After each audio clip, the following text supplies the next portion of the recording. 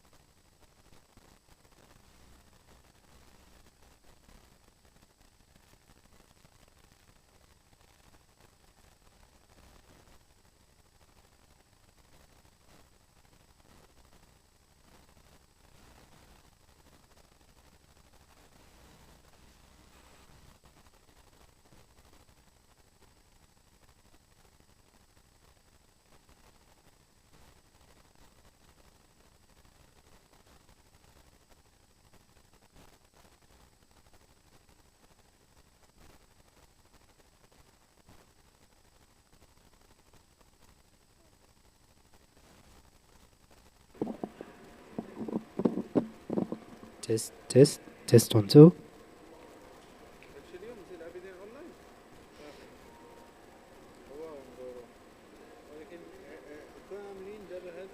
Test, test, test mic. Test 1 2. Test, test, test. How many mic have you? One is fine. No problem, just one. Check, check.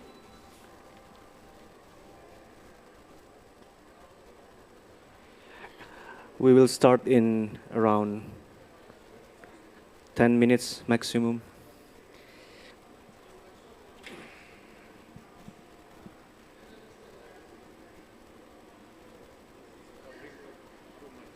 Which one? Especially. It's not good? Because it's covering you up completely.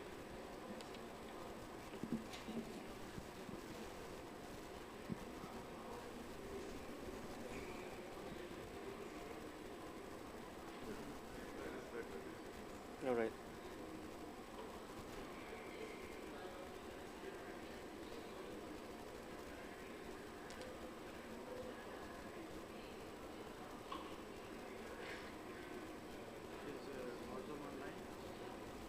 Okay, shall we start? Yes, I think he's online. He's online. Bismillahirrahmanirrahim. Assalamualaikum warahmatullahi wabarakatuh. A very good morning to everyone. It's been a one-day break that we had. I hope in the second week of COP16, we are coming back with a good spirit and health to continue the engaging conversations and fruitful discussions ahead during the last days of COP16. My name is Dr. Fahman Faturrahman. I'm the expert at Science and Environment sector of ICESCO. Today we are going to have an interesting panel discussions with the topic of leveraging technology and best practices to enhance farmers' productivity and combat desertification. As we know that in arid and semi-arid region, the problem of challenges such as water scarcity, soil degradation, and climate change is impacting agricultural productivity, and it contributes also to desertification. To address these issues, innovative approaches and solutions are needed to enhance farmers' resilience and promote sustainable agriculture practices. The aim of this event is to explore cutting-edge technologies, recent technologies, and best practices to enhance farmers' productivity, conserve natural resources, and combat desertification, particularly when we are talking in arid and semi-arid regions. Some of the key discussion points or technologies that we are going to discuss, such as precision agriculture technique, remote sensing and GIS application, digital tools for farm management, climate resilient crop varieties, water saving irrigation techniques, and so on and so forth. We are going to hear from our diverse experts here, their knowledge, and to facilitate the exchange of knowledge and best practices among all the experts that we have in this panel. And hopefully we can come up with some policy recommendations and how these new technologies can be really implemented on the ground, benefiting for the farmers and society at large. So it is a great pleasure for me to introduce our panelists for this session. For the first one is we have Dr. Aruzan Shoman, the Director of Agrotech Research and Innovation Center at Astana University, Kazakhstan. Welcome, Doctor. She has a PhD in food science. She is currently a Director of Agrotech Research Center in Astana IT University.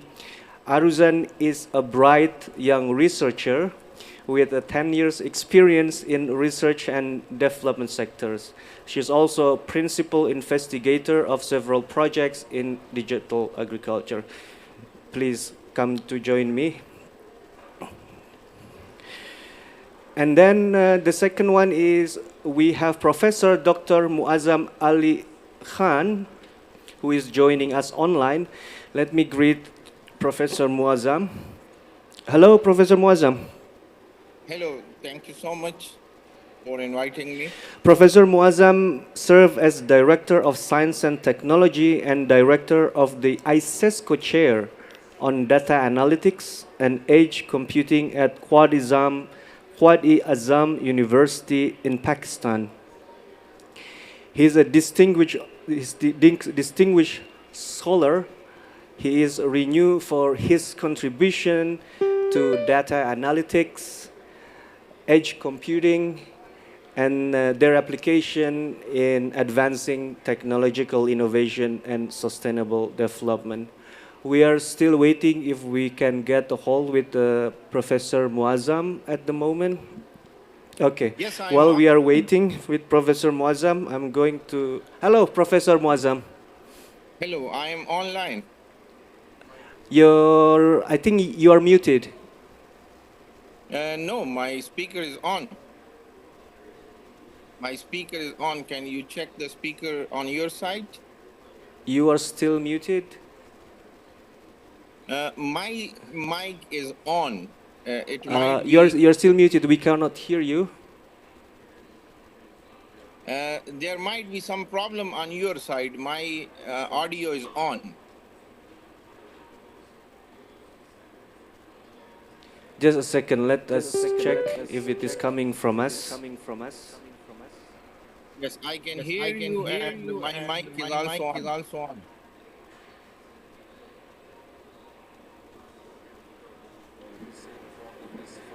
Okay, Professor Muazzam, we are going to solve technical issues. I will come back to you.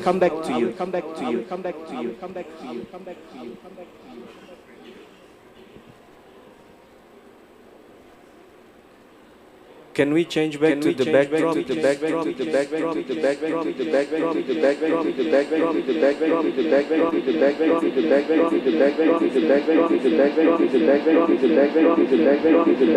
Professor Muazzam, we couldn't hear you yet. We are coming back to you in a second.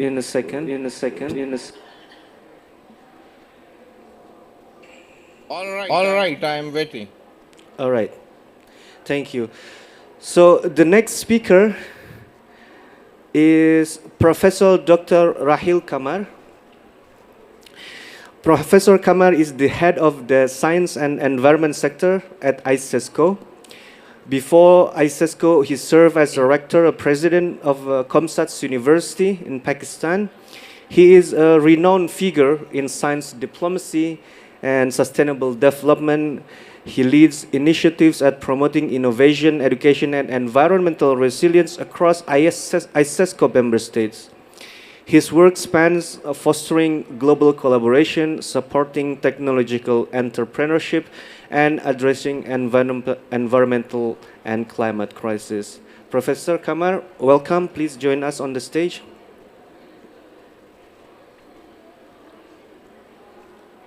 We are going to have two more speakers with us, but unfortunately they are going to join us a little bit late because they are in another engagement at the moment, but they are going to join us.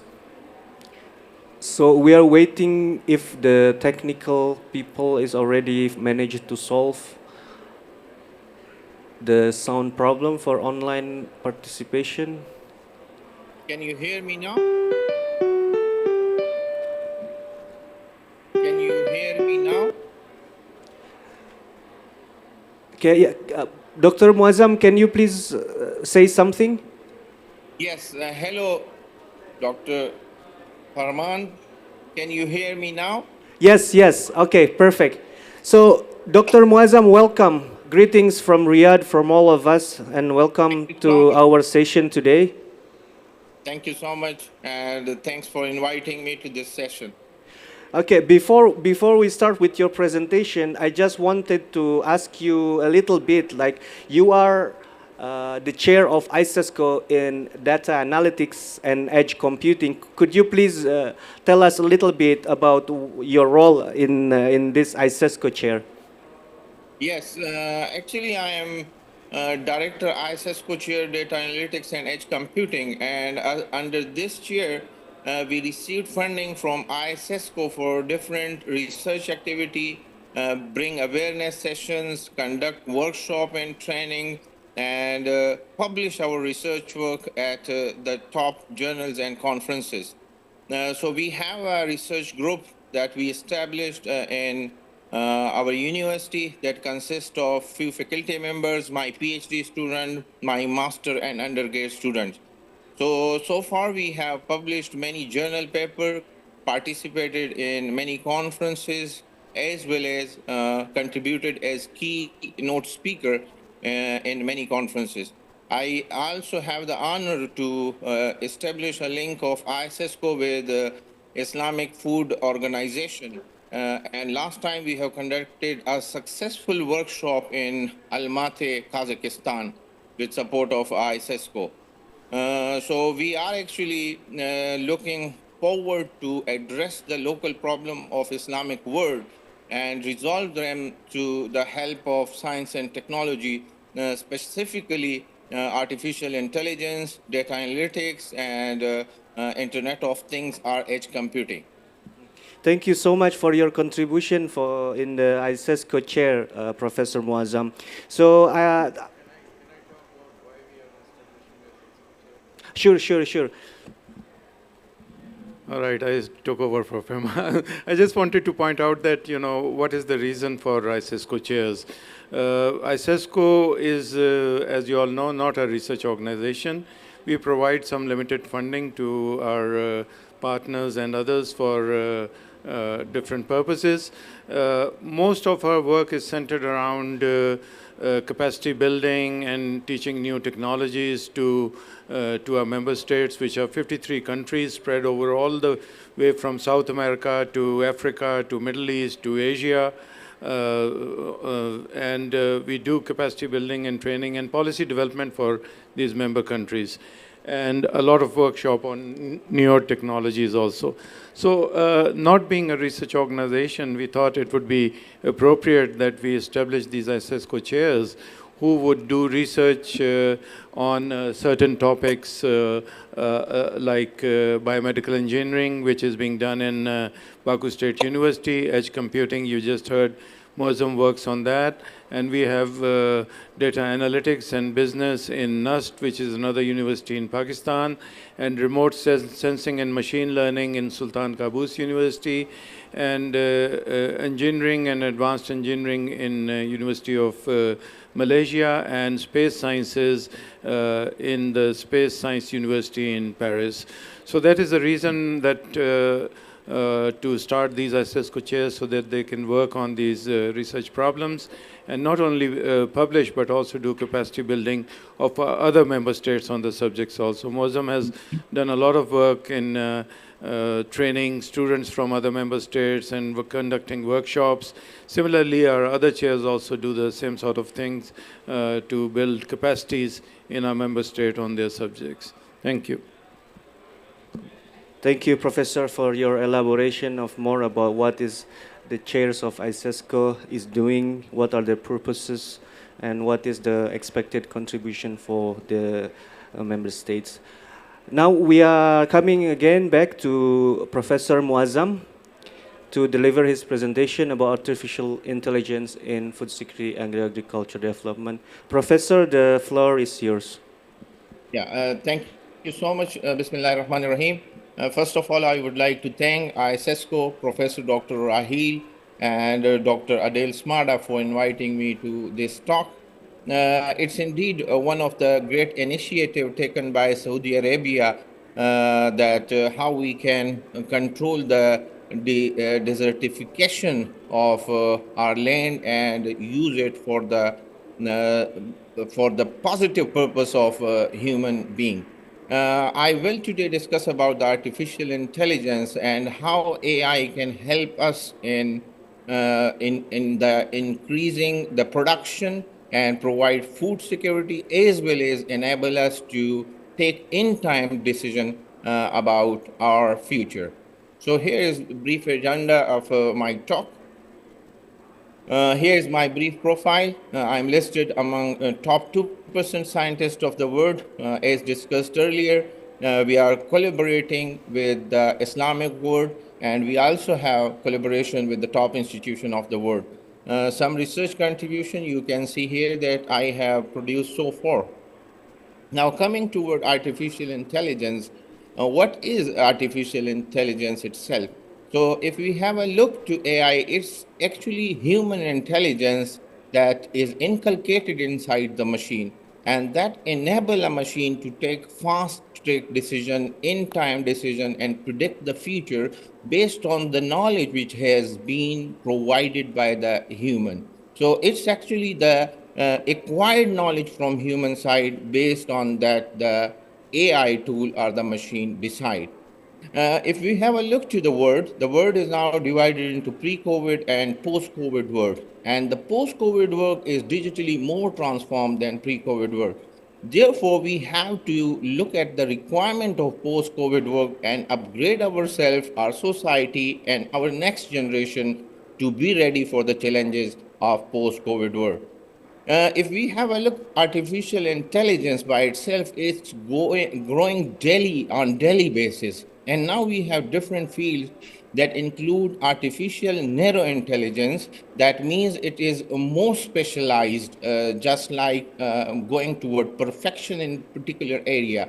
While on other side, we have artificial general intelligence, where the machine will simply behave like human being. They will generally work as the human can do and can comment and act as per situation.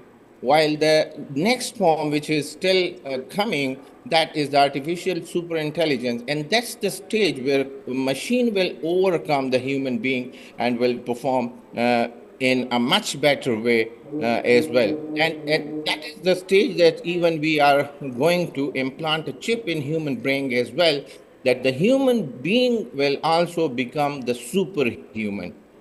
So now the question raised that why AI is better. So one of the most important thing is the instant problem with human being. They're tired, they sleep, they need food, and these things have some sort of effect on the decision-making capabilities of human being. You might be able to take good decision in early morning, but at the evening time when you are tired after all day working, you wouldn't be able to decide with the same pace. While no such restriction are problem with the machine and AI tool, therefore, it is performing much better and defeating a human being in many areas. Now, coming toward food security, if we look what this food security means, it means that every human being on the world should meet their diet needs for active and healthy life.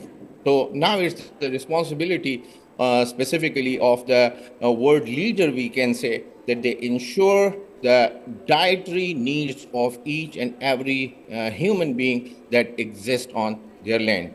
So far, if we have a look to the United Nations data, there are more than 20 million people who go to bed hungry. And very unfortunate that the world still produce enough food each year to feed everyone, but still why these people are going hungry. And that's why the human being or the leadership should take the responsibility and find out the reason that if we are producing more, then why it's spoiled and it doesn't is in the excess of those people who are going to bed with hunger. So here are certain causes. If we have a look, what is the main cause of world hunger?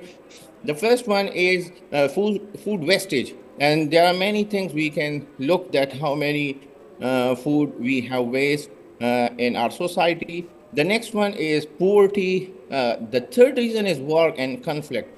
And if I simply talk about many regions, specifically about the Muslim world, then this disturbance also make it difficult to cultivate, to produce and grow, and then to provide to the people. One more important thing is the climate change. As you know, that these days, the world is actually facing the weather and environmental change, and we are facing disasters specifically in underdeveloped countries.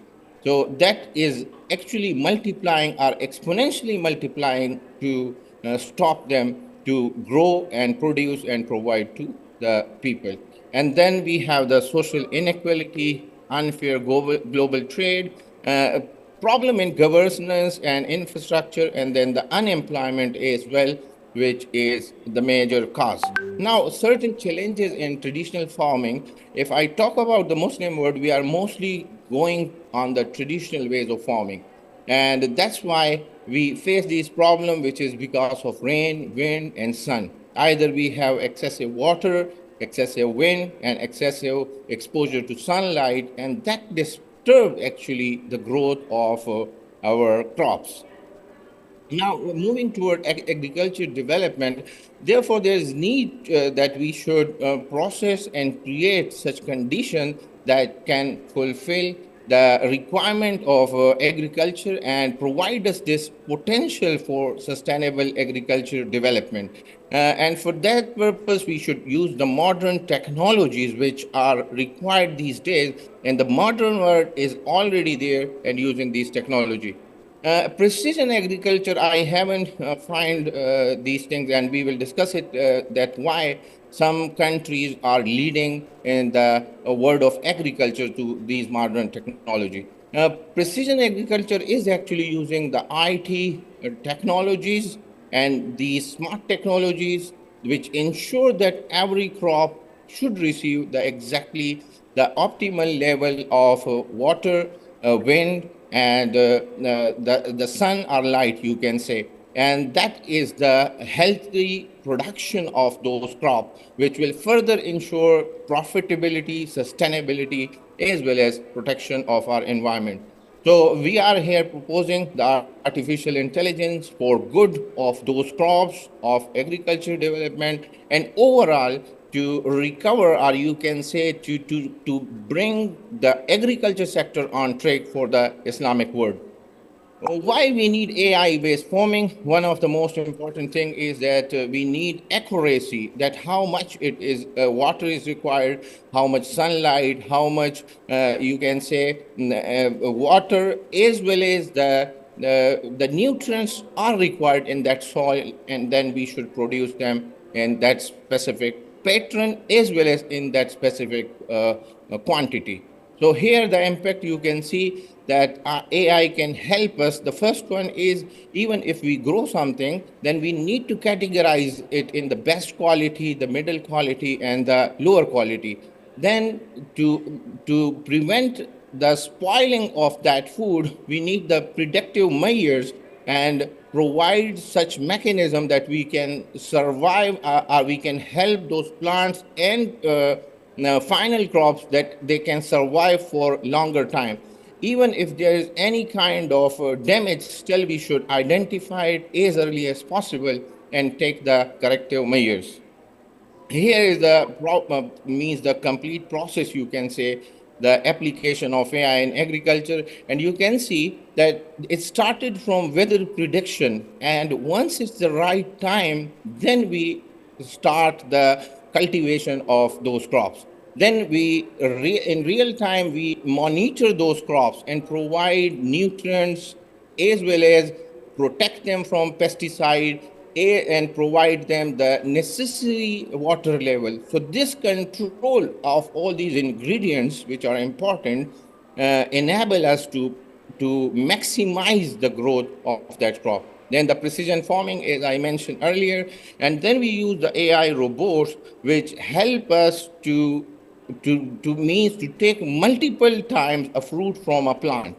So that's the right prediction time, that once the fruit is ripe, then you can take it and then enable the plant to reproduce again. And then the surveillance system, in case of any damage, it can provide. So the infrastructure for that is actually, first we grow the crop and then provide the platform to provide the necessary support which is required for its growth as well as for its health.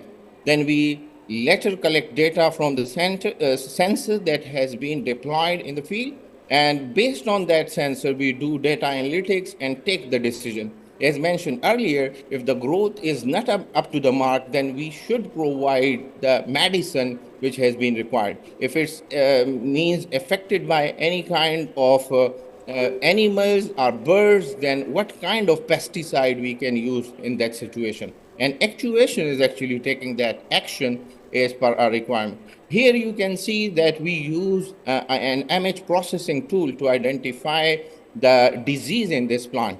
And we are taking the picture of these plant and then further analyzing them to find out the disease, and then onward the software actually recommend the medicine for that purpose, which can easily control that disease. Then the world is actually moving toward agriculture 4.0 tech, and that is, as I mentioned earlier, that is completely IoT and AI based solution, where we simply grow all our crops under these smart technologies. Here is the most important thing you can see here, that it's not only to grow the crop, but also it take care of the animal, the meat production, the milk production, and all the other dairy products that we use is in parallel with that smart agriculture. So here we use again the same infrastructure, the software is installed, and we are gathering data and analyzing them and take decisions accordingly. As fast as the decision has been taken, that we are unable to control it. Now here are some more advanced technology you can see here that we need in such farming. The first one is the cloud services, and the next one is Internet of Things. So IoT actually help us to gather data, and cloud services provide us to store data and access it from where you are.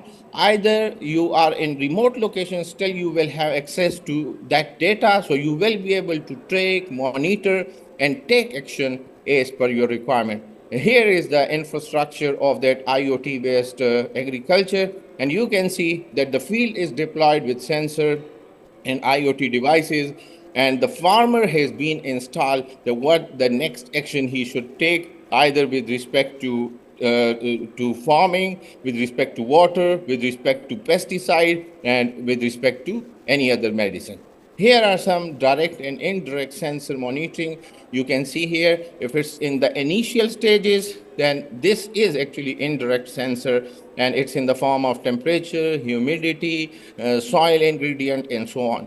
Once we get the final fruit, then we have direct sensor engagement, and then we have a look for the spoilage, the ripeness, then some sort of leakage or microbial means effect, or you can say attack, and then ethylene gas. And that's the time that we should decide that what kind of technology we can use to enlarge the lifetime of these fruits or final product. You can see here now the world is actually moving toward smart farming index, and there is calculation that where a country stand with respect to smart farming. Here are the top countries of smart agriculture. You can see the Iceland, New Zealand, Australia, Norway, and Finland. They are on the top of these technologies. Unfortunately, no Muslim country is here, and I wish to see a Muslim country here as well. Here are some projects that we have done based on the smart technology, IoT, and AI. One of them is the smart agriculture, you can see here. Another one is air pollution monitoring system.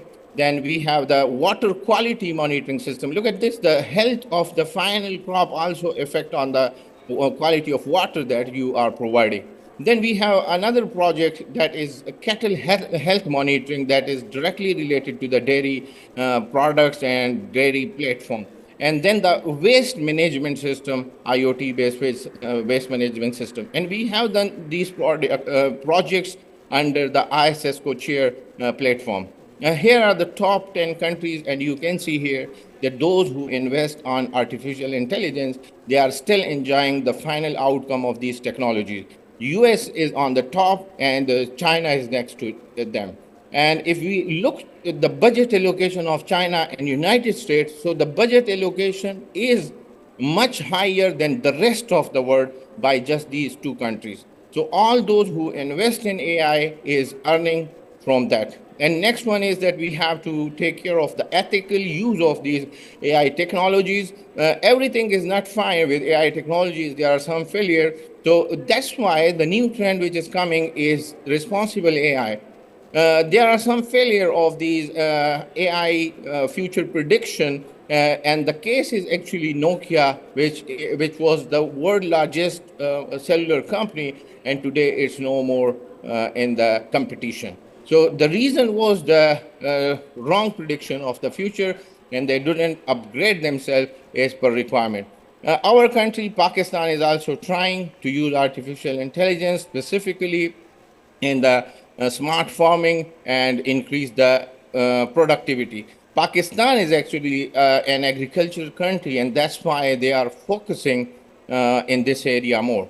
The future of farming is more important. Specifically, what we actually face is the problem of connectivity. But with the Starlink, I believe that this connectivity problem will be resolved, and we will be able to access all data across the globe from any remote location, and will take the decision as per our requirement. So here is the final take home, that AI will replace all those who don't know how to use AI. So thank you so much from my side. This is my card. If you have any query, you can ask me. And if you have any question, you can ask. Thank you so much. I believe I am on time. Thank you, Dr. Muazzam. It is very interesting indeed, like when we see the recent development of new technologies, especially when you are talking about AI in particular, and also that all of this technology can be implemented in the whole value chain of agri-food systems, as you mentioned. From the farm itself, there are a lot of things that we can do until to the fork, the distribution, the processing, and everything. So in the future, this whole agri-food system can be very, very different than we are having at the moment right now. I will come back to you to ask a couple of questions. But before we go on with our panelists, I would like to welcome another speaker, Dr. Akinyemi Akinyuha, who is joining us online from Nigeria. Dr. Yemi, can you hear me? Yes, I can hear. Welcome, welcome. Greetings from Riyadh, from ICESCO Pavilion in COP16. How are you today? Hello? Dr. Yemi?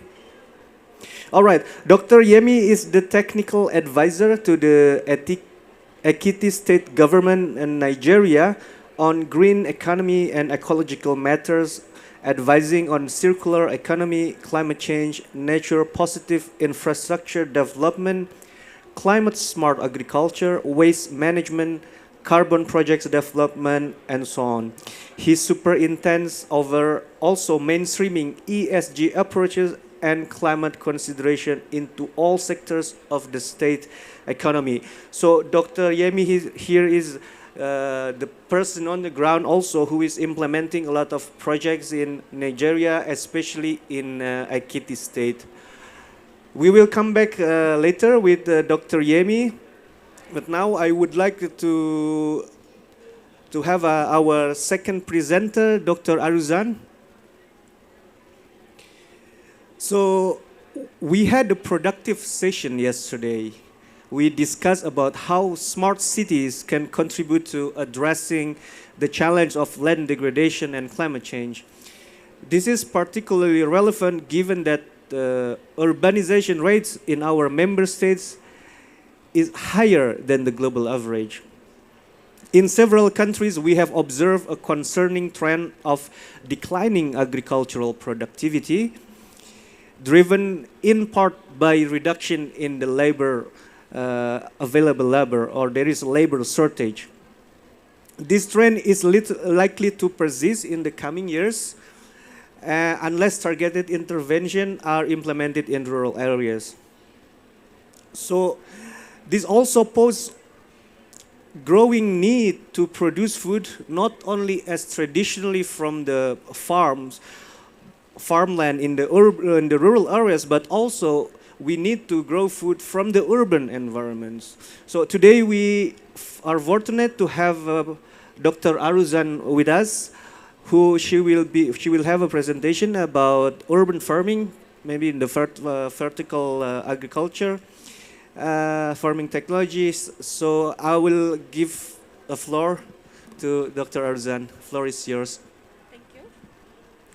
Thank you. Good morning. My name is Aruzan Shuman, and I'm from Kazakhstan.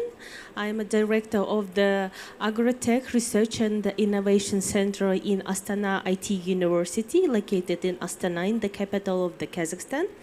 So I'm here excited to present our research work about the vertical farming, which we believe is the key solution to maintaining the impact of climate changes. Today I will share the insights into the challenges posed by climate change, our innovative solutions, and the broader impact of vertical farming.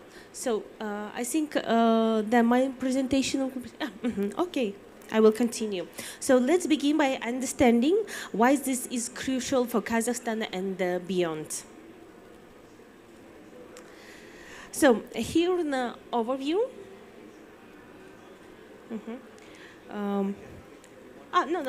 okay.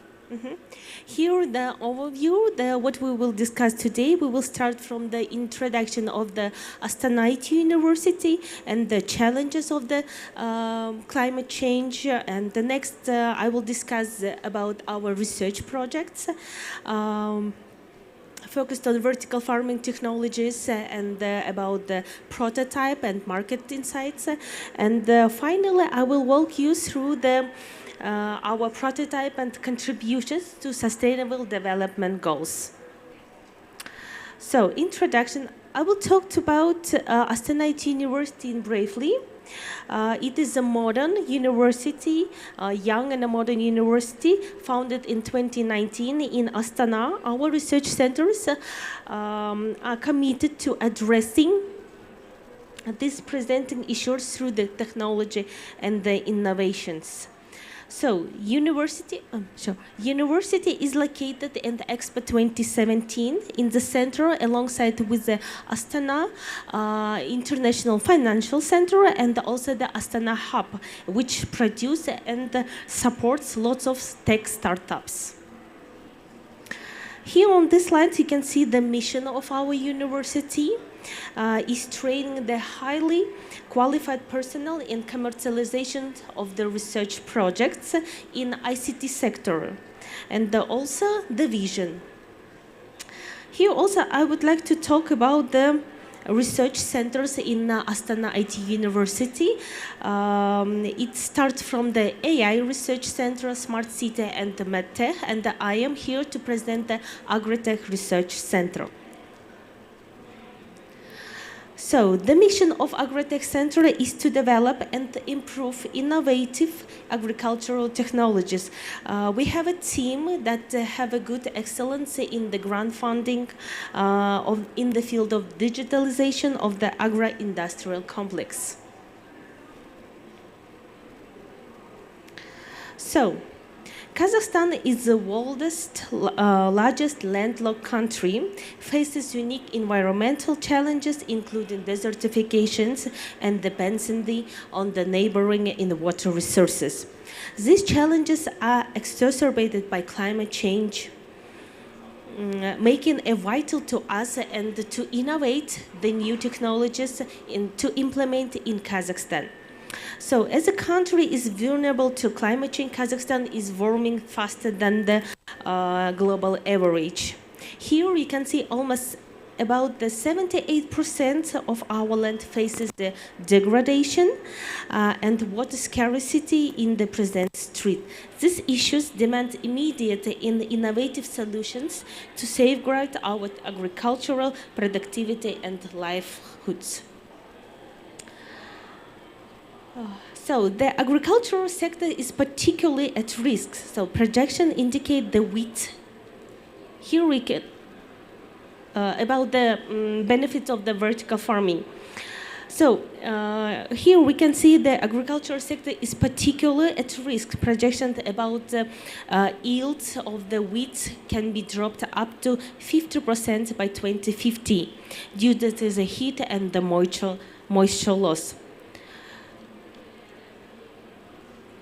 So, vertical farming can have the three types of the vertical farming. Here, the main is a hydroponic, aeroponic, and aquaponics. About the market research. The global vertical farming market is growing rapidly, driven by increasing demand for sustainable food production. Regions like North America, Europe, and Asia are leading in this trend. With our research, Kazakhstan can position itself as a significant player, and we believe in that, in burgeoning market, exploring the technology and share the experiences. Here we can see the market size. Here the leader is North America and Europe. So about the global IoT. The global industrial of IoT market size was estimated at 320 million in 2022. It is expected to hit around the $1.5 billion in the next 10 years. So here you can see that our first prototype that was made by our research team, and the student was also involved to this project. And here you can see the architecture. We collect, transform, and display the data from IoT sensors. We integrate it with using cloud services to extract the data in real time, and also to conduct the dashboard, to monitor, and to see all necessaries what we need to use in our microgenes. So producing the microgenes from the beverages from microgenes, it is our final product. After the growing in our grow box with the using vertical farming, the beetroot and tarragon, we will get the final functional beverages. Here you can see the benefits of the microgenes, and it is also antioxidant effect has the Spanish, for example, red beets, what we are going to yield in our vertical farming. So also it is about the growing system. Here you can see in this slide, our modular growing system fits seamlessly into the urban access spaces in the rooftop and country yards. For example, this is the prototype that can be implemented in the territory of our university to free access for students to have fresh microgenes and fresh beverages. Here the prototype of our vertical farming. Here, some national and global scalability of the vertical farming, and also our work aligns with several sustainable development goals, including the zero hunger, sustainable cities, and the climate actions. So challenges, what we have met with the vertical farming. Despite these promises, vertical farming face some challenges, such as high upfront costs and energy consumption. These handles require collaboration between researchers, policymakers, and industry leaders to create scalable and affordable solutions. So if we will go to recap, in summary, climate change poses significant risk to agriculture, but vertical farming provides a sustainable solution. By leveraging technology and innovation, we can transform these challenges to the opportunities, creating food security for future generations. So I invite you all to join to this project, and together we can transform challenges into the opportunities. Thank you very much. Thank you so much, Dr. Arzan. Indeed, it has a lot of potential. I'm going to return back to you to explore more about the opportunities of these new technologies. Before that, I'm going to come back to Dr. Muazzam. Yes, I am here. Okay, so when in your presentation you're talking about data, and also when we are talking about data, we're also related to research and science. There are numerous publications out there, and I think we are all agree that this rich of knowledge should be translated to real, tangible action on the ground. However, sometimes it faces some difficulty, making it there is kind of a gap between science and action. And without proper data gathering and science implementation could be very resulting in a poor outcome. So what strategy do you think to close this gap and see more science-based intervention and actions on the ground? Actually, thank you so much for your question. If I talk in perspective of Muslim world, unfortunately, we don't have any budget allocation specifically for research and deployment of these smart technologies.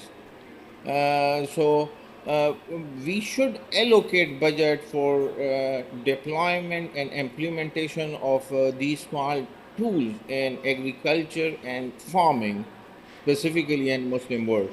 Unless and until we haven't do this, we wouldn't be able to compete in the world. These farming and these cloud services and the capability of taking these decisions will move or go on to its peak once the quantum computing is there. And it's close to come in this world and will be available for further processing and enhancing the decision capability of our system. So therefore, my request that we should allocate some budget for enhancement of our infrastructure towards smart agriculture. Okay, thank you so much. Indeed, it is finance is one of the biggest challenges in most of our member states. We are going to cover about finance as well, and this is a very good time because we have the finance person here just arriving right now. Let me introduce to our panelists, one of the panelists, Dr. Biola Kazim Badamos. Dr. Biola is from ISDB. He is a senior agriculture and food security specialist at ISDB. Dr. Biola is also a distinguished academic with extensive research in environmental science, agriculture, and urban studies. He has contributed to understanding the interplay of climate change, land use, and socioeconomic factors, particularly in West African region. Dr. Biola, it's been a pleasure. Welcome to our pavilion. Please join us with the other panelists. Before you ask a question to Dr. Viola, can I ask a question to Madam here from Kazakhstan? Sure, sure. You mentioned very rightly, the heavy dependence of energy on these technological vertical farming and all that. And the issue is certainly there that it consumes a lot of energy. There are traditional technologies available. For example, in Persia, wind catchers were used to cool down homes. And there were other technologies also which could keep the temperature to freezing levels, to even freeze ice and keep ice for long terms. Can we not use these traditional technologies? In Kazakhstan also, the tents and all that, in Uzbekistan, that they have very good climate control mechanisms in there. Can we not use those for taking care of this heavy dependency on energy? Thank you for the question. Yes, I think I have not mentioned that this project, vertical farming, is funded by our government, and also can be implemented, especially in our university, because the Astana is located in the center of Kazakhstan, and growing. We are living in the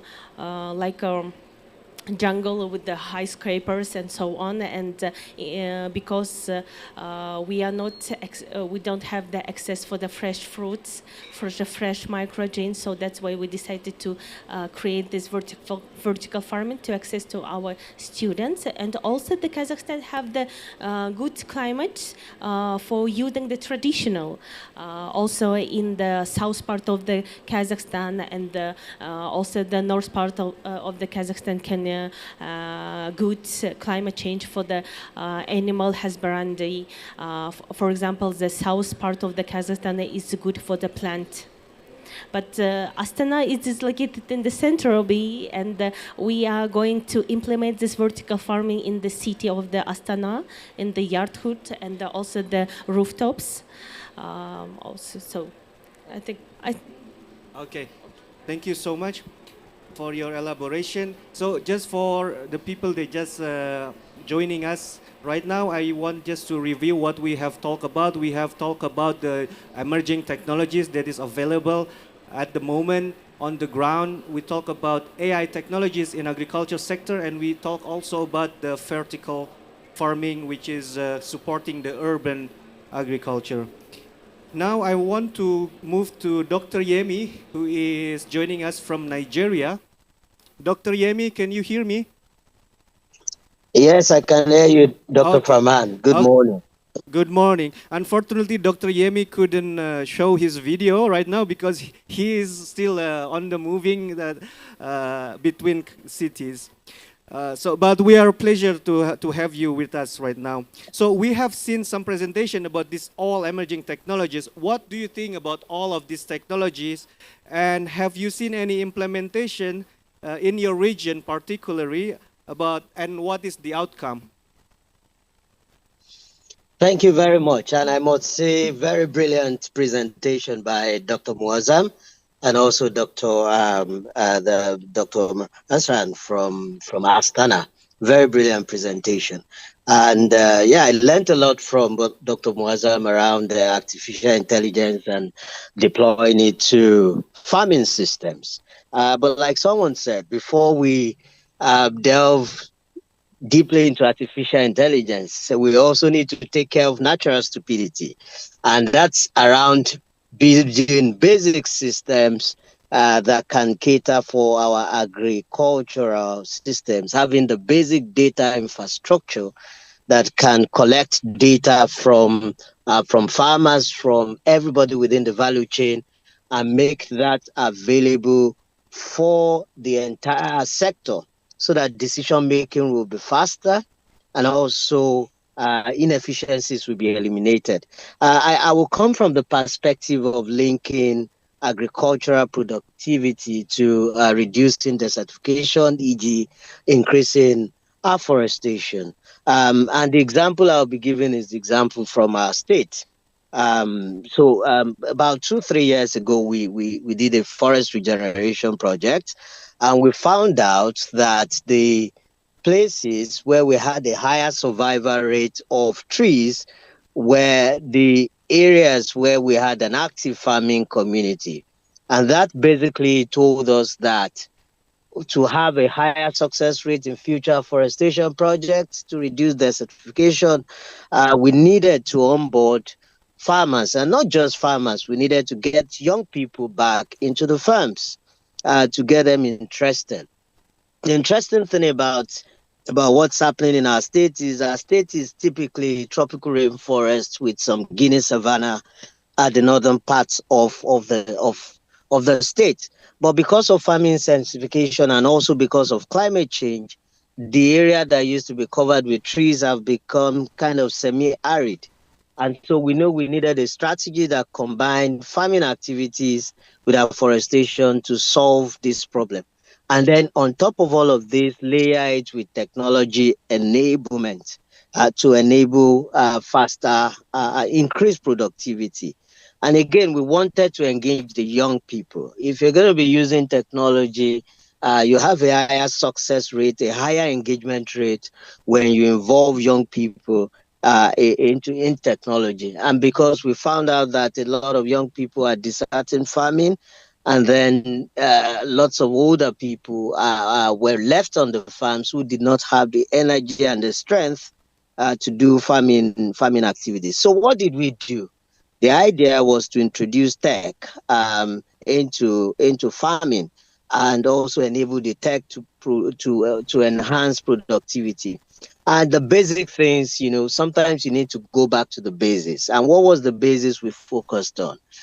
We focused on mobile phones, because Nigeria have an 87% mobile phone penetration within the country. More than 172 million people subscribe to mobile services in one form or the other.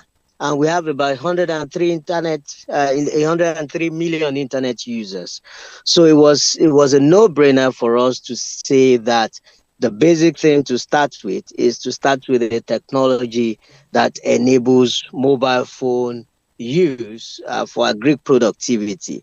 And it comes from basic things around making information available about fertilizers. Fertilizers is a big deal in our country because there are a lot of middlemen from the producer to the end users. And when you have a lot of middlemen come into this space, prices will not be fair. And along the chain, you would have markups on top of fertilizer prices. So the idea was to make a direct connection between suppliers and producers and users. And another thing to do was also to put these young farmers into clusters, so that when we put them into clusters, they are able to make bigger orders for fertilizers. And when you have bigger orders, you have the economy of scales. You can negotiate fairer prices and get a price efficiency. So we utilize technology, mobile phone technology to connect the farmers on the field with the producers of fertilizers and even other inputs, and make sure that there's a reduction in the cost of farming. Another thing we did was also, and this could be considered basic, but it has a transformative effect in that we utilize GIS to geolocate the farms of every farmer. So this is to eliminate what they call internet farmers, that is farmers without land and claiming to be farmers and receiving, government support. So we got GIS together, geolocated people's farm, mapped exactly how big those farms are, and put that into a system that, designs and targets interventions that will be directly supplied to the farmers. And lastly, to make it fun for the young people, we also built farmhouses for them and put satellite TV there to make them watch Premier League when they want to watch Premier League, to keep them engaged and engaged and be interested in staying around the farm. So these are, basic examples. But, when you don't fix the basic things, to layer complex algorithms on top of it, you wouldn't get the kind of results you would get. Like they say in computing, garbage in, garbage out. So that's an example, a practical example of what's going on in Nigeria in the use of technology to support agri productivity and also increase tree cover and reduce desertification. Thank you. Thank you, Dr. Yemi. As you rightly pointed out, I think two important points that I take is the first one.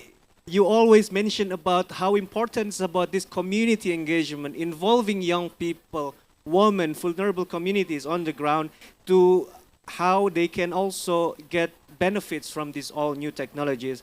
And also the second thing is, instead of we introduce new technologies, which is maybe difficult to implement by them, why don't we just leverage new available technology and just scale it up and make it more beneficial? Thank you so much for this. I'm coming back to you to ask more about what is the main enablers for all these technologies and improving productivity later on. But before that, I want to come to Professor Kamar. So as a head of science and environmental sector at ICESCO, what efforts has been done in this area by ICESCO to leverage technology for improving farmers' productivity? And as Dr. Yemi pointed out, to engage community, young people, women in the rural areas to be more involved in this. Please, sir, the floor is yours. Thank you very much, Dr. Fehman. Yes, certainly the need to do more and more things in our member countries is immense. As you know, that some of our member countries in Africa and Asia really don't have the means and capabilities to implement advanced technologies and things like that. What we have been doing, especially in Africa, we've been engaging youth and women since the last 3-4 years. It was the Women Year the year before, and this year is the year of youth in ICESCO, and we are doing more and more activities along training of those. So they form a major part of our workforce, and we've heard about, gender and WIFI the other day and how women are excluded. So we realize the importance of women, and so we've been engaging them heavily in our different training program. One of the programs that we've been running is smarter and sustainable farming in our member countries. And you've already heard a lot from Mozam and our friends over here, use of IoT technology and use of drones and all these other technologies. So we are trying to introduce them in our member countries. We did a workshop in Nigeria with Dr. who's online with us, and we talked about, deploying IoT sensors and real-time monitoring of data. We taught the farmers that.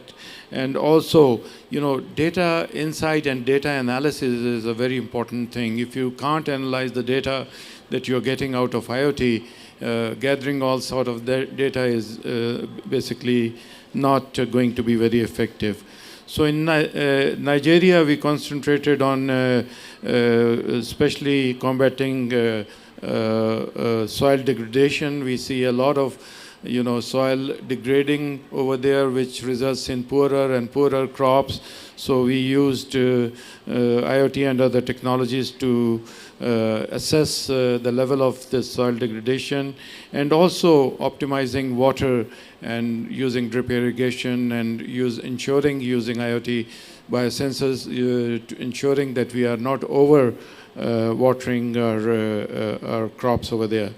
And in Kazakhstan, we talked about especially challenges posed in the arid regions, and deploying IoT-based monitoring systems to enhance, especially I talked about the decision making and all that, and monitoring soil and pest control was another issue in Kazakhstan. So we did these workshops there.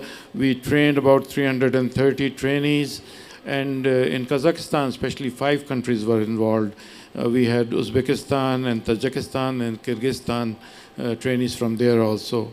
And we've set up now 2 regional centers, one in Nigeria and one in Kazakhstan, and we hope with their help we'll be able to solve more of the problems faced in these regions.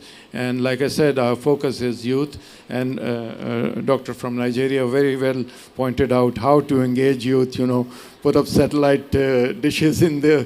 That was really very insightful, that we have to keep engaging our youth and ensuring that they keep on in the trade of their forefathers. What is happening in Asian countries, especially in Pakistan, people are moving away from rural areas into urban areas, and farming is going down, and the children are not taking the craft of their parents forward. And that is a big challenge right now, that how do we handle that in such countries, because everybody wants to go and live in a city, enjoy the city life, and not face the harsh urban climate and urban environment. I think that is a challenge for us. I saw some estimates somewhere that by 2030, more than 60%, in fact close to 70% population will be living in the cities. So what is going to happen with our agriculture? That's a big challenge. Thank you. Thank you, Professor. Just the follow-up question. So we are also, just want to comment, we are looking forward to all new initiative activities from your sector in this area as well, which is already very beneficial, and we will keep contributing in this area. And also the follow-up question is from Dr. Yemi also pointed out about this readily available technology on the ground, which is much better to be implemented compared to the new technology. So we have a lot of indigenous technology and knowledge in our diverse member countries. Do you agree that this indigenous knowledge and technologies can be implemented again with our new modern times? And how does ICESCO incorporate this traditional knowledge in its effort to enhance the farmers' productivity? Yeah, that's a good question. That is why I asked our sister from Kazakhstan also, how we can leverage local technologies. And I mentioned, Persian technology to keep the room clean, cool, is using wind catchers and all that. So certainly there's a lot of knowledge out there which we can utilize. And in Africa, I've seen buildings which are inside are very cool, and what is the reason behind that cooling and everything. So what we noticed that in the Sahel region, some of the gum arabic trees were high producers of gum arabic. But we really did not understand and this was local knowledge, that these trees and their progenies are high producers of gum arabic. So we conducted a study, and we found out that they were, it was a genetic study, they were polyploidy in nature as opposed to low producers who were diploid in nature. So we then identified, and we started planting these polyploidy trees, and we planted close to 60,000 trees in Togo, Mali, and Mauritania. This is not just to fight desertification, it is also to provide livelihood to these people. So using local knowledge, we coupled it with scientific knowledge, and we came up with a much better product. Similarly, in Morocco, we know that the Moroccan bee, honey bee, this is a project that we are doing with FAO. Moroccan bee is much more resilient to disease and much more high producers in honey. So we are currently studying what is the reason for that, and maybe if we can use, because you know in Europe the bee population is declining, and once bee populations, if the bees of the whole world are completely wiped out, humanity will only live for 4 years and then we will die, because there would be no agriculture. So we are trying to understand what makes these bees more resilient, and maybe on a scientific basis, and then maybe use that knowledge in Europe and in other places. Thank you.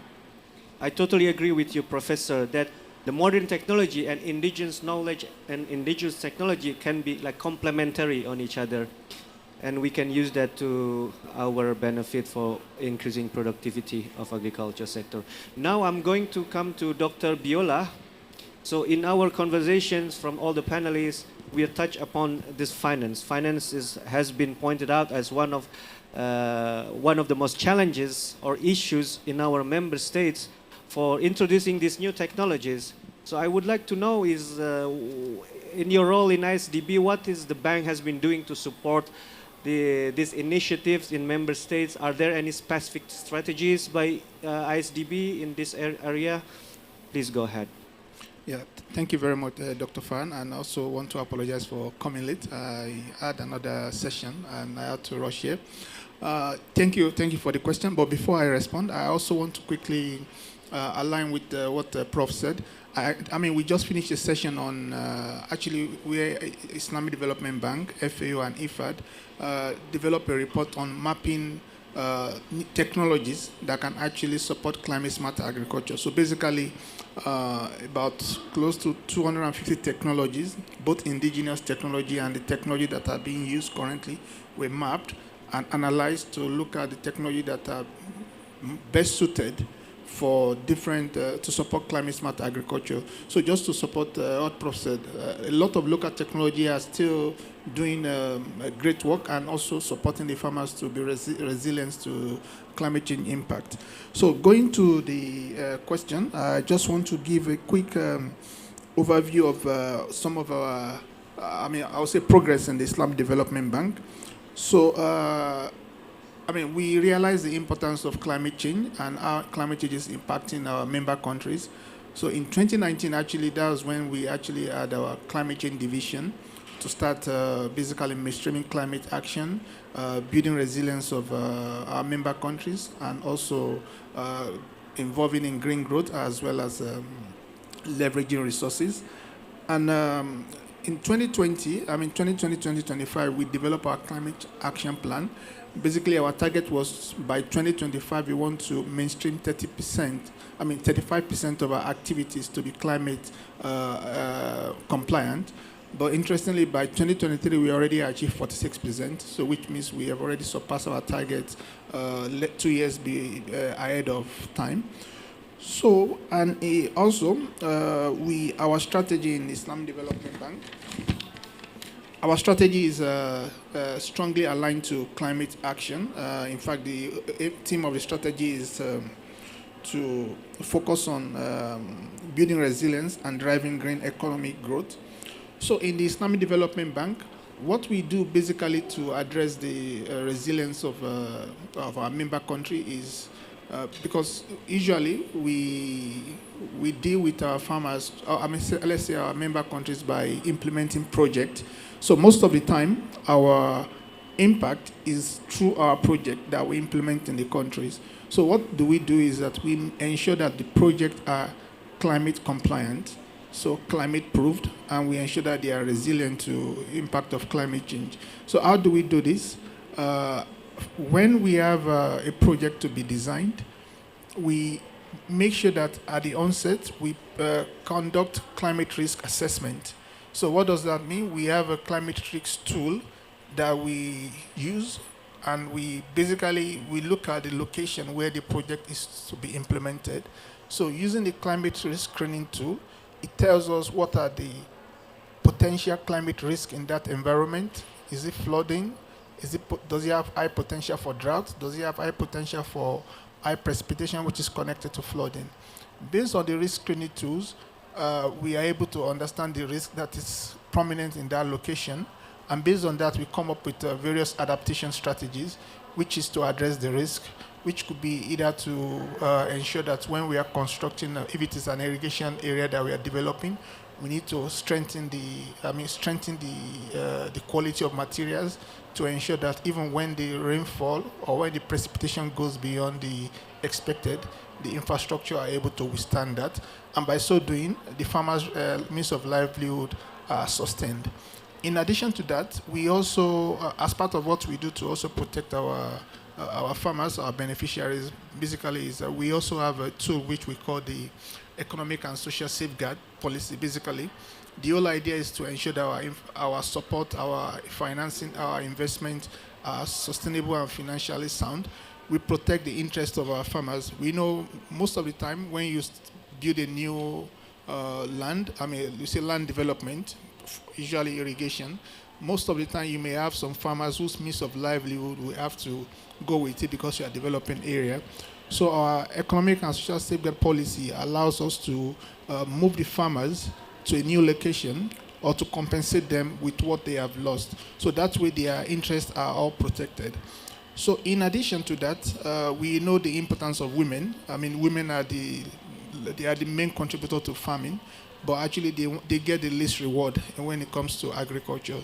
So we'll make sure that when we design our project, we put in women consideration in our design. We make sure that almost 50% of the beneficiaries of our project, when it is applicable, they are women, because we know they play an active role, and we ensure that they are also capacitated. We make sure that when capacity building is being provided, the women are part of the capacity building. When it is time for line of finance, which is basically to give them access to finance, the women also have equal right like every other beneficiary of our project. Also, the youth are not left out, because as Prof also mentioned, and also as Dr. Yemi also mentioned, we need to get the youth back to the field. So we make sure that every mechanism to ensure that youth are also carried along, we embed it in our project. So at the end of the day, our project is inclusive, and it is also it covers all areas of the value chain. And finally, I mentioned value chain. We also now looking at developing projects, especially in the agriculture sector. We try to ensure that our projects are now value chain oriented.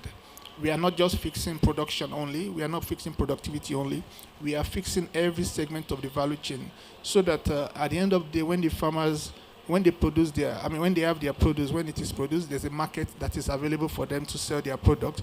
At the end of the day, when you have all this, the farmer poverty becomes a thing of the past for the farmers, and also they are able to do more, able to send their kids to school, able to live a good life, able to go for good medical services, because they now have better income and better access. So for now, these are some of the things that we do in the Islamic Development Bank. Thank you very much. Thank you very much. I'm very happy that to hear all these positive works that the bank has been doing and will keep doing, I guess, in the future, because when we see all the outcome from the COP29 coming back to COP16, there will be more and more funds available, and we'll have to do targeted more interventions. I'm coming back to that, like the future outlook and what is the future plans. But before that, I'm going now for the second round of questions. But please, that we don't have a lot of time. Please answer the question briefly. I wanted to start with Dr. Aruzan. So as Professor also mentioned, like urbanization rate is very high, especially in ICESCO member states. Then there is a concern that there will be no more people who is working in the rural areas. That's why this urban vertical technologies is very important. But when we see in your presentation that it is mostly now adopted in developed countries, I want to know why it is not really growing in developing countries, and what we need to do to have this more in our developing countries. First of all, I think the financial support is like a red line to in the all researchers in the all projects in all initiatives. So first of all, the financial support, the initiative should be also for scaling to do research, and also the lack of the the specialists. For example, in Astana, in Kazakhstan, especially also young people leave the rural and go to the urban, and so that's why, especially the young generation in Kazakhstan wants to become the IT specialists. So that's why we decided to make some researches in vertical farming that can be implemented, because some of the young generation, young students, especially in our university, came from the rural. And they can implement. And after that, they come back to the homes and can implement the IoT sensors, not only in the vertical farmers, also using in the yields. So I think. Thank you so much. I think this about youth engagement. I mean, first about the financial support, we already agree about that, and also you touch about to engage more youth, to have more startups and building companies to have intervention in this area. I want to go to Professor, because ICESCO has this initiative that engage with youth new startups that is working in this area. Can you please elaborate about this? Yeah, thank you. I think we should listen to our online people also. Like you mentioned, we have this program A-Hub, which is an accelerator program. It's a 3-day boot camp followed by a 3 to 6 week acceleration of different ideas. And one of the parallels, we have 6 different parallels, including blockchain and fintech and so on. One of the parallel is on agri-tech basically. And we have trained close to more than 500 individuals, and 120 plus startups have come up, of which a significant number are working on agri-tech. I think this is an important project, especially to show youth what they are capable of doing. My motto always has been job providers, not job seekers. You should be your own boss. That is what the lesson that I give to the youth of today. I think that is very important. Thank you. Thank you so much. Dr. Yemi. Hello, Dr. Yemi, are you still with us? Yes, I'm here. Okay. So I wanted to know, what is the way forward? What will be the main enablers when we are considering about this finance, governance, and then research and development, etc.? For sure, all of them are important, but is there any main enablers that we specifically needs to consider? Please, your opinion about this. So thank you very much, Dr. Farman. And I will start from what the last professor mentioned. It's young people, especially with engaging young people. Young people are tech savvy. Young people want to be independent. So if we are able to craft the language of agriculture around being independent, being entrepreneurial, and being a tech-enabled sector, we might be able to attract more young people into this. And of course, financing is very important. And I know development finance institutions like the ISDB are doing a lot to improve financing to young people. But one last thing I really, really want to emphasize, it's around education. If we can ensure that early education introduces elements of these challenges into the way curriculum is developed and into the way curriculum is also delivered, we will be able to save the future of agriculture, because the young people are very important to food security in the future. So maybe this is something ICESCO needs to look into in member countries to dive into the agriculture curriculum and see what is being taught right from the primary school to the secondary school, and of course to the higher institution. How is teaching on agriculture, how is it being delivered? Our curriculums multi-sectoral? Does it consider multiple discipline in developing solutions? And our research multidisciplinary enough to develop solutions to tackle agriculture, desertification, and guarantee the future of food security? Thank you. Dr. Nami, excellent point. In fact, our next session is on education and using EdTech for teaching individuals on greening. And ICESCO, with the help of Cambridge University, has developed a comprehensive program on greening of education. And we feel very strongly, like you also pointed out, that the youth, who are the future leaders, really need to be taught about climate change and its adverse effects and greening and so on and so forth. Thank you. Sorry to take up your time. No problem. Thank you. Thank you so much, Dr. Yemi. Thank you, Professor, for your insight. And now, coming back with Dr. Biola, we're talking about finance.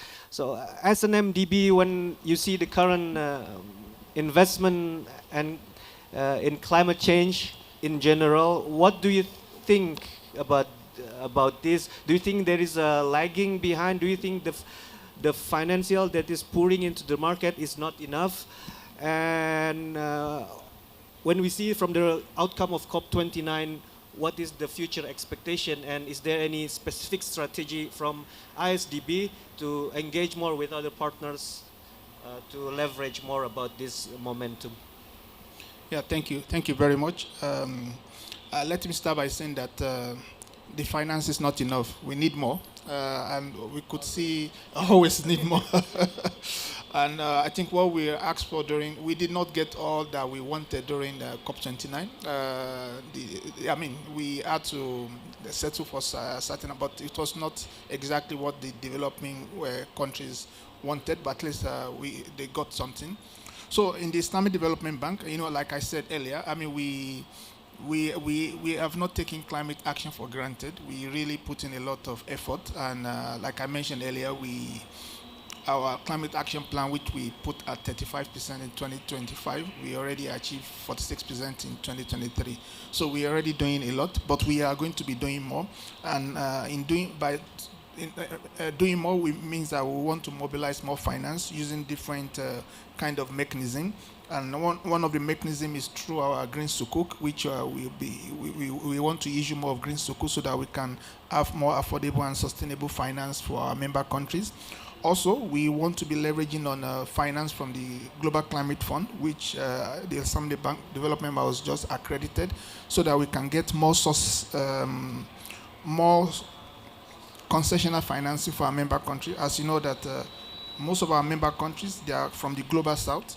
They usually have, one of the challenges they have is that they have limits in terms of the finance they can access, because a number of them have reached their debt limit. So the only way we can assist the member countries is to find concessional financing. And to do that, we need to mobilize resources from various partners, either philanthropies or various funds, which we are doing significantly. And also, with our realigned strategy, which is focused on green growth. So the strategy will offer a pathway for us to mobilize increased sustainable finance for our various clients. And importantly, partnership. We are also partnering with several organizations, because we have seen that we cannot do it alone. And I believe, like we all agree, no one can do it alone. So we are partnering with a lot of institutions. For instance, recently we engaged with the NDC partnership, which actually provided financing to help a number of countries to develop their climate change action plan or their NDC revision. So we continue doing all this, and also we continue to use our limited grant resources to also support our member countries to ensure that they are climate proof and also their resilience in their activities. Thank you very much. Thank you very much for your insight. With this, we are going to finish our sessions. I would like to invite all of you to give the round of applause to our speakers. Thank you very much, and we are going to have another sessions about the greening education. Thank you. We are going to have a photo session now.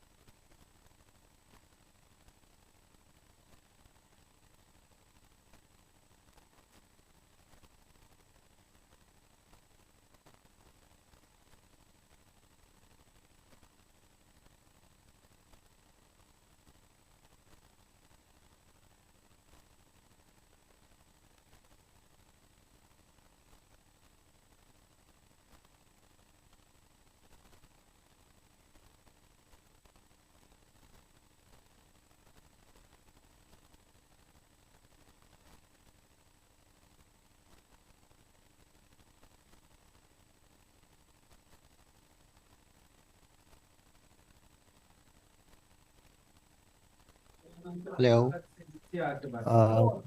Just want to test the mic. I'm audible. Hello, Am I yes, audible? we can hear you. Yes. When will it start formally?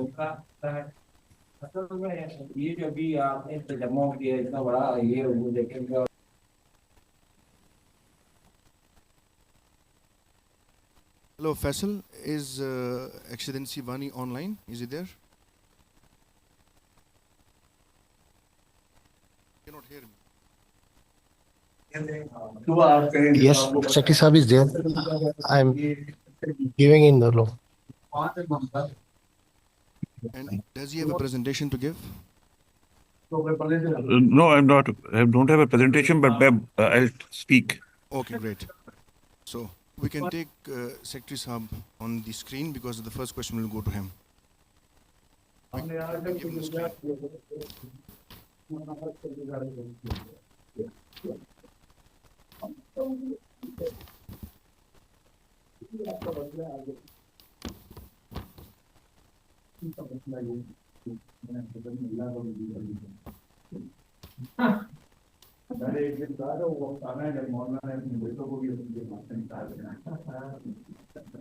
Bismillah ar-Rahman ar-Rahim. Assalamu alaikum. Good morning, ladies and gentlemen, excellencies, dear panelists, audience. I'm Waqas Hafridi, and I'm the education expert in the ICESCO education sector, and we welcome you all here at ICESCO Pavilion at COP16.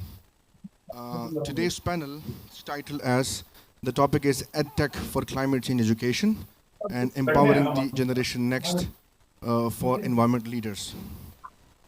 I would like to give a brief introduction of the panel while covering the global aspect, and then I'll hand it over to my colleague, Dr. Ahmed Al-Banian, who will cover the EdTech and climate change aspect in the Islamic world. And after that, we'll go to our panelists to listen to their comments. So, as we know that the traditional education systems are beginning to integrate climate change topics, there is still a significant gap in the climate literacy.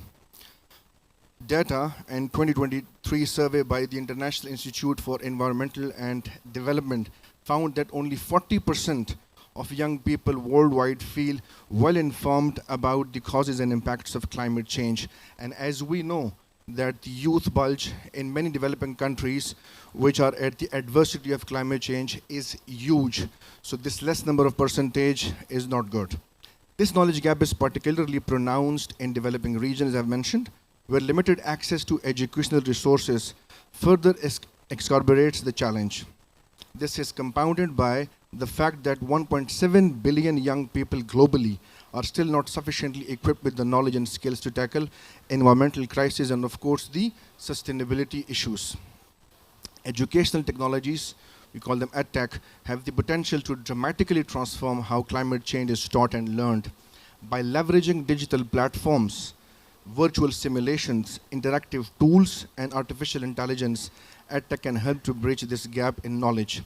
Studies shows that online education platforms are expanding rapidly, with the global EdTech market expected to reach over $400 billion by 2025, growing at compound annual growth rate of 16.3%.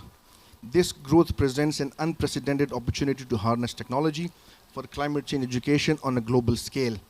As I've mentioned, that these digital platforms are mostly like virtual simulations, interactive tools, and AI. So the panel that we have today are the people from the global organizations which actually work in these important fields, and you will be listening them. I now hand over to my colleague Dr. Ahmed Al-Banian to shed light on the perspective of EdTech and climate change education in the Islamic world. Dr. Ahmed. Thank you, Mr. Waqas, and I second welcome my panelists, our panelists this morning. With regards to EdTech and climate change education in the Islamic world, the Islamic world is highly vulnerable to climate impacts, including extreme heat, water scarcity, and rising sea levels. A 2023 report from the Arab Forum for Environment and Development revealed that over 60% of the MENA region's land area is already experiencing desertification, which has led to adverse socioeconomic impacts.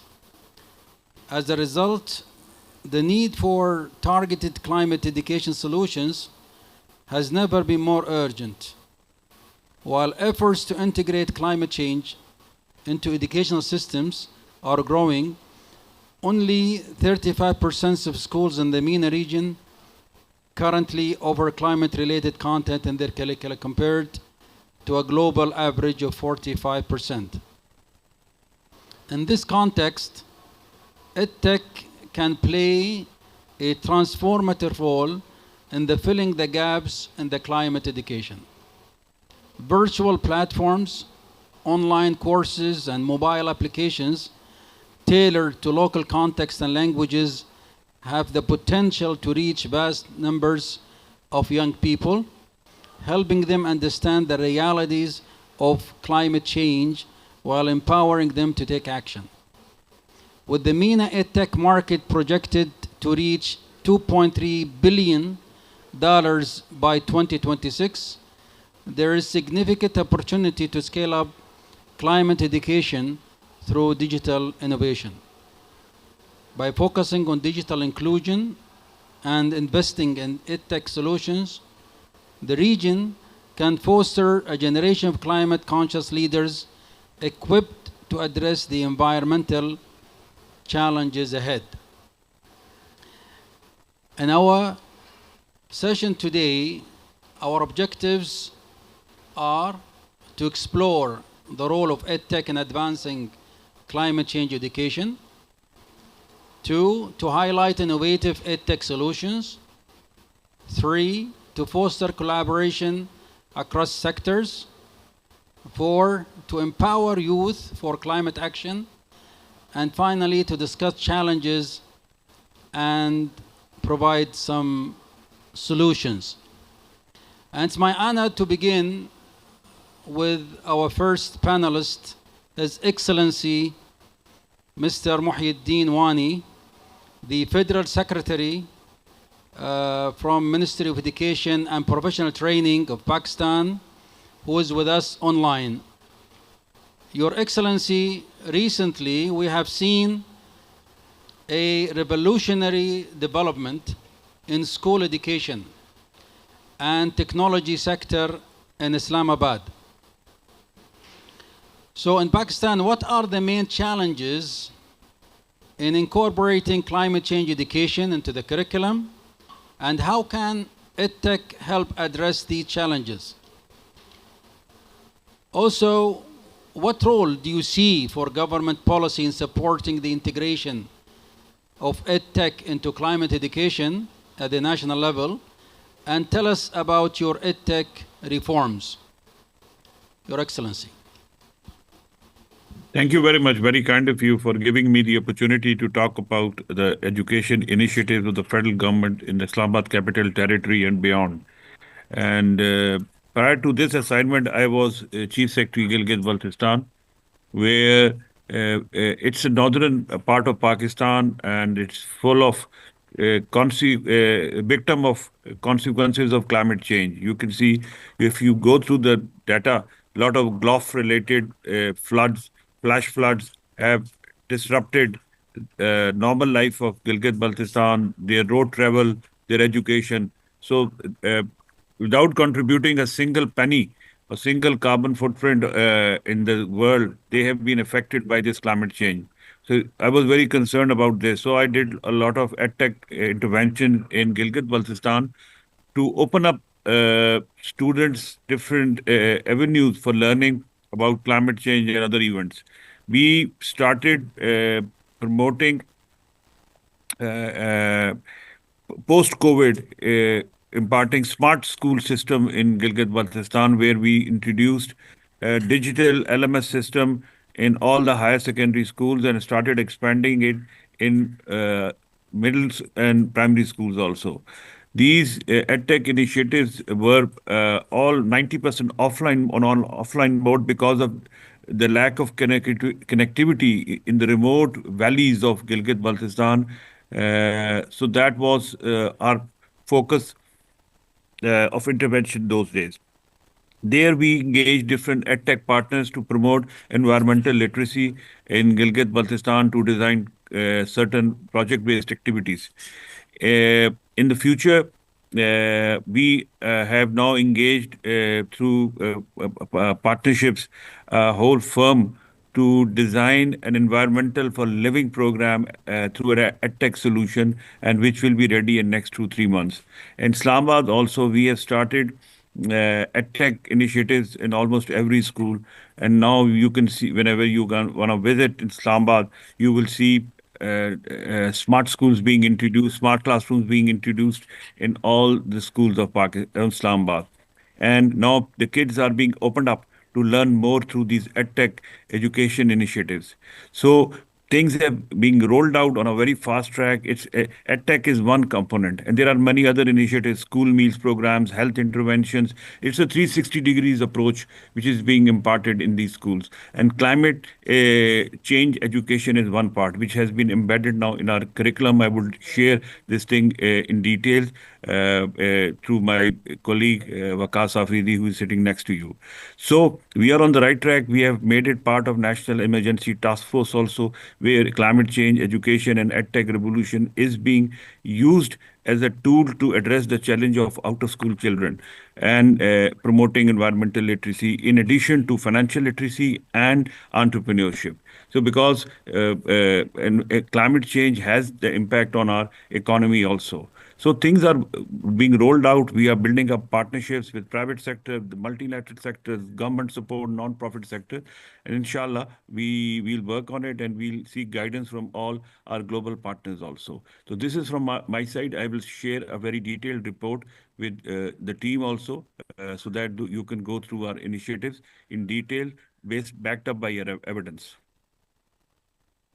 Thank you so much, Excellency, for your brief comments. And you have rightly said that it's not just the one component which we say as if the environment education would only work in isolation. Rather, it's the 360 approach which you have rightly mentioned, and that is the entire enabling environment in the learning sphere which is created in order for a student to be a lifelong learner and to be ready to adapt the sustainability issues. And your comment on the National Emergency Task Force, I mean, including the climate education agenda for schools in National Emergency Task Force is again a very important aspect, and I think other regions must also look into this. Thank you very much, Excellency, for your comments. I would now like to introduce our next esteemed panelist, Dr. Noura Muhammad Al-Muhana, who is the General Manager of the E-Learning and Education Administration in the Ministry of Education, Kingdom of Saudi Arabia. Thank you very much for being with us, Ma'am Noura. My question to you is, what initiatives or strategies has the Ministry of Education in Saudi Arabia implemented to integrate climate change education into the national curriculum? And how is EdTech being leveraged in this process? Because we have seen the Saudi Green Agenda vision has a lot to do with education, and we know a lot of your great initiatives post-COVID, like Saudi Broadcasting School and Madrasati platform, have been used in a very, very nice way to integrate the climate agenda into education. So over to you, ma'am. Thank you so much, and hello everyone.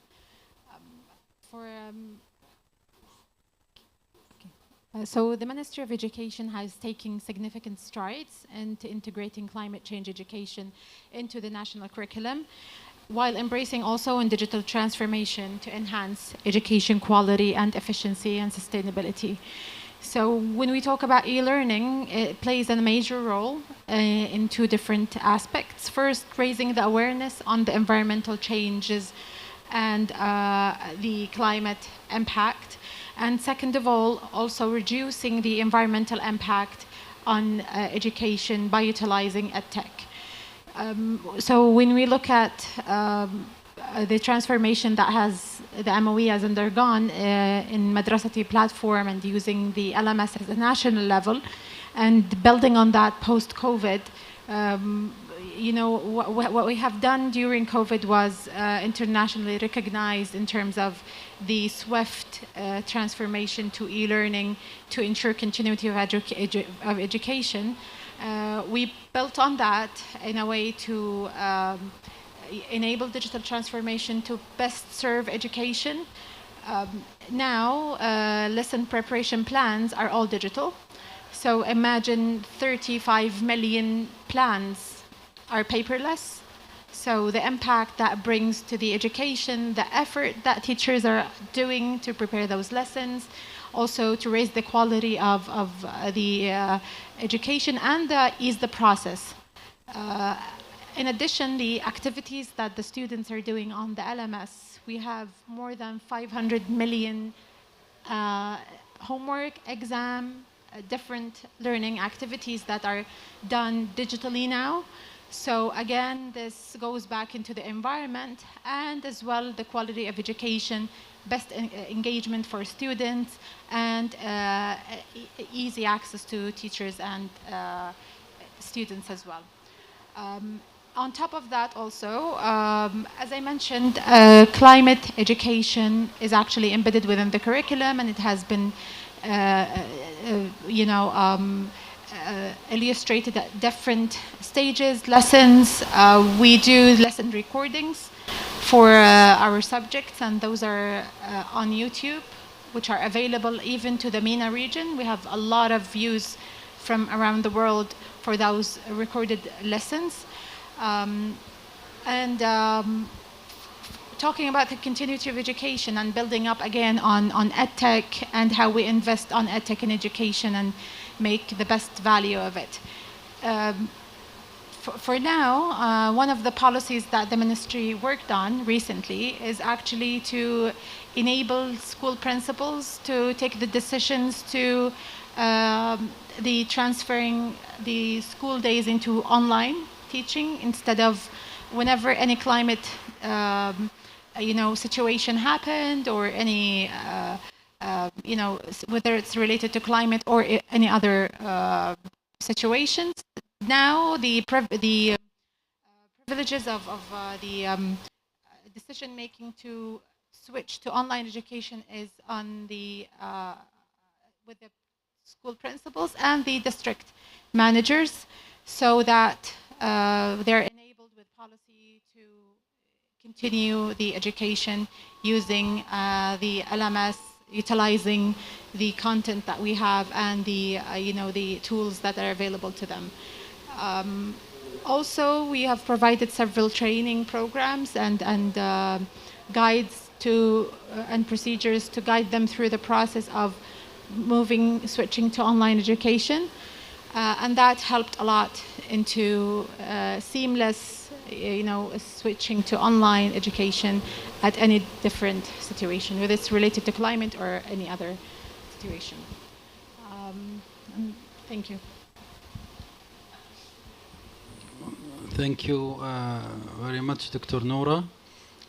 You have touched upon very important issues regarding the awareness of environment change for students, also the targeting the environmental impact by utilizing EdTech, and all the issues regarding schools LMS, utilizing content, school training programs.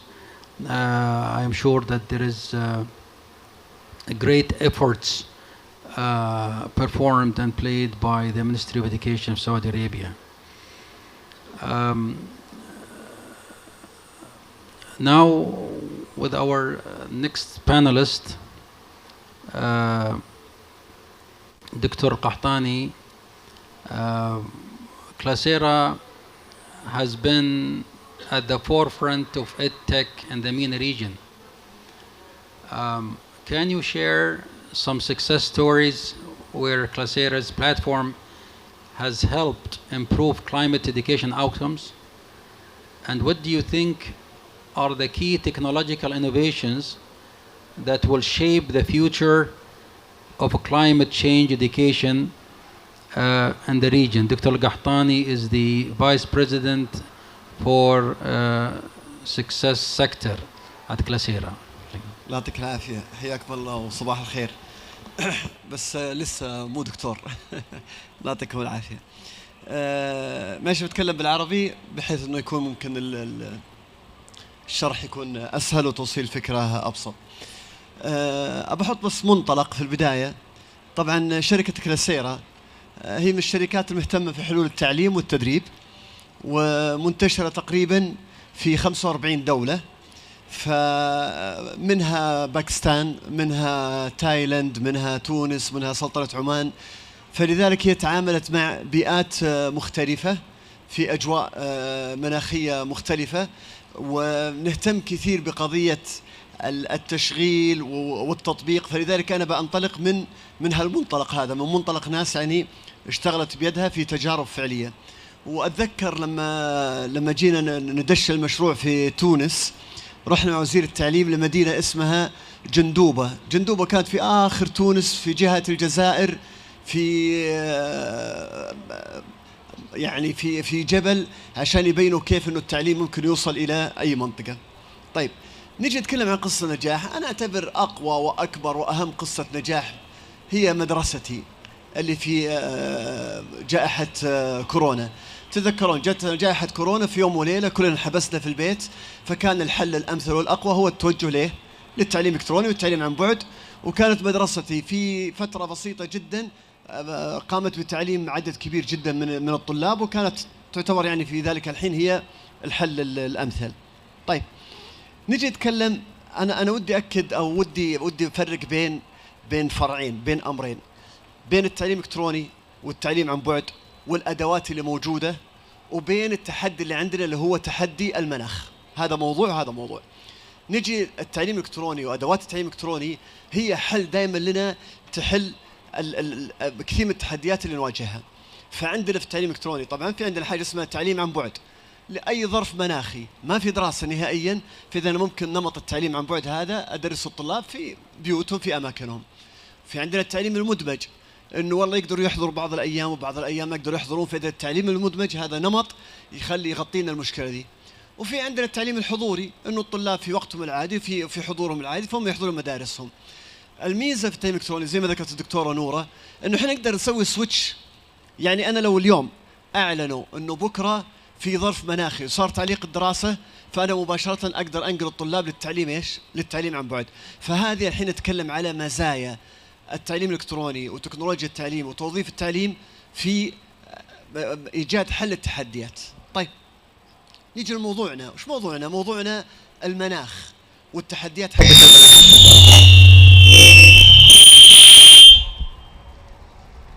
أيوة طيب، فنجي في موضوعنا اللي هو المناخ والتحديات حق المناخ. ودي كذا أكد على نقطة بس، منطلق برضو جيد. أنا أتكلم من منطلق من شركتي. إحنا شغالين مع وزارة العدل. زين، وزارة العدل تتكلم عن إيش؟ تتكلم عن القضاء وتتكلم عن المحاماة وتتكلم عن النيابة.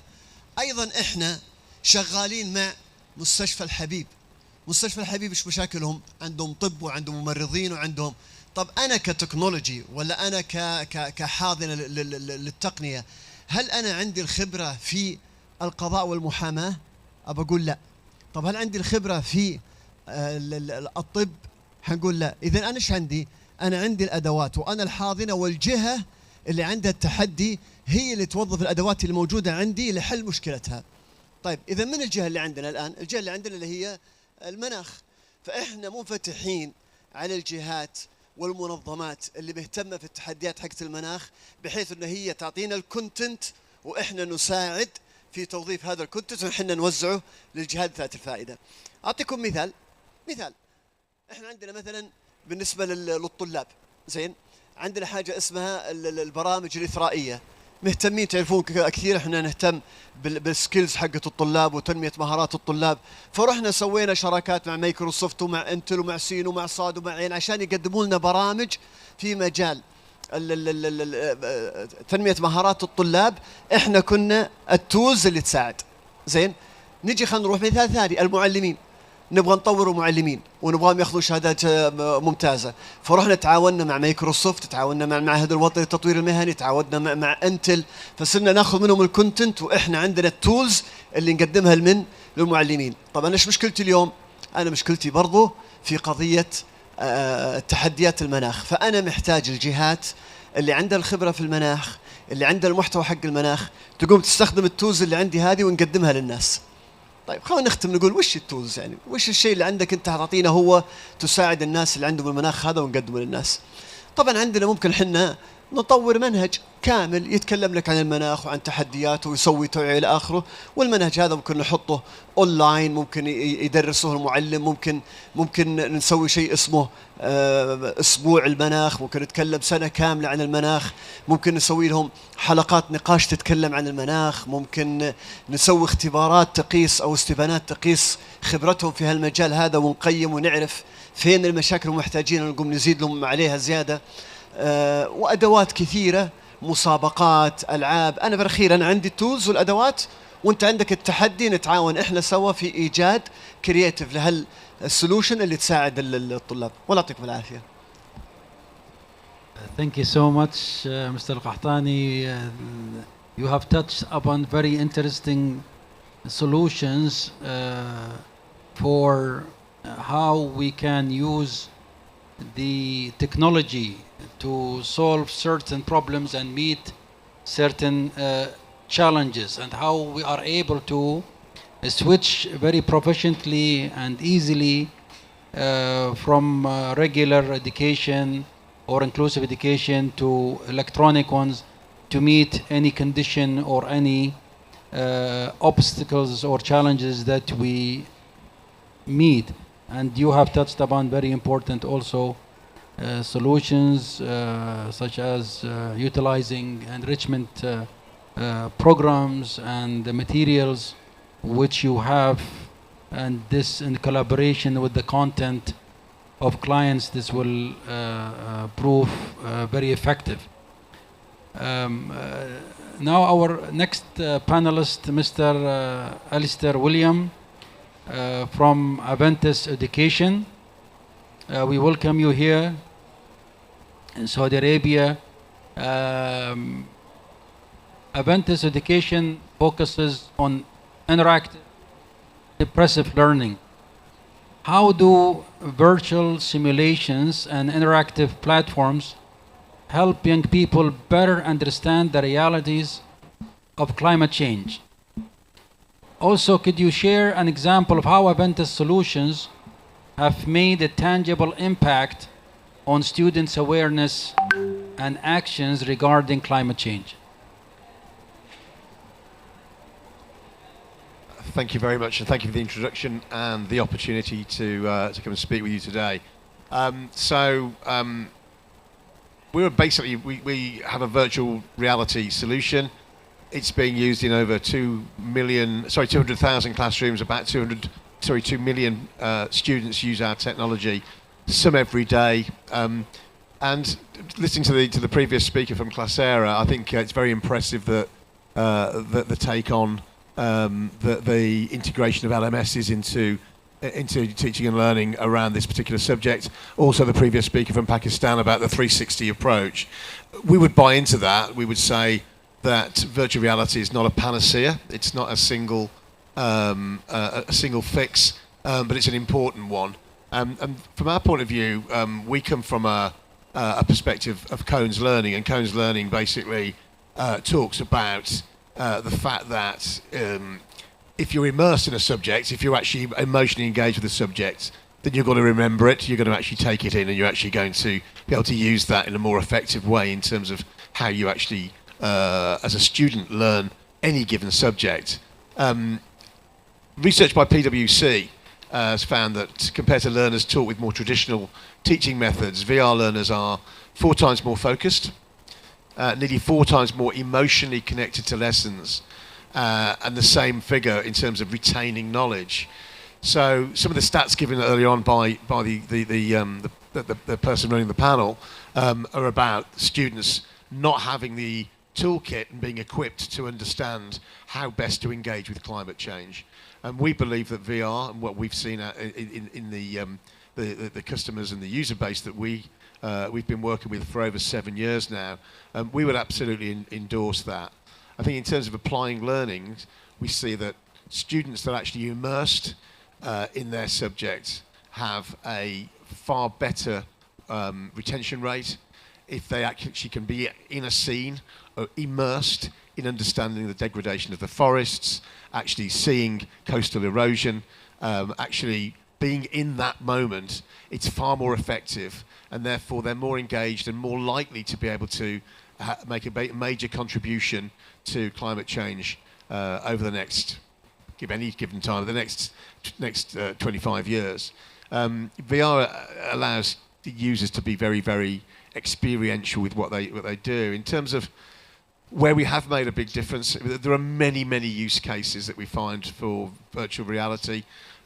We're actually working with ICESCO in a limited pilot and proof of concept program where many more use cases will come up, and I'm sure listening to some of the panelists today and walking around some of the event, it will provoke a lot of thought on other use cases that we can broaden to take into that program.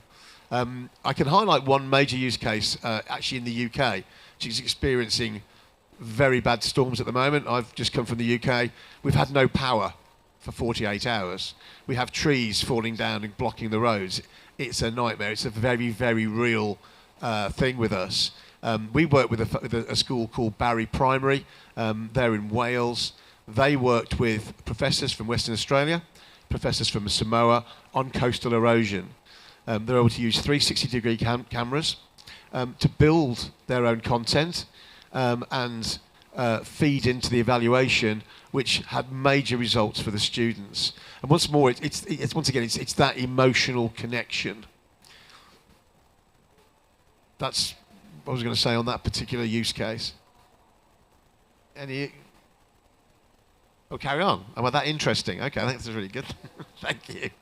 From our point of view, our major investments going forward are working with organisations like ICESCO and their member regions to, as I said, build out those use cases. The technology we use is a full solution. It's very safe and secure. So safeguarding, which is a major issue that keeps school leaders awake at night, is 100% covered off. At the moment, there's no student data. So that's the second thing that school leaders are telling us that they're very, very worried about. So it's a very safe and secure system. It can be used offline and online. So you can load all of the content. There's 360,000 pieces of content, and they can be loaded onto the headset. So we did a large rollout into Sri Lanka, working with the Sri Lankan government, which was for rural schools and to boost teaching and learning grades in that particular cohort. And that was very, very sophisticated in terms of the way it didn't need the connectivity that is sometimes lacking in some of your member regions. Understandably, that's not a barrier to entry on this type of solution. The ICESCO project, which we've been working with Mr. Wakas Afridi, it kicks off in January in 4 member regions at the moment, including Pakistan. So we're very excited about visiting Islamabad in January. It will cover climate change. It will cover numeracy, literacy, and STEM, the STEM subjects. But the key to it is that immersion. It's that emotional engagement. It's the retention of the knowledge that actually will make that type of project successful. And we hope to talk about many scale-outs, the like of which we've done in places like Poland. So in Poland, 25% of primary schools use VR in a lesson every day. Not for the full lesson, we don't recommend that, but for bursts, and with the technology we provide to them gets spun around not only a single class but the whole school. We'll be doing a large rollout at the moment in Romania and also Italy. So the technology is proven, it is here and it is now, and we're working very, very closely with ICESCO and its member nations to effect some very, very strong results on many subjects, but specifically climate change. Thank you so very much, Alistair, for your brief intervention. And as my colleague Dr. Ahmed in the beginning highlighted when he was mentioning about the objectives of the panel session, was that we would hear, in this very short span of time, like 1 hour, try to highlight the key innovative edtech solutions. So while designing this panel, we thought to have the participation of the global edtech leaders that we know makes a difference, and of course Classera, Aventus, having the immersive extreme reality, virtual reality component into education, and then of course our another partner Aleph will join. which is working on the personalized learning. So these three companies, in fact organizations, we thought to have and let us know and audience know about how EdTech can work. And as Alistair mentioned that with VR and extreme reality, there can be 4 times more of focused learning and also the knowledge retention. Because if we just take example of a climate related subject, and let's say if we are teaching the desertification subject, so you teach students about desertification in theory, that might look to them and sound to them a bit boring, but if the same is shown to them in a virtual reality in 15-20 minutes and take them into that actual situation, so that warrants their interest. And of course this blended kind of learning environment with the EdTech intervention improves the learning outcomes on this specific component of desertification and climate change. So thank you, Alistair. Our next panelist is Mr. Muhammad Adil, who is with us online, virtual. He is here with us. He is the senior manager in the Aleph Education. As I've just mentioned that we have a blend of organizations with different kind of backgrounds complementing the education system. So Aleph Education focuses on personalized learning. Like Classera is a learning management system, the whole governance, then Aventus with the virtual reality and extreme, and Aleph is the personalized learning. So Mr. Muhammad Adil, how can personalized EdTech solutions cater to the diverse learning needs of young people when it comes to climate change education? And we know Aleph has done a lot in the UAE for their carbon literacy program. We would like to know that. And also, what challenges do you face in the reaching underserved communities? And how can EdTech help ensure equity in climate change, which is a very important subject, on equity. So over to you, Adil. Assalamu alaikum wa rahmatullahi ta'ala wa barakatuh. والصلاة والسلام على مولانا رسول الله المبعوث رحمة للعالمين. خير ما أستهل به كلامي أن ربي اشرح لي صدري ويسر لي أمري واحلل عقدة من لساني يفقه قولي. Your Excellencies, Dr. Ahmed, Mr. Waqas Afridi, ladies and gentlemen, it's my immense pleasure to be with you today. Although remotely, I would have loved to be with you in person in Riyadh, a place I was proud to have called home in recent years, but I'm happy to be able to join. Let me confirm that you can hear me okay, please.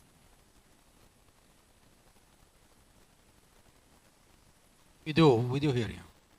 Thank you, Dr. Ahmed, thank you. Do you mind me sharing my screen to inform my humble intervention today? And I must admit that participating after such a wealthy experiences here and there is quite a challenge, but I'm thrilled to be with you. So I'll share my screen with a few slides if I can.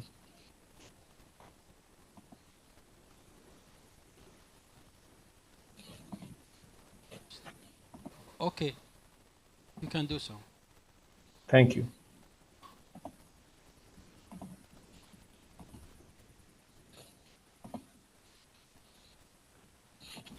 Can you see my screen, please? Can you see my slides? Yes, we do. Absolutely fabulous. Thank you, Dr. Ahmed. So let's dive straight into it. As Mr. Waqas said, Aleph Education is about redefining education where every learner must fulfill their unique potential. So our pedagogy, our platform, our solutions are really keen to address specific challenges which each and every individual, but also recognize strengths and areas where each student have a strong potential, actually. A quick word about who we are before diving into answering specifically your questions, Mr. Waqas. We started with one class, 8 students, 7 or 8 years back, actually, in the UAE, into more than 1,200,000 users and students in mainly 4 countries, the United States, Indonesia, and Morocco, offering a wide range of solutions, actually, including focusing on climate change. And we're proud, actually, to have partnered with COP28 presidency here in the UAE last year to offer our climate literacy program to the entire UAE school network. our solutions, and mainly the one on climate, is impactful, and this is research informed, actually. A few use cases where research did actually show that using our platform helped students in Morocco increase their Arabic level by 13%. In the UAE, that growth equals 12%, and in Indonesia, it's nearly 10% of improvement in learning outcomes, as we recognized the individual approach and customized approach being impactful, actually. Aleph Pathways is what we call the remedial solutions, and focusing on climate and carbon literacy as well. Using our remedial solutions helps students increase their learning outcomes by at least 5%. AI tutor, which is an artificial intelligence teacher supporting the teacher, not replacing the teacher, actually, and supporting students as well, helped students achieve a 4% increase in their learning outcomes. Our ecosystem involves parents. Our Guardian app, whenever used, helps students achieve a better score by 2% in multiple learning outcomes, including climate and carbon literacy. And last but not least, our philosophy and pedagogy involves and includes teachers. So professional developments and teacher training, whenever conducted properly, helps students better use the platform and better take advantage of it by at least 7%.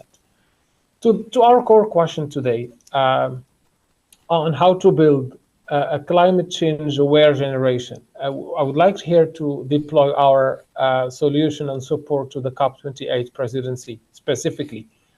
Actually, our carbon literacy course was a learning content and offered to Cycle 2 students. It was named Forsan al-Bi'a Eco Champs, where actually all Cycle 2 students took the class, anything between 100 and 110,000 students around the COP28 here in the UAE. We also offered Aleph Metaverse, which is an enhanced virtual reality tool to get students, and we all recognize we're in 2024 with a specific and special generation. So we had that enhanced virtual reality tool to support that learning outcome.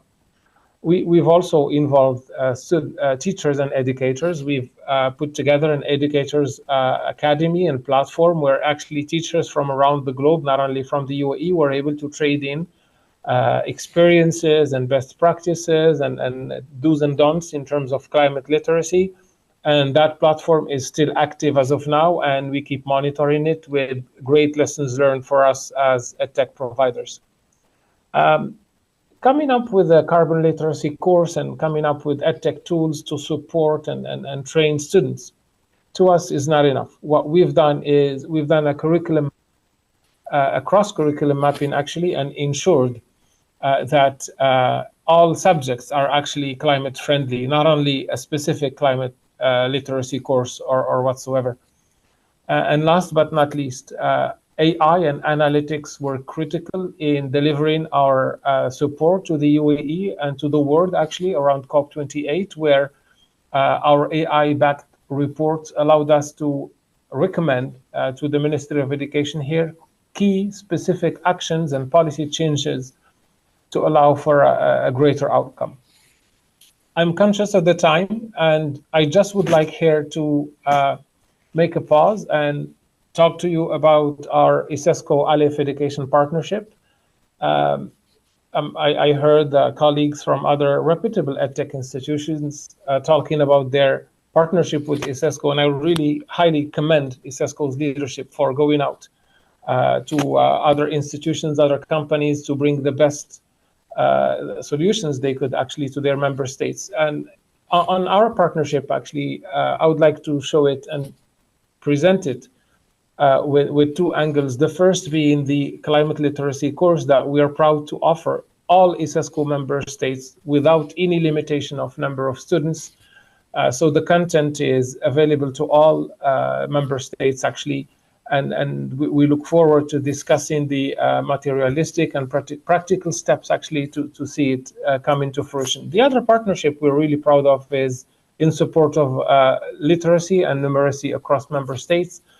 We've agreed with ICESCO partners that we will be offering it to 10,000 users in phase 1 in targeted countries, and we really look forward to making EdTech to serve education ecosystem and serve ICESCO member states. Appreciate your attention. I'm really keen to engage in additional conversations and questions. Thank you. Thank you very much, Mr. Muhammad Adil. You have given a very interesting PowerPoint presentation where you touched upon Alif's efforts in EdTech solutions by presenting some track record of scale innovation and also some interesting statistics. Also, we are really interested in the carbon literacy courses and the AI contributions. And finally, you have touched upon our ICESCO Alif partnership to help our member states in their endeavor to utilize technology for the purpose of climate change awareness. Our next panelist is Mr. Sulaiman Jannah, a Senior Technology Deployment Specialist from the Islamic Development Bank. My question is, how is EdTech reforming the education and sustainability agenda? And how important is the role of adequate funding for developing digital products? How the Islamic Development Bank supporting the tech agenda for climate change? Thank you very. Can you hear me? Assalamu alaikum and good afternoon, everyone. I've really enjoyed the discussions, just soaking it all in, and special recognition to the Kingdom for what they're doing in this sector. I think they're a role model for most countries out there. And we're trying to do similar work in terms of expanding the scope of what you're doing, but making it more accessible to low and middle income countries mainly, and looking at very resource poor settings. So some of our colleagues here have mentioned access in terms of internet infrastructure, as well as finding offline modes and the likes. So traditionally at the bank, we've always focused on bricks and mortar, building classrooms, building schools and the likes.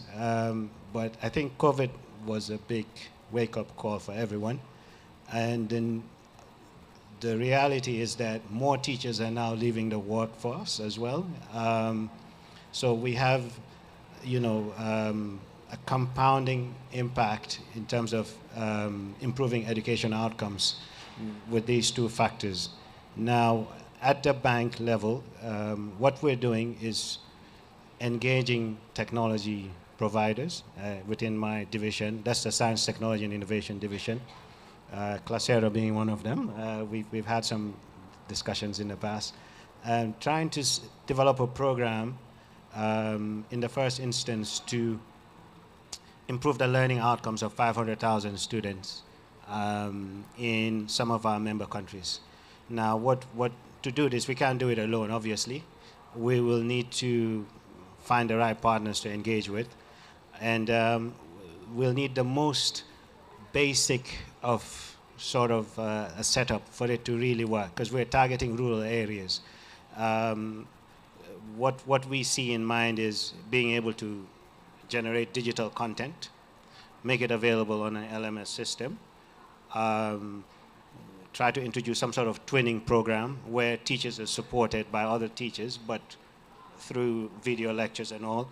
And that would require establishing some multimedia studios.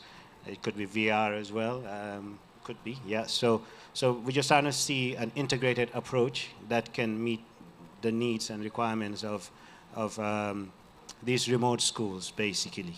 Now, in terms of sustainability, what we do is in our design of projects, we ensure that the resilience and climate action team are always present, looking at safeguards as well, making sure that we introduce some element of greening in our projects, making sure that, I mean, already we know, as Her Excellency has just mentioned, the fact that we're reducing the carbon footprint by just going digital, isn't it? So there's so many ways that we can support our member countries.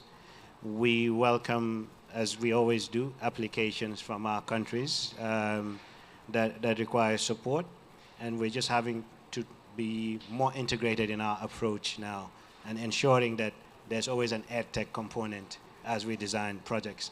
But not only that, now that we are in the process of involving partners to see how we can improve access to internet as well. So how can we support infrastructure projects? So blended financing being a key resource that we're looking into. So for example, if we are to implement some of our interventions, you know, basic infrastructure has to be there. How do you ensure we have the internet access? How do we ensure the classrooms are equipped? How do we ensure teachers are trained? How do we ensure the LMS works seamlessly? So all these factors now, we're trying to form a programmatic approach to it. And by 2025, I think in the fourth quarter of 2025, we should be able to have a solid program in place. And so, yeah, look out for that, and we'll be engaging partners as we go, especially trying to learn from the Madrasati platform as well. Yeah, and I think in a nutshell, that's what I wanted to say on that. Let's see. Yeah, one of the panelists mentioned that, you know, it's important to know that teachers are not being replaced, but they're being supported. All our solutions must be designed around, you know, how do we enhance the capacity of our teachers in delivering their courses, and how do we empower them to really embrace technology, see it as a companion rather than an adversary. I think this is key in everything we do and how we implement our projects. Thank you very much. Thank you, dear Suleiman, for your intervention. And it's lovely to hear from Bank. A couple of colleagues were with us in the previous sessions in the last couple of days. And it's really encouraging to hear that the bank has now a principal stance that any intervention or any program that the bank is going to implement around human development or education or anything must have the adherence to climate component. I mean, that is very important. And as you have said that we have the products, we have the technologies, like our colleagues from these global EdTech organizations mentioned about their products. But what is important is to have the access infrastructure. And that is where bank is focusing to support that so that we can then use the technologies better. So thanks a lot. Our last panelist that I'll pose question to is Professor Dr. Raheel Kama, who is the head of Science and Environment sector at ICESCO. Professor, we have heard you speaking to the youth of the universities of Kingdom of Saudi Arabia yesterday on you know, these latest technologies and fast computing, including the quantum computing. We really enjoyed that session, everybody did. So I would rather take that as well. We are talking about empowering youth, about students in schools, of course. So, Professor, tell us, how can these emerging technologies like Internet of Things, IoT, like blockchain, be incorporated in the educational initiatives to empower today's youth to tackle the climate change situation in the education sphere? Thank you. Thank you very much, Waqas. Let me first of all say all the initiatives you all have pointed out, excellent initiatives, there's no doubt about it, we need it today. But you know, there's a big but. William pointed out, you know, 48 hours of no power. William, if we get 1 hour of power in 48 hours, we are lucky in some part of the world. And so, you know, when we talk about teaching them and all that, how do we really go about it? You know, what I find missing in this discussion that we've been holding, that we've designed curriculum and we've done this and we've done that and we'll implement it, and then a professor like me will get up on the podium and I will pontificate about the, you know, plus points of greening and plus point of greening education and climate change and blah, blah, blah, blah, blah, blah. And in the end, when I look at my student, you know, are they really grasping all that? Really not, you know. They're not doing that. They do not learn like we used to learn. We are, XR using that certainly increases knowledge retention much more. We see that clearly. But the thing that will really teach them, I think, is more interactive learning rather than visualization of things. I think that is what is needed. And we need to go to the youth of today and ask them, how do you learn? They do not learn in the classrooms any longer, unfortunately. They are in the classroom just to pass the exam and then get a cushy job and so on and so forth. The youth of today is learning from the social media, from YouTube, from Twitter, and from the likes of influencers like Greta Thunberg. Greta Thunberg is a great climate influencer. At the age of 15 years, she skipped classes and used to go in front of the Swedish parliament and leverage for you know, green climate and climate reducing carbon dioxide output and all that. This is where the youth is learning from. We need to incorporate youth in this dialogue on how to teach them. I think we are lacking that completely, and all our efforts will fail if we start to pontificate to the youth on the, you know, on climate change and on so on and so forth. I was a rector of my university back home in Pakistan, and in 2017 I started, you know, there was a big tree plantation, everybody was doing that. I said, don't say tree plantation, adopt a tree. And I had the students physically go out in the field and plant tree and ensure that tree came up to, you know, sufficient length, and watering it, providing it fertilizers or whatever, you know, and ensuring that they are really involved in the climate. And then we started we solarized our campus. That was the first solarization, and we went on to reverse metering and feeding into the grid. And we started leveraging, our water tables in Pakistan are depleted completely. 60% water tables are depleted. And in my university also, wells that we had dug, they went dry. So we said, recharge the water table. And we were gathering all the rainwaters and recharging the water table. And then I ran a campaign on, Hillary Clinton's campaign was say no to drugs. Mine was say no to plastic. And we involved the students in this campaign. And their voice was so powerful that the parliament had to listen to it. And they called me into the parliament and asked, you know, what is this project that you are running over here? And we said, you know, just say no to plastic, because plastic is going to be around for 100 years. And it is contaminating the environment more than anything else is doing. And microplastic now, we know very well, it is coming in our food chain also. So the local administration of Islamabad banned all these plastic shopping bags. Unfortunately, I still see those over here. We need to ban these and ensure that we are, you know, giving students the right lessons. What can we do? Vikas mentioned IoT and blockchain. Give the IoT devices to the student and have them monitor their climate and environment. Let's build platforms even further than VRXR, where they can go to a digital platform where they can say, this is my community, this is Riyadh. If I change the carbon dioxide output on this, what is going to happen? If I pump out more heat in this environment, what is going to happen?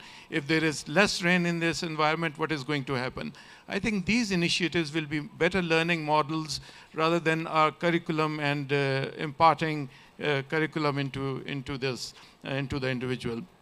And when COVID set in, what I did was I went on to virtual laboratories, and one of our laboratory was a lathe laboratory, which was a completely electronic laboratory, and the students would play around with the different input and output parameters, and they learned how to use lathe like that. And this is how our youth is learning today. We really need to involve these youth and make sure that we are teaching them what they, the way they are learning, and not the way we, the professors, think they should learn. I think that way they will become better leaders tomorrow, and they will involve the youth of their time to ensure that learning is the right way. And I'm a great believer in personalized curriculum. I think these generalized curriculum really don't work, and we need to move towards AI-based system, and we need to see that everybody is taught according to their capabilities. Thank you very much. Thank you so much, Professor, for your academic and academic leadership roles perspective. Thank you very much. Yes, indeed, we need to believe in the youth movements on the campus that brings a lot of value to any intervention as well. And certainly, I mean, all this mix of us here, together with academics, and of course, like Her Excellency is here. His Excellency Mr. Vani spoke from the bureaucracy, from the governance side. Then we have the global experts with us. Then, of course, the grants and funding organization like bank. So, I mean, all of us are actually looking at those fit models that can work and bring the optimum that we would like to achieve. And certainly, this is all by listening to the primary stakeholder, which is the youth, the student. You're absolutely right about that. So thank you very much, all of you. I would like to open a question-answer session if there is any question from the audience. And also, if our esteemed panelists would like to make any last comment, any one of you, just open, not an obligation, but if anybody would like to make a comment, and any questions, please. Okay, thank you. I'll just give it to you.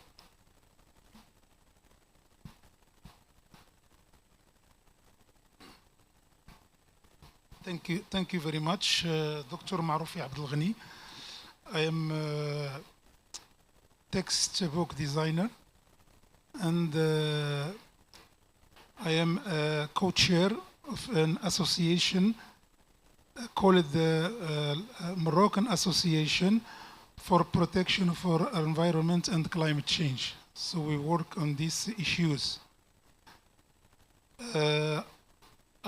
First of all, thank you very much for all people that intervene in this side event. The subject is very interesting. It's really very interesting. It's encouraging as a tech initiative, as an innovative solutions for education and how to integrate climate change issues inside the curriculum. But I have some remarks about what has been said from all interveners. This is, I think, a high ambition. This is a very high ambition for the underdeveloped countries, because we talk about it, the tech initiative. And you know that our curriculum are still suffering and facing a lot of problems. First of all, our curriculum and programs are crowded. A lot of educations, not only climate change education, there is environment education, the biodiversity education, plastic education. There is a lot of kind of education. All international education, specialized education, try to push the ministries all over the world to work on these issues.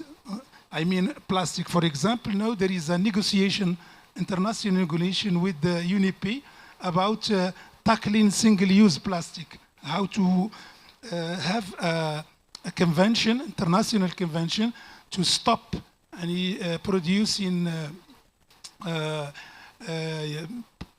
plastic which we use only one time. And as the doctor said, we can even eat the microplastic in our dish, because, you know, all oceans now are submerged by plastic. So this is need an education. So for that reason, and I want to say that for my experience, and I have tried to make to analyze some curriculum in Morocco. I found that there is no very that the curriculum does not take interest to climate change. Does not take interest to climate change. You go to primary schools, college or secondary schools, you find nothing interesting. Sometimes they talk about global warming. They talk about greenhouse gas, but what they present to in the textbooks to children is something which is about 1% or 2%. So we need to urge our Ministry of Education to refine their system of education, to reorient the curriculum to the new issues, for example, climate change, plastic, and desertification, and all these important issues. Because when you analyze curriculum, you find nothing. They give them what we call it knowledge, just knowledge. There is no competence, there is no capacities. Sometimes there is no values. So we learn them something. For example, if you take geography, just geographical knowledge. But we cannot make a link between knowledge in geography and the other issues like desertification, for example. This is a very big problem. So we need, in my opinion, to have a cross-cutting curriculum. Cross-cutting curriculum is very interesting, and maybe a global approach with multiple dimensions. I mean, if we discuss, for example, desertification, we can see the item of desertification from different aspects. And this would be better. And we urge our children to think about this issue and to give some alternative solution. Not only to give him knowledge, but if you give him knowledge, just to pass exam at the end of the year, and this is not, and the next year he will forget everything. And this is a problem, this is a big problem. So I said we should reorient our curriculum, taking in consideration all what is done all over the international organization, all what they do, UNEP, PNID, UNESCO, UNICEF, all they are working about a lot of issues. So we should see what is positive for our curriculum, we take it, but the approach should be changed, not the classical approach. I mean, the teacher and the students and the knowledge go downstairs to the pupils, and they have to give them back in an exam. Or this is our problem, and I think this idea of EdTech reform in education is very, very interesting. About how could we implement it in our system education? How it needs a lot of money. It's not easy to say EdTech initiative. You know, we have still problems in our schools. In the rural area, they have no textbooks. This is a big problem. Sometimes they have nothing to eat. They walk for 5, 6, 10 kilometers to reach the school. We still have other problems, so we should try to integrate this EdTech in reforming our system education. But we should also provide, as we call it, a climate of learning that could facilitate and encourage our pupils to learn with new methods, with the technology, and still will be more open, and understand their environment, because most of them they cannot, they move in the environment, but they still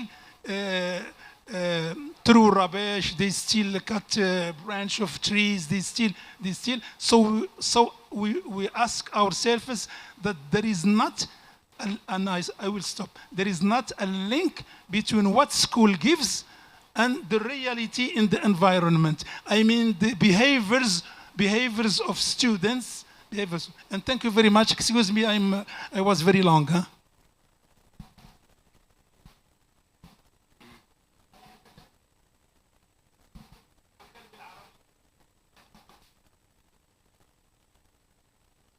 Professor, if you have... well, I agree 100% with what he is saying about, we are not teaching the right way and curriculum and all these things. Really, I'm a very radical person about this. I don't see schools and universities existing in the future. And we need to, from now on, we need to decide on how the teaching learning environment will be created in the future. And of course, technology will be involved, but technology will be very cheap. We don't have to fear technology. I think we are fearful more of technology rather than our enemies or whatever. So we should not fear technology, and technology will become cheaper, certainly. And these things all, the students would become, this is why I always say right now also that we need to impart critical thinking in our students. That is not what we are doing, and make them lifelong learners. I personally, if I look at my career, I have gone like 5-6 time changes in my career. And that is because I'm still learning. I'm still learning. Even at 62 years, I'm learning. And they're missing out in their curriculum the 6 billion people who are still learning like me. And only we are concentrating on the 1.5 billion who are in school. There is a need to teach us also about climate change and environment and all that. And how do we do that? I think it's an open question, but the technology now exists to do that. AI and all these technologies. Thank you.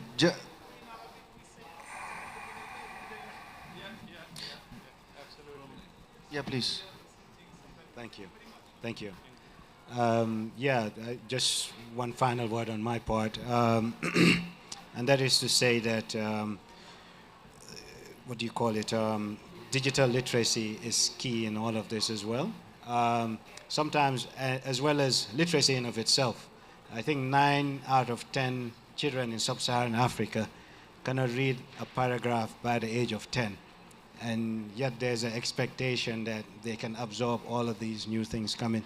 So I think it's a question of EdTech, back to basics, and really looking at how we can improve all these literacy levels and bring the essentials into focus, as well, and seeing how we can support as a group on these critical interventions, because oftentimes we tend to miss out on the lower end of the spectrum, and it's important that we bring that to the fore. Yeah. And we at the bank are really keen on supporting interventions aligned with this. Yeah. Thank you, Suleiman. I think we have Mr. Mohammed Adil from Aleph who would like to make a comment. Adil? Yes, thanks, Waqas and esteemed colleagues. Actually, I would like to leave us with a message of hope, as we heard multiple challenges to address in this regard.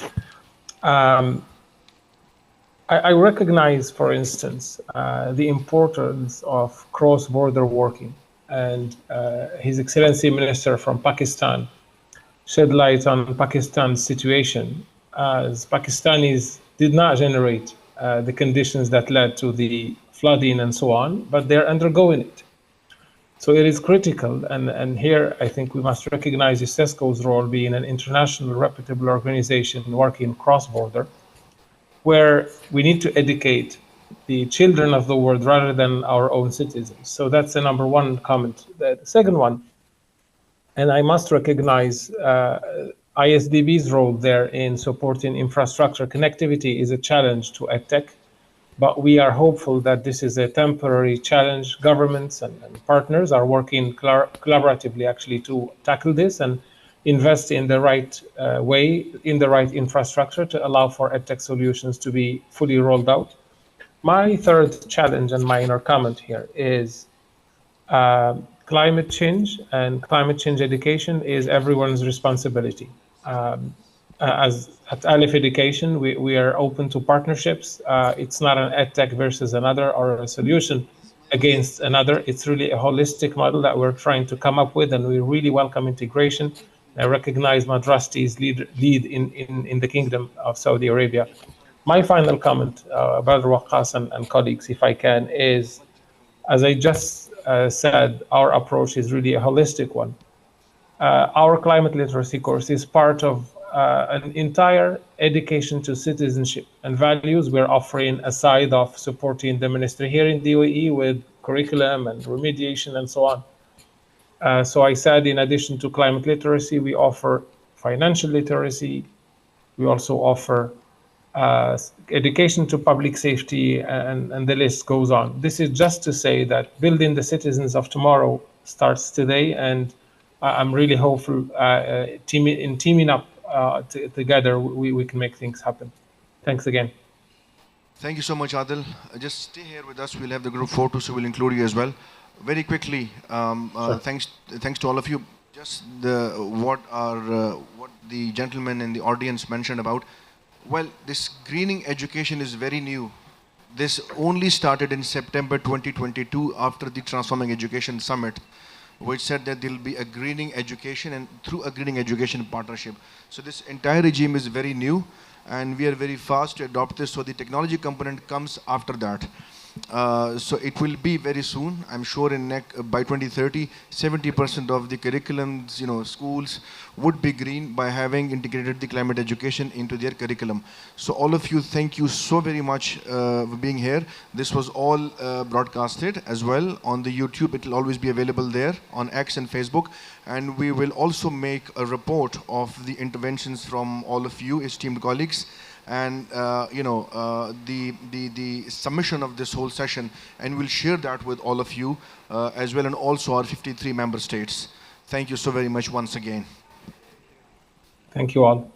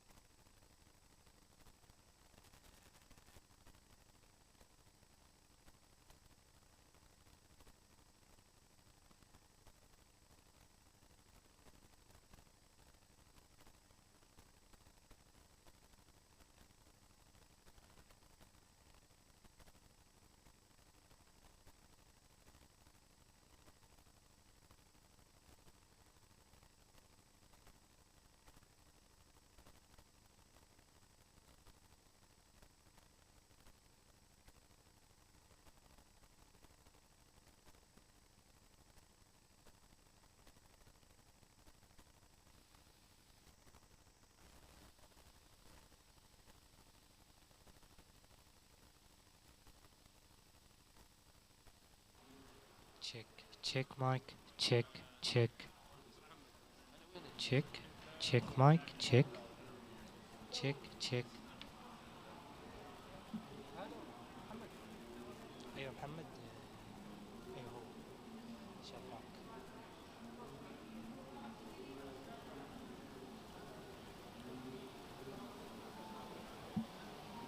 Check.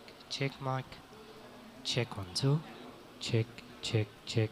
Check. Check mic.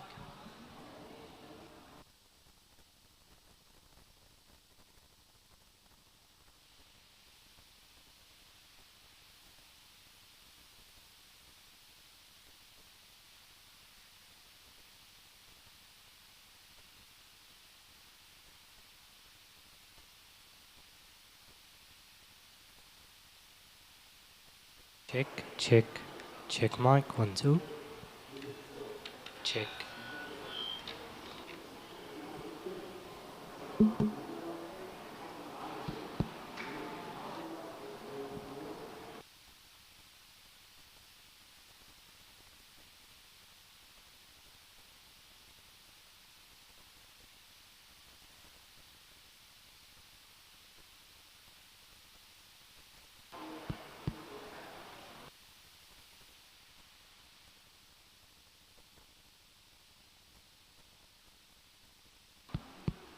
Check.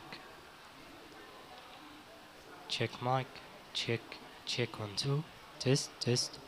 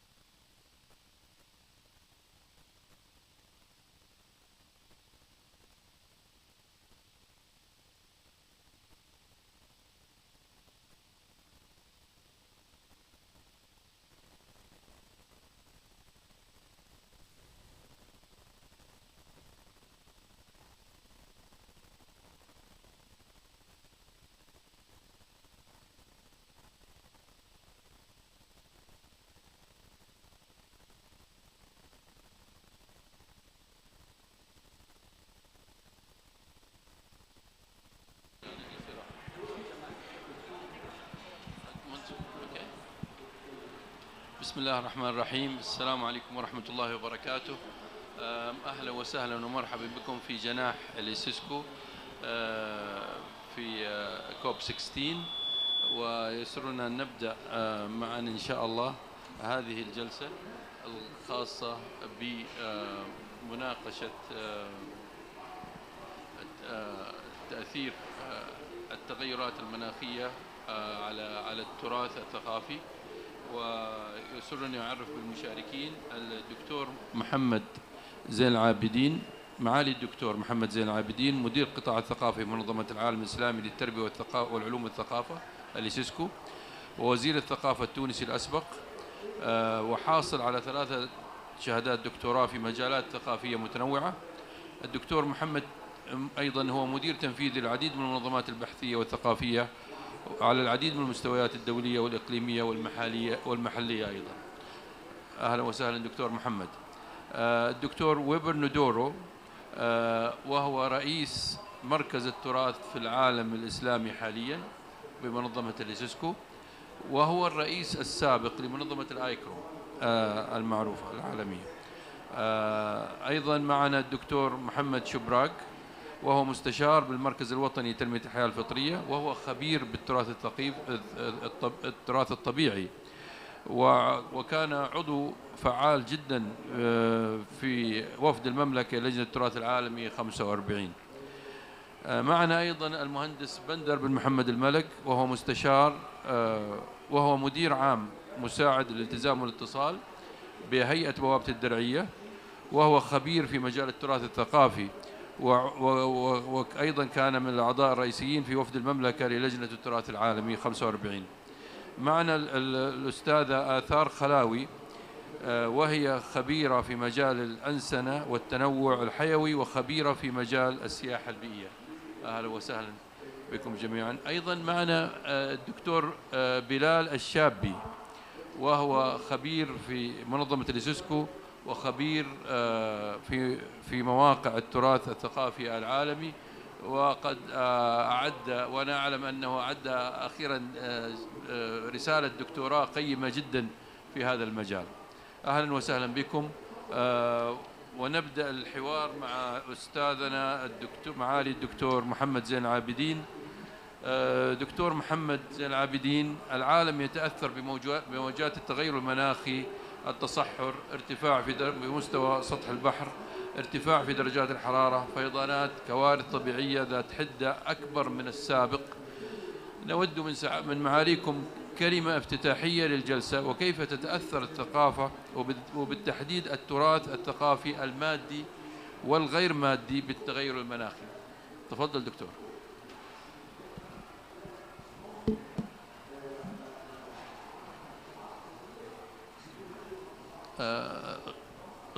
الصوت غير واضح، ممكن لو سمحت دقيقة دكتور. يشرفني كثيرا سعادة أهلا وسهلا. شباب أوضح الصوت، أوضح سعادة مهندس. ممتاز ممتاز، تفضل. ممتاز ممتاز والحمد لله. سعادة مهندس محمد عيدروس، الحضور الكريم، أنا سعيد كثيرا أولا بهذه الاستضافة ومشاركتي بينكم في هذه التظاهرة الدولية العالمية الكوب 16، وأرجو للمملكة العربية السعودية دوام التوفيق في كل ما تأتيه من تظاهرات ومناسبات دولية كبرى. وأعتقد أن هذه يعني من جملة هذه المناسبات التي حقيقة يعتد بها في سياق يعني السياسات التنموية بصفة عامة، وخاصة تضافر القطاعات في خصوص هذه السياسات فيما يمكن أن يجمع بين البيئة والمناخ يعني والثقافة والتراث وكل هذه العناصر اللي في نهاية الأمر هي مشتركة. وأعتقد أن جوابا على ما تفضلتم به، هذا العالم يتأثر بموجات التغير المناخي وهو كذلك سعادة مهندس، ولكن الثقافة في الحقيقة والسياسات الثقافية هي اليوم مدعوة إلى أنها تنخرط في هذا السياق، تنخرط في هذا السياق من العمل الاستباقي، يعني العمل والسياسات الاستباقية في ما يخص التحول المناخي والتغير المناخي، ولكن كذلك في عديد من الأشياء التي تعنيها. السياسات الثقافية لا يمكن أن تبقى يعني فقط يعني وكأنها سياسات إما ظرفية أو إما يعني عابرة، هي لابد أن تصبح هياكل واعتبارات لأشياء مستدامة. وأعتقد أن علاقة الثقافة بالتغير المناخي من المناحي والأغراض الأساسية التي لابد أن تدرج يعني في السياسات الثقافية بصفة عامة، كما نتحدث اليوم على المؤشر الثقافي، كما نتحدث على الاقتصاد الثقافي الجديد البنفسجي والبرتقالي، كما نتحدث كذلك على التكنولوجيات الحديثة للثقافة من ذكاء اصطناعي وبلوك تشين وداتا ساينس ويعني كل ما يتعلق بهذا. كما نتحدث عن الحقوق الثقافية اليوم، وجب أن نحدد سياسات ثقافية خاصة بمواجهة هذه المخاطر المحدقة بالثقافة وبالمجتمعات وبالبيئة على جميع المستويات. إذا بعد هذه التوطئة يعني إن سمحت سعادة المهندس محمد علي عروس، أعتقد أن علاقة الثقافة بالتغير المناخي هي علاقات وصلات. الحقيقة الصلة الأولى في تقديري تعنى أولا بالهندسة المعمارية، وبما يمكن أن يكون أولا من يعني عمل تقني مسبق، يعني تحفزا وتحفظا على ما يمكن أن يرتقي في مستوى المباني والمعالم، وهذا مهم جدا في المراكز الكبرى، في المسارح، في يعني لا يمكن أن يبقى فقط هذا الطرح الخاص بالفعل الثقافي يعني والتغير المناخي فقط في مستوى التراث المادي ولا مادي. لا، هناك يعني عمل اللي هو عمل مستدام وعمل شامل هوليستيك. يعني لابد أن ننطلق من هذا التغير المناخي وما يمكن أن يصيب به يعني الثقافة، لا فقط في هذا الجانب التراثي، ولكن عموما أولا في الثقافة، في مستوى كما قلت يعني المباني، في مستوى ما يمكن أن يكون من كذلك تعهد لتقنيات وخصوصيات وكذا يمكن أن نأخذها بنظر الاعتبار لكي تتأقلم كذلك مع، وخاصة نتحدث هنا عن مسارح الهواء الطلق، نتحدث كذلك على المسارح وتقنيات المسارح التي هي يمكن أن تتأثر كذلك بخصوصيات المناخ، وهذا يعني يعتبر من الأساسيات التي ربما وجب أخذها بنظر الاعتبار. ثانيا يمكن أن نعد كذلك الأضرار الخاصة بالمواقع التاريخية والمباني. يعني هنا أكثر في علاقة بالتغير المناخية المتكرر والارتفاع الحاصل والملاحظ والمستمر في مستوى يعني سطح البحر والأعاصير العاتية، التي عادة كذلك ما تؤدي إلى تآكل وتلف المباني التاريخية والمعالم الثقافية بصفة عامة. نأخذ مثال لذلك مثلا بالميرا يعني في سوريا، التي تعتبر من أهم المعالم يعني في التراث العالمي، وتعرضت يعني لخطرين، الخطر يعني الخاص بالحروب والتدمير وكذا، والخطر الخاص كذلك بالتغير المناخي. تعرض كذلك معمارها الفريد والآثار الرومانية القديمة لدمار كامل يعني تقريبا، وهذا يثير قلق حقيقي في مستوى الترميم والحماية. كذلك يعني الأهرامات في مصر، لابد يعني أن نذكر الأهرامات في مصر، وهذه التحديات التي هي مطروحة خاصة بارتفاع مستوى المياه الجوفية، وهي تؤدي إلى تآكل الأساسيات وتدهور البنية التحتية، وهذا ظهر يعني ظاهرة تؤثر على الاستقرار الهيكلي للمعلم التاريخي بصفة عامة، ويعني تدعونا كذلك إلى ضرورة أن نأخذ بنظر الاعتبار كل هذه الاعتبارات والأشياء المهمة. التأثيرات كذلك يعني تطول التراث الثقافي اللامادي، باعتبار أن التغير المناخي كذلك لا يمكن أن يؤثر فقط على الهياكل والمباني والمعالم التاريخية، بل يمتد إلى كذلك يعني المهارات والأشياء التي لها صلة مباشرة بالتراث الثقافي اللامادي، العادات والتقاليد، الطقوس والممارسات الشعبية، والتي فيها جانب كبير يعود إلى البيئة بصفة عامة.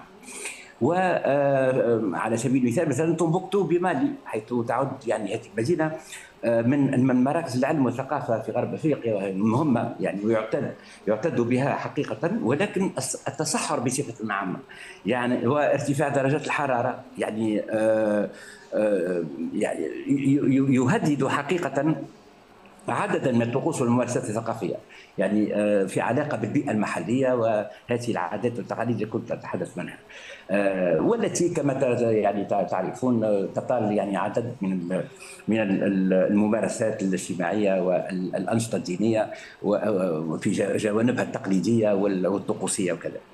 اذا هذه التغيرات المناخيه تؤدي اليوم الى تغير حقيقي جذري يعني في طريقة حياة المجتمعات، وقد شردت يعني بعض المجتمعات وجعلتها تخرج من حيزها الجغرافي وحيزها لكي تهاجر خيفة وتوجسا من هذه الاعتبارات.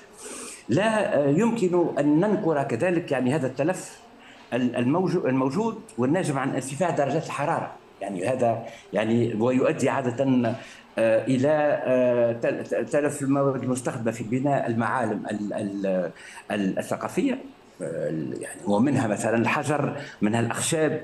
وتاج محل في الهند مثلا يعني يعتبر من أبرز المعالم الثقافية التي تعاني هذه التحديات يعني من نتيجة ارتفاع درجة الحرارة، وخاصة تلوث الماء وموضوع الكربون ويعني جملة من الاعتبارات والعناصر التي وجب أن نذكر بها.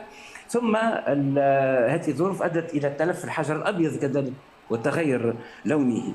التلوث كذلك زاد من سرعة تآكل المواد يعني، والحرارة المرتفعة تؤثر على الألوان والنقوش، وهي كلها اختصاصات المهارات وطريقة صيانة يعني هذه المعالم بما يستوجب من مهارات واختصاصات فنية وتراثية وحرفية وجب أن تواكب هذا الأمر يعني في مستوى تغير المناخ.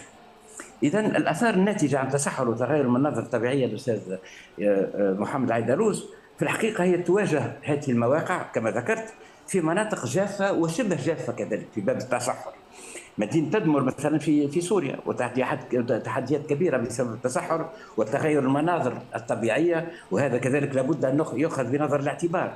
التصحر يؤدي إلى تآكل مباني، تدهور المعالم الأثرية، مما يتطلب جهودا ضخمة للحفاظ على هذا الموضوع. وكما نعلم تؤثر الرياح القوية والرمال على المباني الأثرية وتؤدي بجانب منها إلى تآكل السطوح والأسطح والنقوش، ويعرض هذه المواقع لخطر التدمير وفي بعض الأحيان الأضمحلال والانهيار يعني الغياب. هذه التحديات تتطلب استراتيجيات شاملة للحفاظ على المواقع التاريخية، بما في ذلك استخدام تقنيات حديثة للحفاظ على المواد وحمايتها من التأثيرات البيئية. بصفة عامة يعني أعتقد أن جوابا على ما تفضلتم به من سؤال سعادة المهندس محمد عيدروس، أعتقد أن هناك عمل واجب اولا للتوقي وهو عمل استباقي، يعني وجب يعني الحرص على صيانه هذه المعالم والمواقع، وكذلك هذا الارث التاريخي يعني الهام المادي يعني والرمزي. وكذلك لابد ان نجتهد في سياق عمل اخر هو يعني صيانه المهارات والتراث اللامادي وهذه التقاليد وكل ما يعد من ذاكرة يعني الخصوصيات الاجتماعية والمجتمعية بصفة عامة، لأن في الحرص عليها والعمل لفائدتها ما يمكن أن يساهم في استدامة هذه المعالم وهذه الخصوصيات. أقول هذا يعني سعادة المهندس محمد عيدروس اعتبارا لهذا الشأن الذي لا يمكن أن يبقى على حالته وعلى شكلته.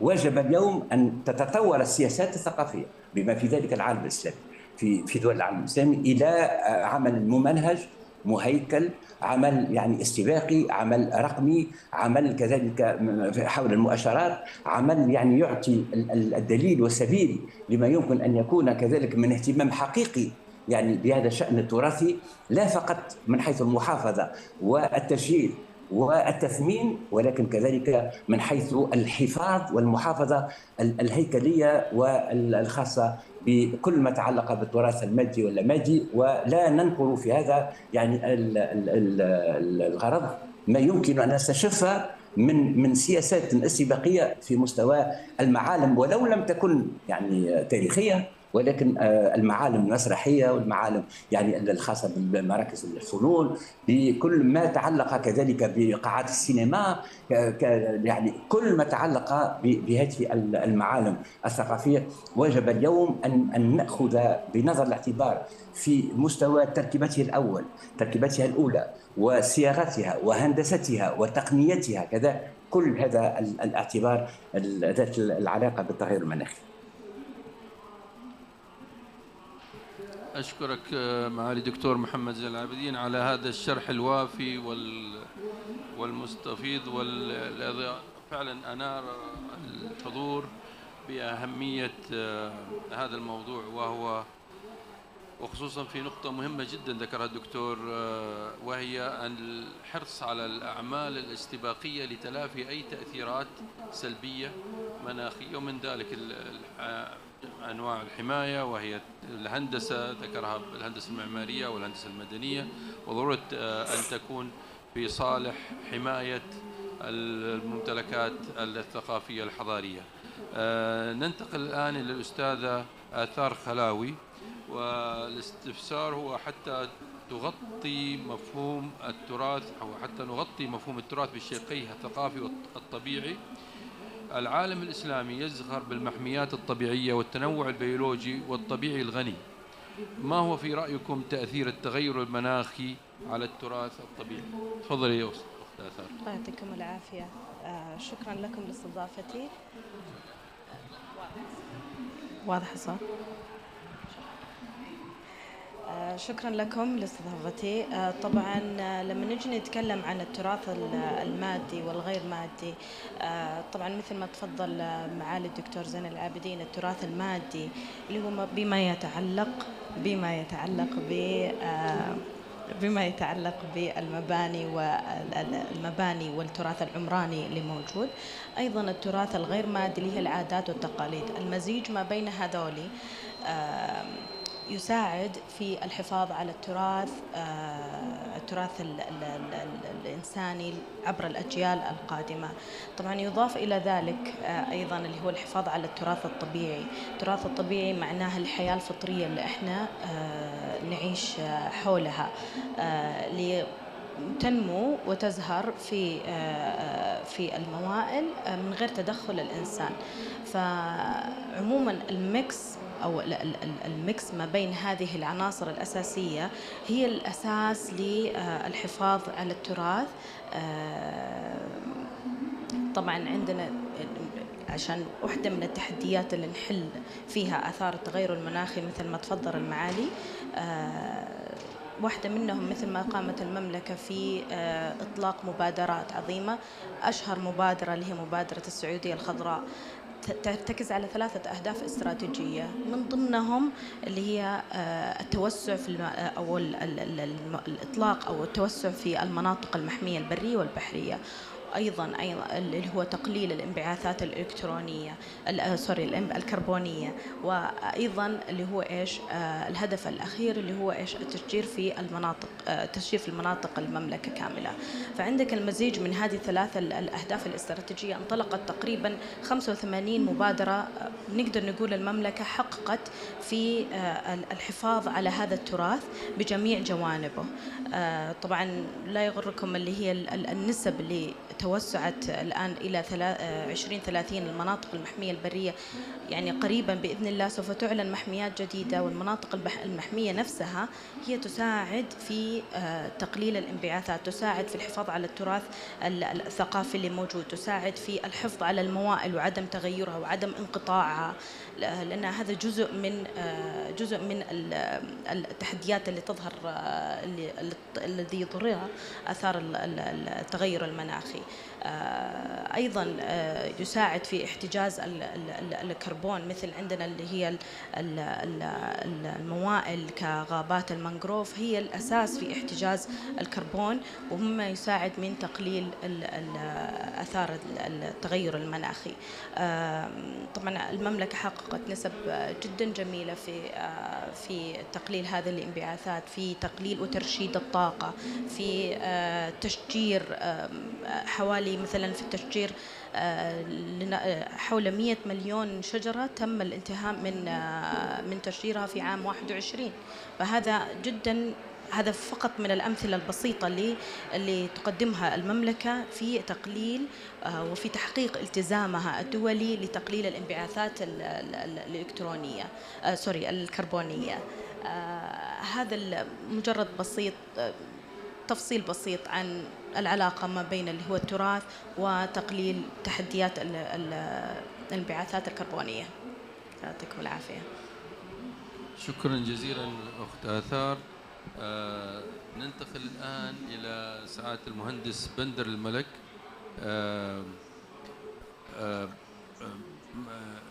نود أن نستفسر مهندس بندر بعد ملخص الدكتور محمد والأستاذ آثار عن أضرار التغير المناخي على التراث الثقافي والطبيعي، وما هي طرق حماية التراث الثقافي في وجه التغير المناخي، وما هو دور المنظمات الدولية في تعزيز الحماية المطلوبة. وأنا أعلم جيدا أن لك خبرة كبيرة في التعامل مع المنظمات الدولية. تفضل مهندس بندر. صحيح. شكرا لك أستاذ محمد، وشكرا لجميع الحضور.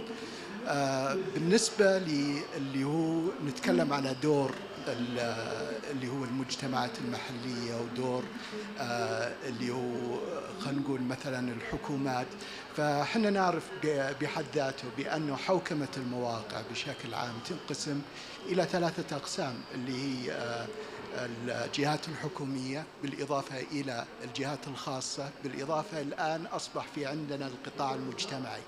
والقطاع المجتمعي هذا جزء يعني أصبح من أهم القطاعات الموجودة داخل أي دولة في الحفاظ على التراث الثقافي.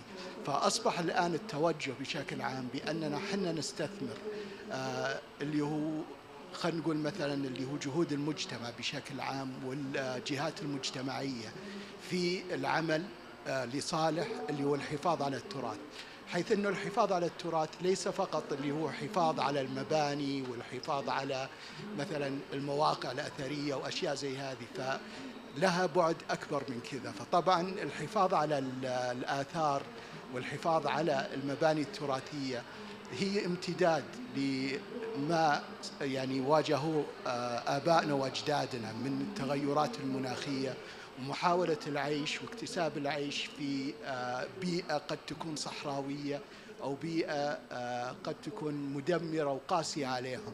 فبناء على كذا استطاعوا أن يتواءموا مع البيئة، واستطاعوا بأن يستخرجوا مواد من البيئة نفسها، وبالتالي يعني أدى هذا الشيء إلى تقليل اللي هو الأثر البيئي على البيئة بشكل عام، على عكس ما احنا نشوفه اليوم في مجتمعنا الحديث من وجود اللي هي المواد الصناعية وعمليات التعدين واستخراج المواد وانتشار اللي هو الفاسل فيولز وأشياء زي كذا. فطبعا الحفاظ عليها يتعدى حدود اللي ما هو متعارف عندنا بأنه حفاظ على مثلا أشكال أو مباني إلى مستقبل واستدامة المجتمعات. فطبعا لما احنا نتكلم على استدامة المجتمعات واستدامة اللي هو المواقع وهذا، تضافر العالم بشكل كلي، يعني سواء كان عن طريق اللي هو الآيسيسكو أو حتى منظمة الأمم المتحدة واليونسكو بشكل عام، على عملية التعريف بأهمية التراث الثقافي، وعملية محاولة زي ما نقول تشجيع الحفاظ على التراث الثقافي، وإنشاء برامج من بينها مثلا اللي هو التراث العالمي، ومن بينها برضو برنامج اللي هو الإنسان والمحيط الحيوي، ووضعت قوائم، والقوائم هذه لها دورها كبير في مسألة اللي هو نشر الاهتمام ما بين اللي هو المجتمعات. يعني ما هو فقط المجتمع المحلي اللي احنا نعيشه، ولكن برضو المجتمع العالمي. فأصبح العالم الآن يعرف بأنه هنالك مواقع، هنالك آثار، هنالك تراث، وهذا الشيء ساعد بشكل كبير على تعزيز اللي هو المجتمعات واستدامة المجتمعات بشكل عام، وساعد أيضا في خلق فرص عمل للمواطنين. وبرضه فتح الباب لعملية لعملية اللي هو التدريب المتخصص والتدريب التخصصي في مجال الحماية وحماية الآثار والتراث بشكل عام. فدفع مما دفع كثير من الجهات الدولية مثل اليونسكو والآيسيسكو إلى تبني كثير من اللي هو خلينا نقول برامج التدريب الموجهة إلى الشباب وموجهة إلى المختصين في الحفاظ على الآثار. فليس فقط اللي هو جهودها فقط في اجتماعات أو مثلا في جلسات، ولكن برضو أصبح دورها معني أكثر بعملية توعية للقطاع الخاص وتوعية المجتمعات بشكل عام وتوعية صناع القرار. برضو احنا لما نتكلم عليهم بأهمية المحافظة على هذه، لأن هذه أو التراث بشكل عام له أثر مستدام يؤثر على المجتمعات ويؤدي إلى نمو المجتمعات واستدامتها بإذن الله. شكرا.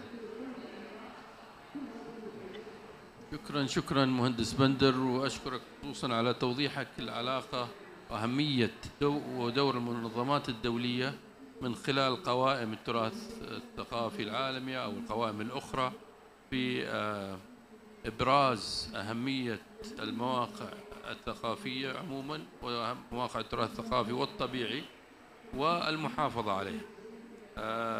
الآن ما أدري معنا الدكتور محمد شبراك أونلاين. تسمعني دكتور؟ السلام عليكم. عليكم السلام ورحمة الله وبركاته. أهلا وسهلا دكتور.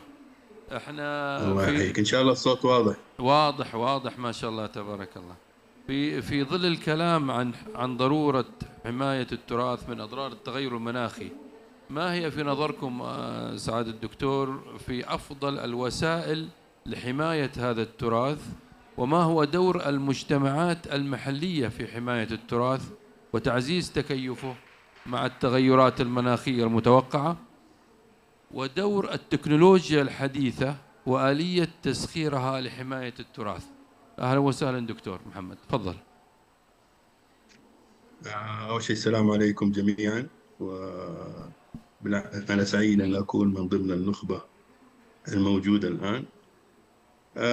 في الحقيقة قبل ما أبدأ أبغى أخذكم في رحلة مع التنوع الأحيائي اللي موجود في المناطق المحمية، اللي ممكن خاصة في مناطقنا الصحراوية. يمكن دي معظم الدراسات اللي عملناها كانت على كيف الحيوانات أو الكائنات البرية بتتكيف مع البيئة الموجودة فيها، خاصة في المناطق الصحراوية. ولو شفنا، ولو طبعا المعلومات دي مهمة حتى لو فكرنا في المستقبل عملية دراسة التأثيرات المناخية، لازم نفهم كيف الوضع الحالي للتنوع اللي موجود وكيف تأثيراته على ما هو الآن اللي هو موضوعنا اللي هو التغيرات المناخية. طبعا في دراسات كثيرة اتعملت على هذا الموضوع، فحبدأ بواحدة من واحد من الأنواع قبل ما أعطيكم الكونكلوجن للدراسات هذه. هذا نوع من النسور بيعيش في أحد المناطق المحمية في المملكة ويعيش في أفريقيا، وهو من الأنواع المهددة بالانقراض. هذا بيعشش على فوق الأشجار تحت أشعة الشمس المباشرة، توصل فترات درجات الحرارة خلال فترة وجود الفرخ اللي هو على الشجرة حوالي أكثر من 65 درجة مئوية. يعني تتخيل قديش درجة الحرارة خلال فترة اللي هي الظهيرة. ومع كده الكائن ده ما شاء الله عليه بيتعامل مع الحرارة هذه، درجات الحرارة بتكيف كامل. طبعا من أكبر مشاكله، وهذه يمكن أكبر مشاكل التغير المناخي في كثير من مناطق العالم، اللي هي التأثيرات البشرية على المواقع أو على الكائنات اللي موجودة. فبتتخيل انه بيتكيف مع هذه البيئة، مع هذه درجات الحرارة المرتفعة 65 درجة مئوية، بيقوم بسلوكيات معينة لتفادي درجات الحرارة، ما يواجه الشمس. أيضا عندنا نوع آخر اللي هو المها العربي. المها العربي بتوصل درجات الحرارة مرتفعة جدا، وما في قلة المياه والأمطار، فياخذ مناطق معينة تحت الأشجار ولا يتحرك طوال النهار لتخفيف الفقد المائي اللي هو موجود فيه. فهمنا لهذه الأشياء، لهذه السلوكيات، أنا ما أبغى أذكر أكثر من نوع لكن الكثير منها. فعملنا تجربة وسوينا زي الموديلنج الحاسوبي، كيف ممكن درجات الحرارة لو ارتفعت مع النسر وصلناها إلى 60 درجة مئوية اللي هي درجة حرارة الهواء، وهو بيواجه 65 تحت أشعة الشمس، لكن في الظل توصل إلى 48. لقينا أنه لا زالت درجة الحرارة تحت الحد اللي يمكن أنه يؤثر عليه. طبعا التأثيرات الأخرى من الإزعاج اللي بيصير من الإنسان، من التدخلات الأخرى البشرية، تأثر كثير على هذا النوع. فبيضطر، زي يمكن ذكرت موضوع السياحة البيئية، يمكن بدخل السياحة البيئية في هذا الموضوع. نحن في مناطقنا الصحراوية يعني لو ناخذ الملخص من هذا الشيء، لو بدنا نفكر مستقبلا في عملية التغير المناخي وتأثيراته، مهم جدا أخذ موضوع السياحة البيئية، مهمة جدا في أوقات الصيف والحرارة العالية، لأنه الكثير يبغى يشوف الكائنات هذه وما يدري بالغلط أنه بيأثر عليها كثيرا. لأنه المها العربي يكون تحت الأشجار مثلا طول فترة النهار من 8 الصباح إلى 6 المساء، ما يتحرك عشان لا يفقد مياه. لكن لما ندخل السياحة ونبدأ الحيوانات هذه تتحرك، تحاول أنها تتفادى ونفكها ونحاول نحركها من أماكنها، ممكن يكون لها تأثيرات. فلازم يكون عندنا mitigation أو عمليات أخرى لكيف ممكن نتعامل مع السياحة البيئية في فترات الجفاف وفترات التصحر. على أي حال الدراسات كثيرة في هذا الموضوع، فحبيت أني أوصل إلى ملخص أوصل لكم إياه، إنه الأنواع اللي موجودة في مناطق الحارة كثير متكيفة مع التغيرات المناخية، وممكن إنها تتكيف. طيور كثيرة وقت ما يكون جفاف وتصحر ما بتتكاثر، بتخفف من التكاثر جدا، ما بتخفف من نشاطها حتى تتعامل مع البيئة. لكن مع تدخلات الإنسان هذا حيكون له تأثير كبير جدا. فعشان كده يعني واحدة من الأشياء المهمة جدا علينا النظر إلى موضوع حماية هذه الأنواع من خلال يعني الانتباه في فترات الجفاف، فترات التصحر، مهم جدا النظر عليها. طبعا الاهتمام العالمي لكل المهددات اللي بتصير للتغير المناخي المستقبلية، أحيانا الظروف الصعبة والظروف المناخية الصعبة اللي المستقبلية صعب جدا إنه عملية التنبؤ بإيش اللي ممكن يكون. طبعا كلها في عندنا ارتفاع المياه ممكن يأثر على السواحل، وهذه في تأثيرات كثيرة على الأنواع اللي تعيش على السواحل. في أنواع لنا دراسة على نوع بيعشش على المناطق الساحلية، لو صار هذا التأثير ممكن يأثر على هذه الأنواع. على أي حال هو إلى الآن يعني الفهم الحقيقي للتغيرات، تأثير التغيرات المناخية على التنوع الأحيائي لا زالت في تحت الدراسة، وكثير من المدن. لكن مناطقنا الصحراوية كثير من الأنواع، ما أقول كلها، كثير اللي تم دراستها عندها تكيف جيد للتغيرات هذه، وممكن إنها تتحمل، لكن تدخلات الإنسان ممكن يكون لها تأثير كبير علينا. طبعا لو جينا أخذنا المجتمع أو القطاع الخاص، يمكن ذكروا الأخوان، وموضوع الأستاذ بندر ذكر إنه القطاع الخاص هو جزء من حوكمة المناطق. والآن المملكة زي ما ذكرت الأخت إنه في الخناوي إنه المملكة الآن بدأت في التوسع في المناطق المحمية. رؤية المملكة 2030 إلى أن يكون في 30% من المناطق البرية و30% من المناطق البحرية تكون محمية. طبعا وزي ما ذكرت الأخت آثار إنه المناطق المحمية وإنشائها والمحافظة عليها كبيئات وتنوع هي جزء من البرامج اللي المفروض ان احنا يعني تتعامل لتخفيف التأثير التغيرات المناخية. ايضا موضوع التشجير وتأثيراته، لكن مهم جدا ان احنا التشجير يكون عندنا تحت دراسة، وهذا جدا يمكن مهم في من خلال الدراسات الأثر البيئي. كثير من المناطق اللي تعمل سواء كانت على تاريخ طبيعي أو تاريخ ثقافي أو إنساني، من المهم جدا أن في الدراسات البيئية الأولية أنها تؤخذ في الحسبان مستقبلا التأثيرات المناخية، سواء كانت على المباني أو على التنوع الحيوي في المناطق الطبيعية. القطاع الخاص جزء مهم جدا، يعني تشجيع الشركات اللي الموجودة، خاصة نحن نتكلم الآن الكربون صار ينظر إليه بنظرة اقتصادية، وكيف الاستفادة من الكربون وأخذه مرة ثانية والاستفادة منه في الصناعة. معالي الوزير كان يتكلم عن تطوير التقنيات الحديثة واستخدامات الذكاء الاصطناعي. أعتقد هذا جدا مهم جدا في عمل الدراسات والتنبؤات. مصادر الدعم جدا مهمة جدا لتنفيذ النشاطات المهمة جدا في لتخفيف هذه المشاكل. أيضا ذكرها الأستاذ بندر اللي هي بناء القدرات. مهم جدا أن يكون عندنا في جيل فاهم على الوضع الحالي للتنوع، سواء كانت كمناطق محمية والتنوع الموجود فيها والتأثيرات، وكيف ممكن يكون الوسائل اللي بتخفف من أعتقد أنه مهم جدا أيضا تحديد الأولويات. تحديد الأولويات في المناطق المهمة، لأنه من الصعب أنه نحن نعمل على كل شيء، لكن مهم جدا يكون عندنا أولويات في التعامل فيه، سواء كانت على المناطق.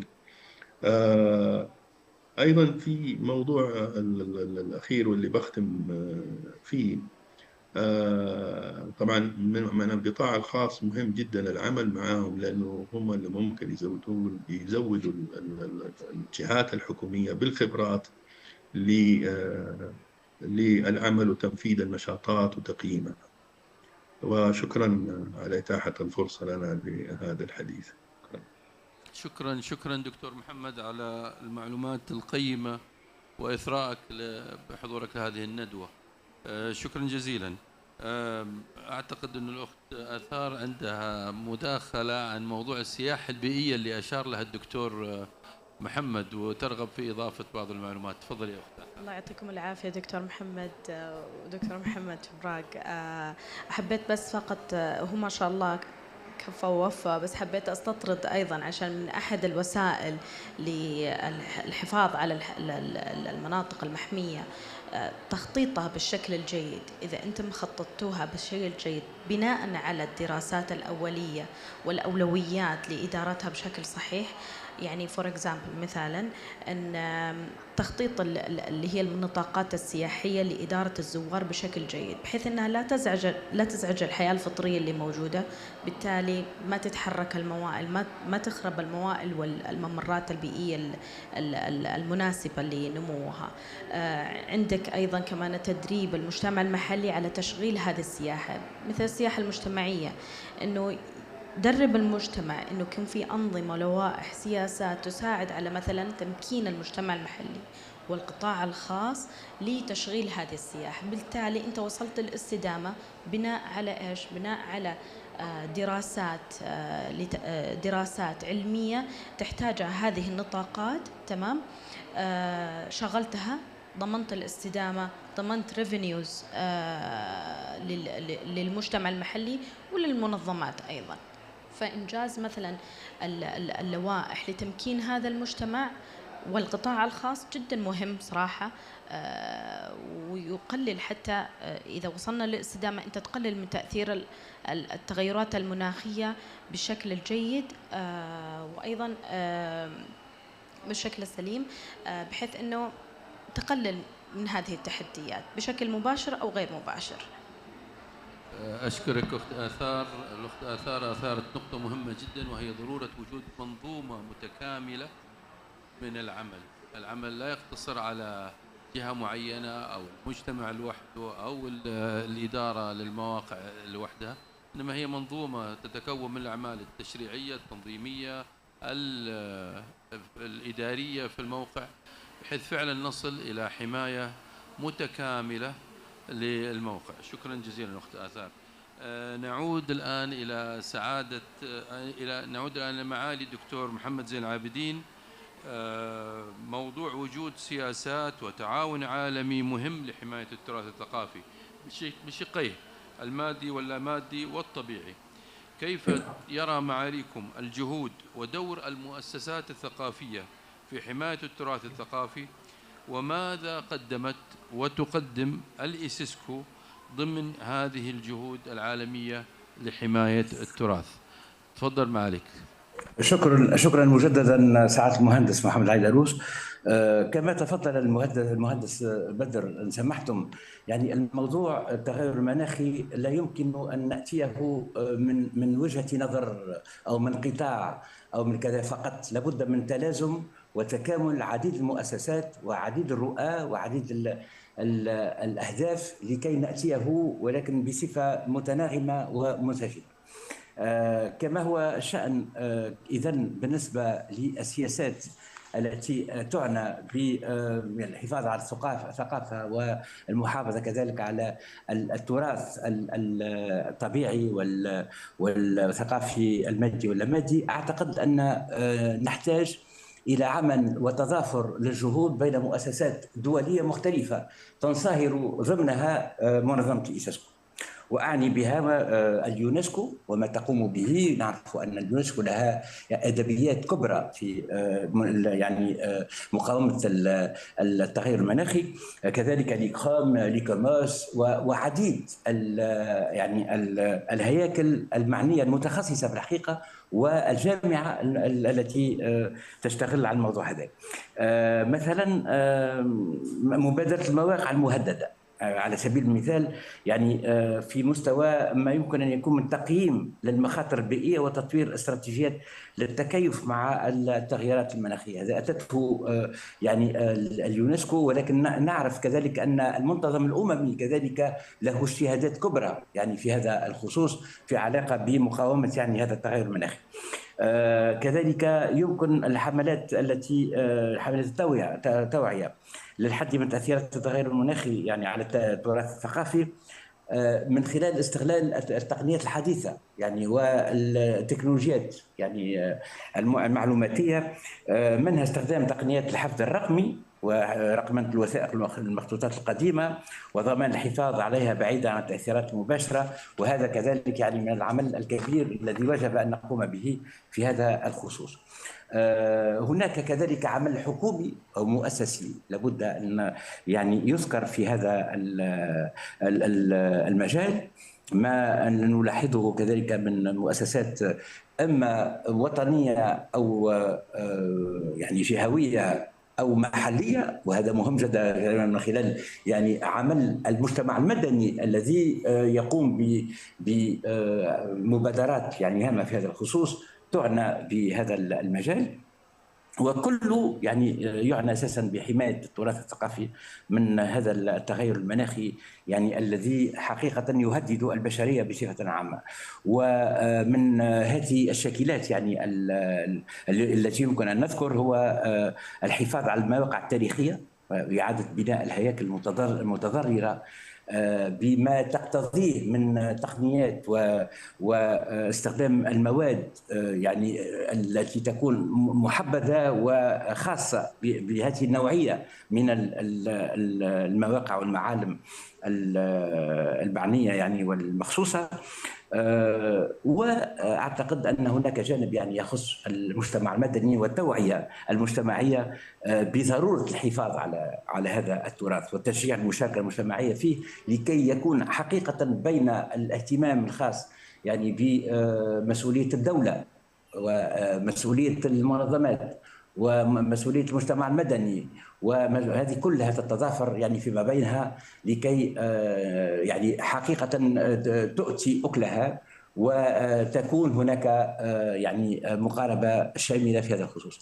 استسمح سعاده المهندس محمد عيدروس ربما في التذكير، ونحن طرف مع المملكه العربيه السعوديه، قبل ان اعطي الكلمه الى اخي وصديقي وزميلي الدكتور بلال الشابي لكي يستكمل هذا الرد على السؤال الذي تفضلتم به في تحديد دور الإيسيسكو في هذا الغرض.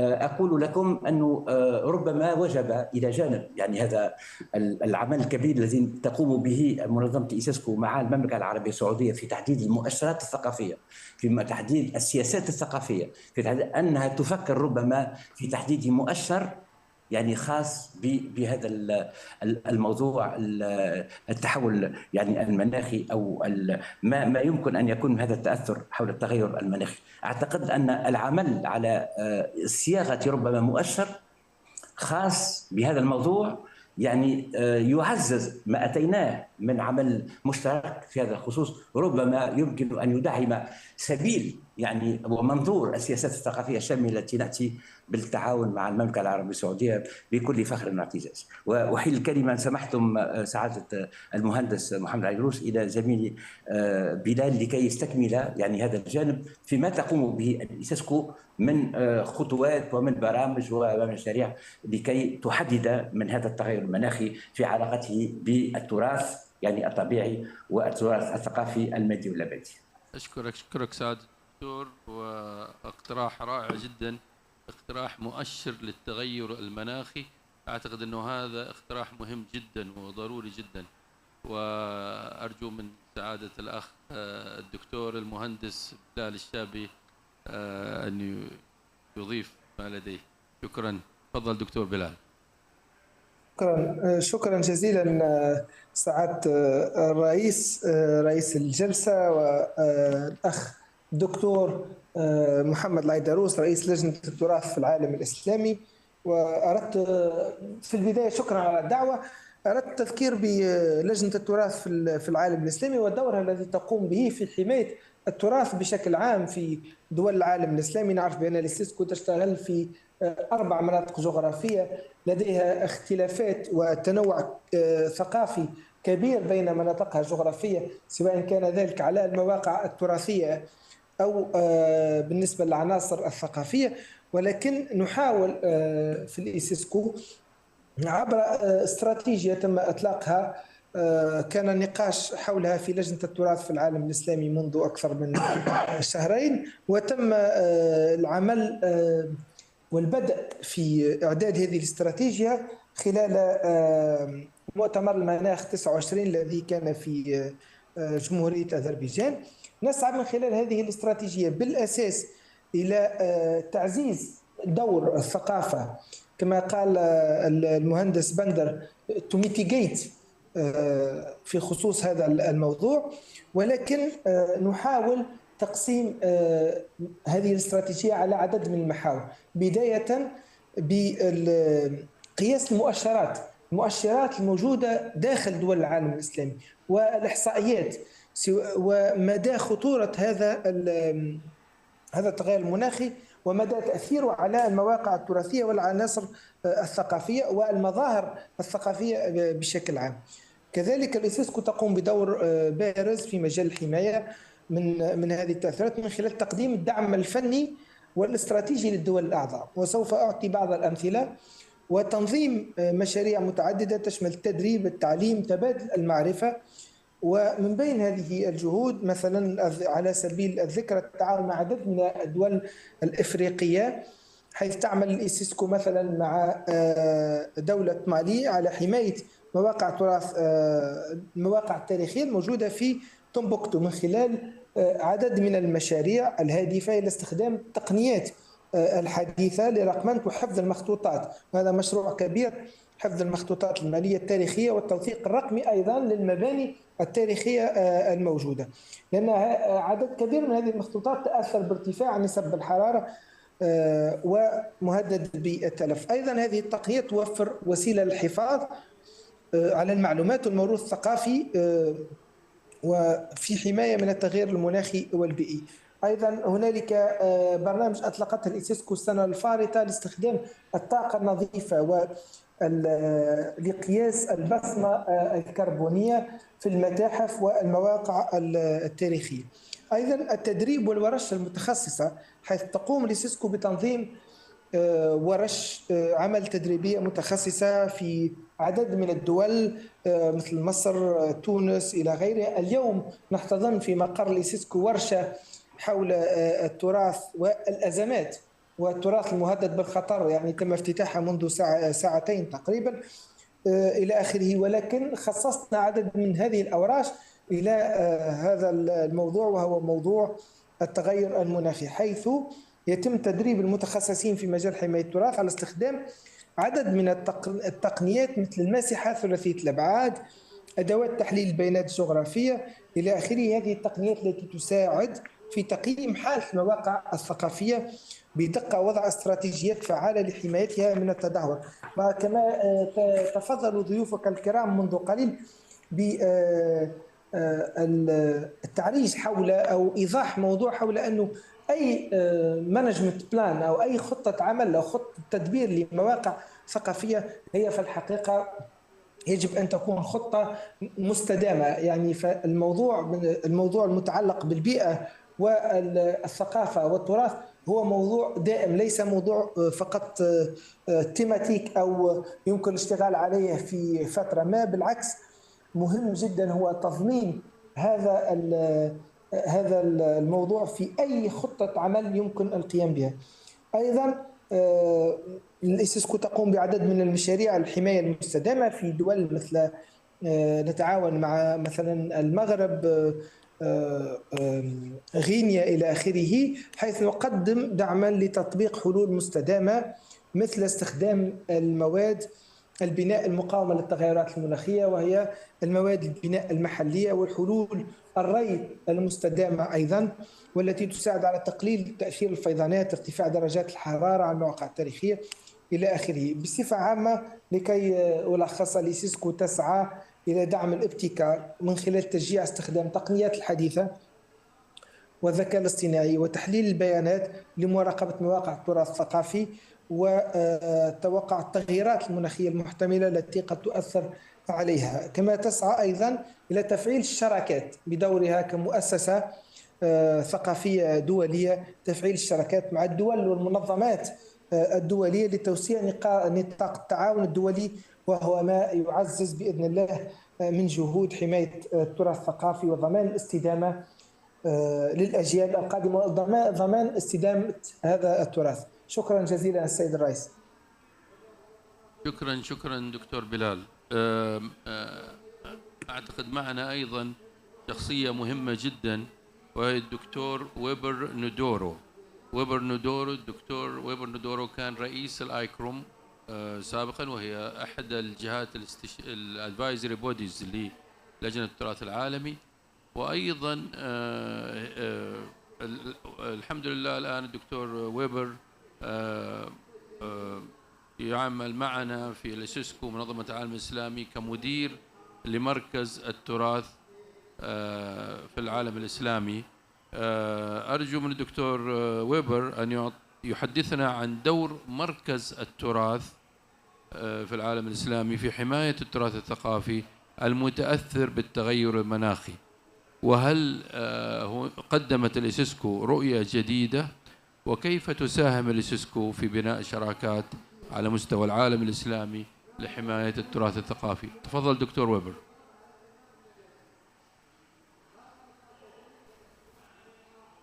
Thank you for giving me the opportunity.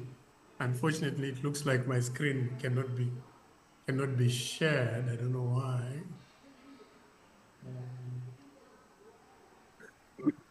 But what I wanted to say, I think most of the things have been said about climate change and heritage.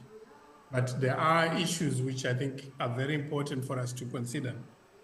In most of the heritage issues, it looks like heritage is not really considered as part of the central issues on climate change.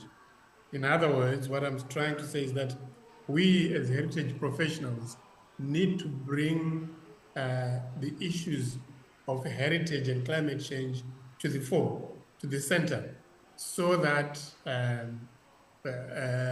those who decide on issues on climate change have to realize that heritage is part and parcel of humanity, and therefore it has to be considered as such.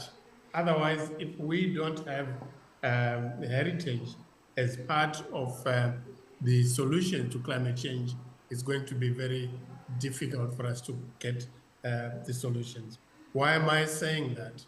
I think climate change has been throughout humanity. The only change now is that there is perhaps an expedition of what is happening. In other words, issues of flooding, issues of ice, issues related to desertification, issues related to all these climate change impacts have been there, except that now it is increasing. And therefore, we need to make sure that heritage is part and parcel of the solution. In actual fact, I would say that some of you have already indicated heritage is about people's lives. It is not just about preserving monuments. We don't just preserve monuments. We preserve monuments because they contribute to sustainability. And therefore, how do we make sure that we then do that? I think our biggest challenge right now as heritage professionals is how do we get heritage to the table of climate change? And one of the things which ICESCO is going to do, I think Bilal has already indicated that our DG has requested that we look at the impact of climate change on heritage in the Islamic world. At the moment, in my view, and perhaps I'm wrong, we don't seem to have clear-cut facts which are the factors affecting heritage places. And can we attribute these to climate change? Or is it general lack of management of these places? So the DG has requested that ICESCO should do a study, a research study, to define how is climate change impacting heritage? In what way can heritage contribute? I think this is important. In what way can heritage contribute to trying to perhaps limit or prevent some of these impacts? The other issue which we also have to realize is that climate change throughout history led to certain heritage. So perhaps what heritage is going to come out of this climate change which we're experiencing now? This is a study which we are going to be starting next year, and we hope that we can share the results of the study, and perhaps from these clear-cut studies with clear data, we can begin to address the issues of climate change on heritage. But above all, I think what is important is bringing the issues of heritage to the table of climate change, so that when climate change is being discussed, cultural heritage is not on the periphery, but it is on the center. so that we begin to talk about climate change and heritage as part and parcel of the same thing. Thank you. I hope I haven't caused confusion. Thank you. Thank you very much, Dr. Weber. Thank you very much for your contribution. نحن الآن للأسف لضيق الوقت أود أن أعطي كلمة ختامية لكل المشاركين ونختمها بكلمة من معالي الدكتور محمد زين العابدين. نبدأ بالأخت آثار خلاوي في دقيقة لو سمحتي، تصورك بشكل سريع. طبعا في الختام أنه التراث هو جزء لا يتجزأ من الأمم اللي موجودة في العالم كله. التراث جدا مهم يعني لابد أن تكون في استراتيجيات، لابد أن تكون في أنظمة ولوائح، لابد أن يكون في تخطيط صحيح للمناطق المحمية اللي موجودة، لابد من مشاركة المجتمع المحلي، تمكينه للمحافظة في النهاية على المعادلة هذه الكاملة اللي هو إيش؟ الحفاظ على التراث الموجود اللي تزخر به المملكة. فمع الجهود للمنظمات بإذن الله أنها تستطيع تحقق الالتزامات اللي التزمت بها المملكة بإذن الله. شكرا لكم جزيلا. شكرا أخت آثار. مهندس بندر. بالنسبة لي أنا اللي أرى يجب أن يكون هنالك اهتمام خاص يعني من المنظمات الدولية، وخاصة اللي لديها قوائم، بأن تعمل على زيادة تسجيل وزيادة إدراج المواقع، لأنه إدراج المواقع ليس فقط يعني حاجة شرفية، ولكن هذه حاجة تساعد في عملية اللي هو استدامة البيئة وتحسين الأحوال البيئية والحد من اللي هو التغير المناخي. المواقع هذه لها أهمية كبيرة ويجب أن نعطيها أهميتها. طبعا كما أحب أني أؤكد أنه يعني زيادة الأبحاث وزيادة بناء القدرات من الأشياء الأساسية التي يجب النظر إليها. شكرا. شكرا جزيلا مهندس بندر. دكتور بلال. شكرا جزيلا السيد الرئيس.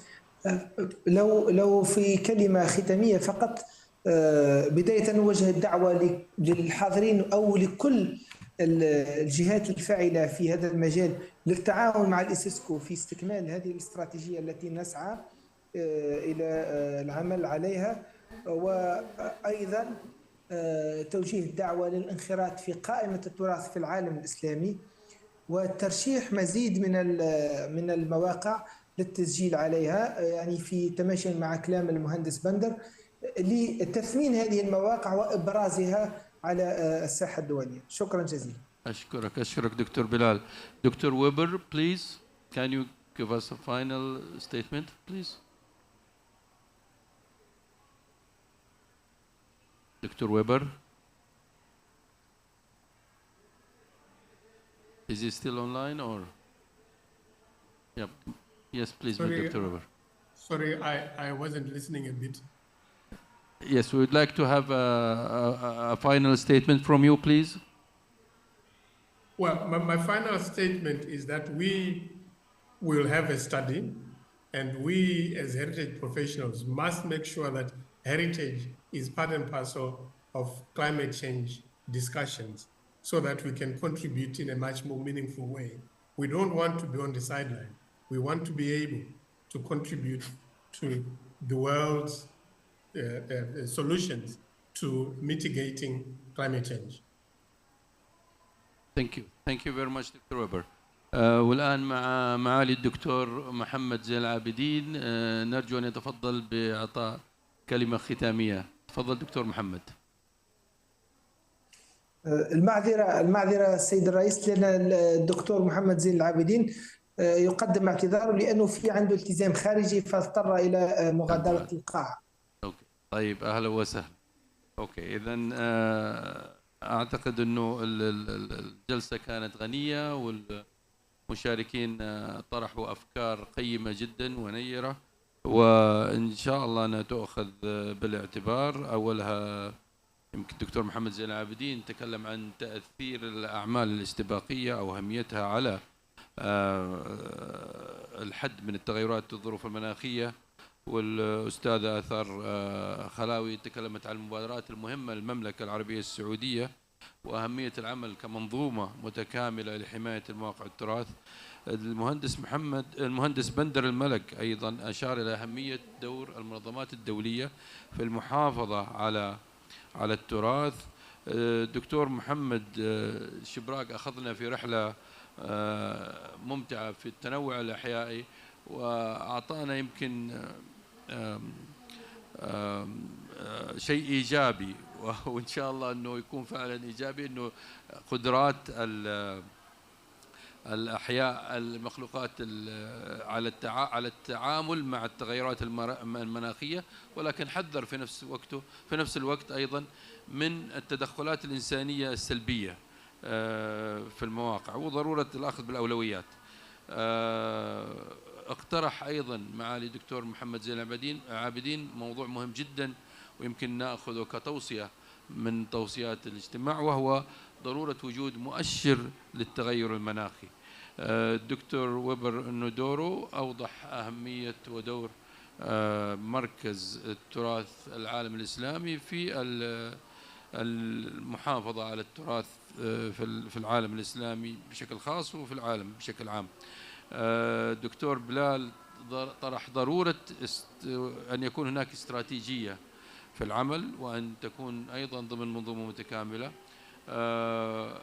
أشكر كل المشاركين على آرائهم القيمة، وأشكر الحضور الحاضرين معنا أيضا والحاضرين أونلاين عددهم كبير والحمد لله. والآن مضطرين لإنهاء الجلسة لنبدأ جلسة أخرى. شكرا جزيلا، مع السلامة.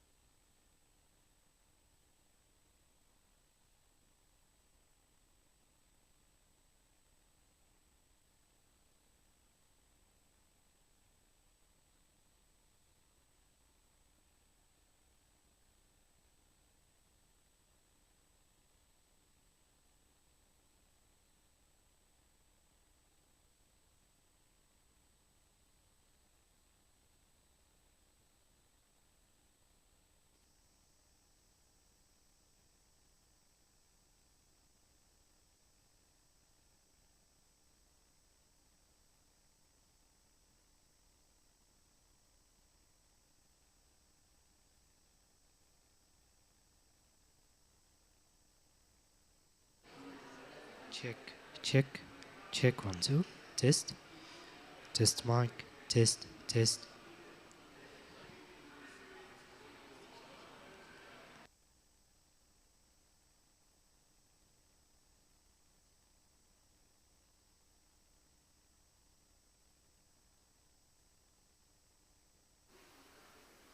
Check, check, test mic, test 1 2.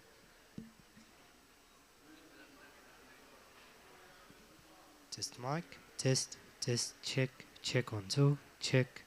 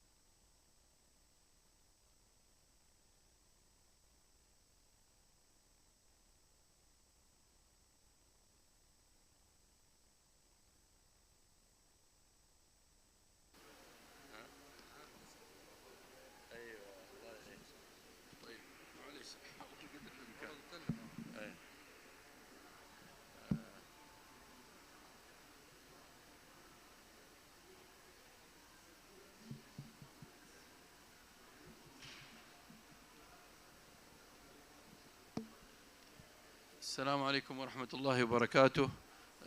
نبدأ الآن جلستنا الثانية، وهي عن الدبلوماسية الثقافية والسياحة الصحراوية. Building Bridge through Heritage، بناء الجسور من خلال التراث الثقافي. يسعدنا أن يكون معنا في هذه الجلسة مجموعة ونخبة رائعة جدا من المختصين في هذا المجال. أولهم الدكتور ويبر نبرو. الدكتور ويبر شخصية معروفة في التراث الثقافي العالمي، وهو كان مدير عام منظمة الإيكروم، وهي منظمة حكومية مقرها روما، وله جهود واسعة وجليلة في هذا المجال. وهو الآن يتبوأ منصب مهم جدا، وهو مدير لجنة التراث في العالم الإسلامي في منظمة العالم الإسلامي للتربية والثقافة والعلوم التي مقرها الرباط. ونأمل من الدكتور ويبر أن يحدثنا بمفهوم أوسع عن دور السياحة في تعزيز الدبلوماسية الثقافية في دول العالم الإسلامي، وكيف أن السياحة أسهمت في تعزيز التبادل الثقافي وتعريف الناس بحضارات الشعوب المختلفة. تفضل دكتور ويبر.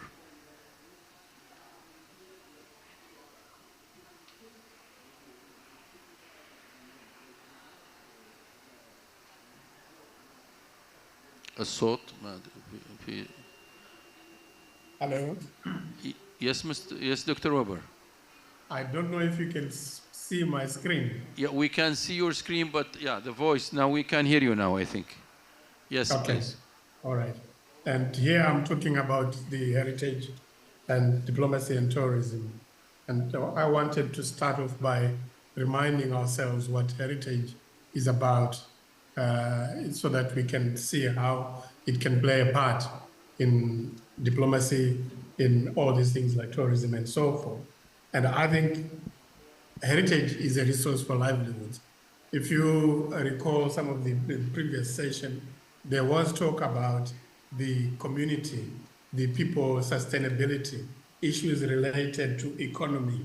A heritage which does not provide sustainability will easily be forgotten. And therefore, it has to be a resource for people in order for it to be useful. Heritage, again, is about identity, and it stimulates development. It is about who we are, and therefore it can contribute to economic assets. Communities can use it for tourism, but over and above tourism, there could be other means of making sure that heritage provides livelihood. It is not something which you can just look at because it's from the past. It is because it has a value. I am showing you here a photograph of the Colosseum in Rome. And I don't think anybody in Rome doesn't know what heritage does to the economy of Italy. Almost everyone is involved in tourism, in making sure that the economy develops. I think Italy is one of those countries where heritage is very much pronounced in terms of everyday life. It is something which the people themselves know that you cannot destroy heritage, because that's what brings livelihood. That's what brings the economy. But over and above, I think in the last few days, we might have also noticed the fact that Notre Dame, for example, has brought many people together. When it was destroyed by fire, the French could appeal to many people, and there was sympathy that the heritage of humanity had been destroyed. A few days ago, the heads of states came, including Donald Trump, to make sure that the heritage is actually part and parcel of today's life. So what I'm trying to say here is that heritage within the Islamic world is an important element, not just of consolidation of unity, but it also can contribute to economic development, depending on how we develop it, depending on how we can make sure that it brings us together. Again, in the last few days, we have had situations in Syria where heritage has been destroyed during the war. I'm sure now heritage will play a part in bringing people together. It is important to know that this is something which we need to use. It is also important, equally important for us, to use heritage to silence the guns, particularly in the part of our world I've already mentioned, Syria and Lebanon and places like that. Perhaps heritage can contribute to bringing peace, because heritage belongs to all of us. It doesn't belong to one person. It is about our identity.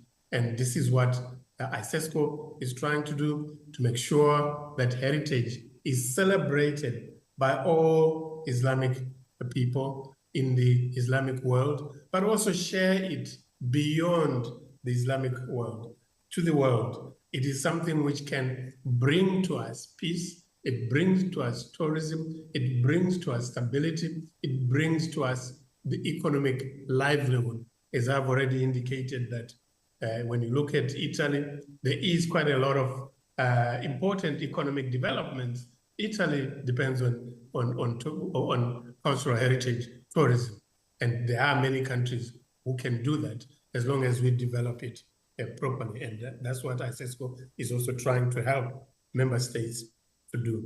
Thank you. Thank you, Mr. Nudoro. And as I said again, Mr. Weber is one of the icons on the cultural heritage in the world. He's one of the most famous names. And I think ICESCO is lucky to have him within the, in this position. Thank you very much, Mr. Nudoro. And now I would like to go to Dr. Jihan. Assalamu alaikum, Dr. Jihan. السلام عليكم. أهلا وسهلا. أهلا بيك. أهلا وسهلا دكتورة جيهان. أنت خبيرة في مجال الدبلوماسية الثقافية ومن أوائل الباحثين في الوطن العربي اللي تكلموا عن الدبلوماسية الثقافية، لكن لو سمحتي ممكن تعطينا فكرة عن ما هو تعريف الدبلوماسية الثقافية وكيف يتم فهمها في محيطنا في العالم الإسلامي والعربي. تفضلي دكتورة. أهلا وسهلا. شكرا جزيلا، شكرا للمنصة الكريمة وشكرا للحضور الكرام. سعيدة جدا جدا ومتشرفة بوجودي في رحاب الإيسيسكو، هذه المنظمة القريبة في القلب وممكن أقول كمان جوه قلبي، بما أني شاركت في 2008 و2009 في وضع القوام لقائمة تراث الدول الإسلامية، ودايما منظمة كريمة ولها أيادي بيضاء على التراث في العالم الإسلامي. بما أن حضرتك سألتني عن الدبلوماسية الثقافية، فأنا عايزة الأول أفكر إنه في فرق الناس، يعني غالبا في خلط كبير في عالمنا العربي للأسف ما بين التعاون الدولي الثقافي وما يعرف الآن بالدبلوماسية الثقافية، وهناك نمط آخر من الخلط بين الدبلوماسية الثقافية والسوفت باور أو القوة الناعمة.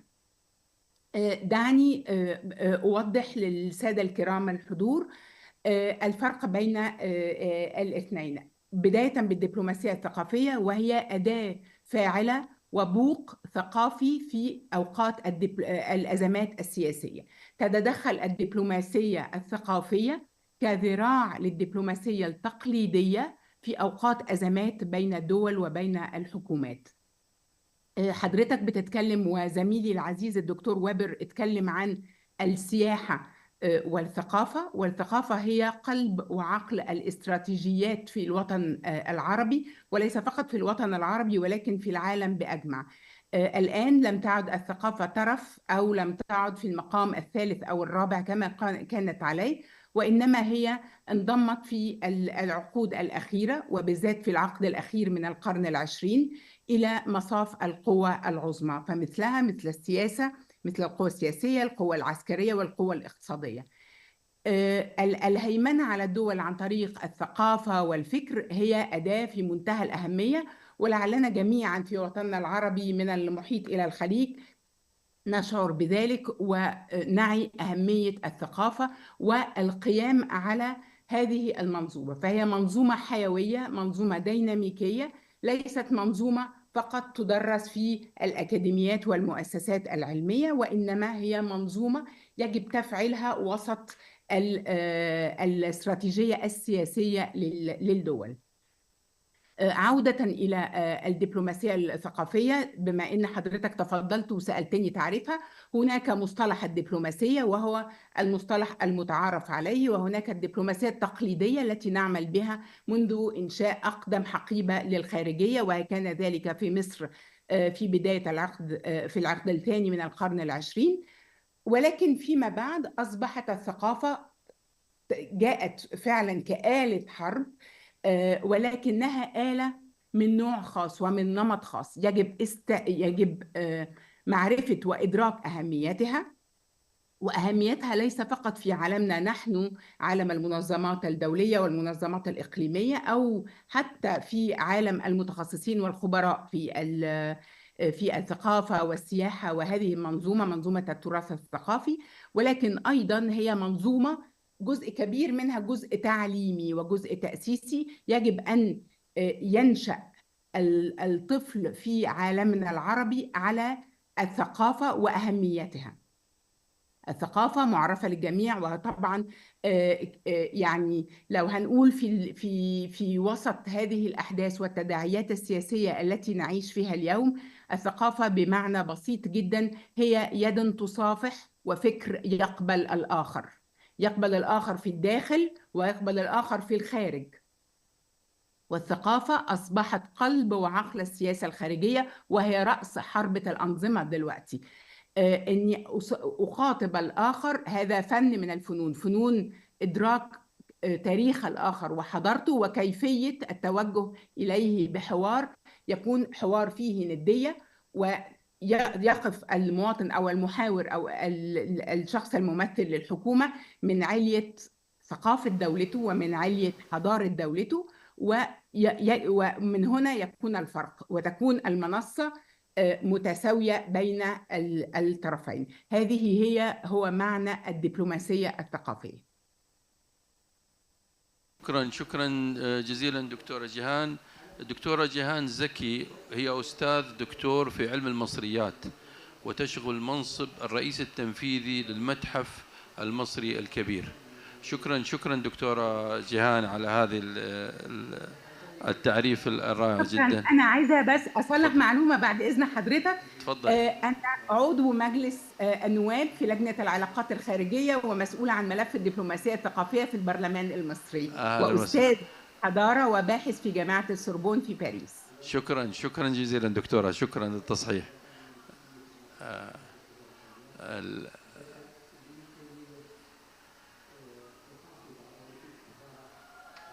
الآن مع الدكتور هاني تطواني، وهو نائب الرئيس السابق لمركز تنمية الحياة الفطرية في المملكة العربية السعودية، وهو المدير العام السابق أيضا لصندوق النمر العربي، وخبير في مجال التنوع البيولوجي. نود أن نستفسر منه أو نعرف رأيه في خضم ما تشهده المملكة من نقلة نوعية في مجال التراث الطبيعي والثقافي، وفي ظل المكتشفات الهائلة والتنوع الثقافي والطبيعي الهائل الذي يتم العمل على إبرازه للعالم.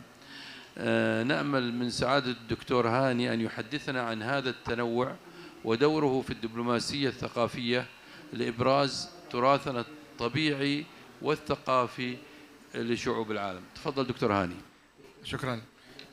في الحقيقة المملكة العربية السعودية تمتاز بنظم بيئية متعددة ومتنوعة تصل إلى 56 نظام بيئي مختلف، وبالتالي هذا يعطي إثراء متميز للخصائص الجاذبة للنشاطات السياحية والتبادل الثقافي مع المجتمعات الأخرى.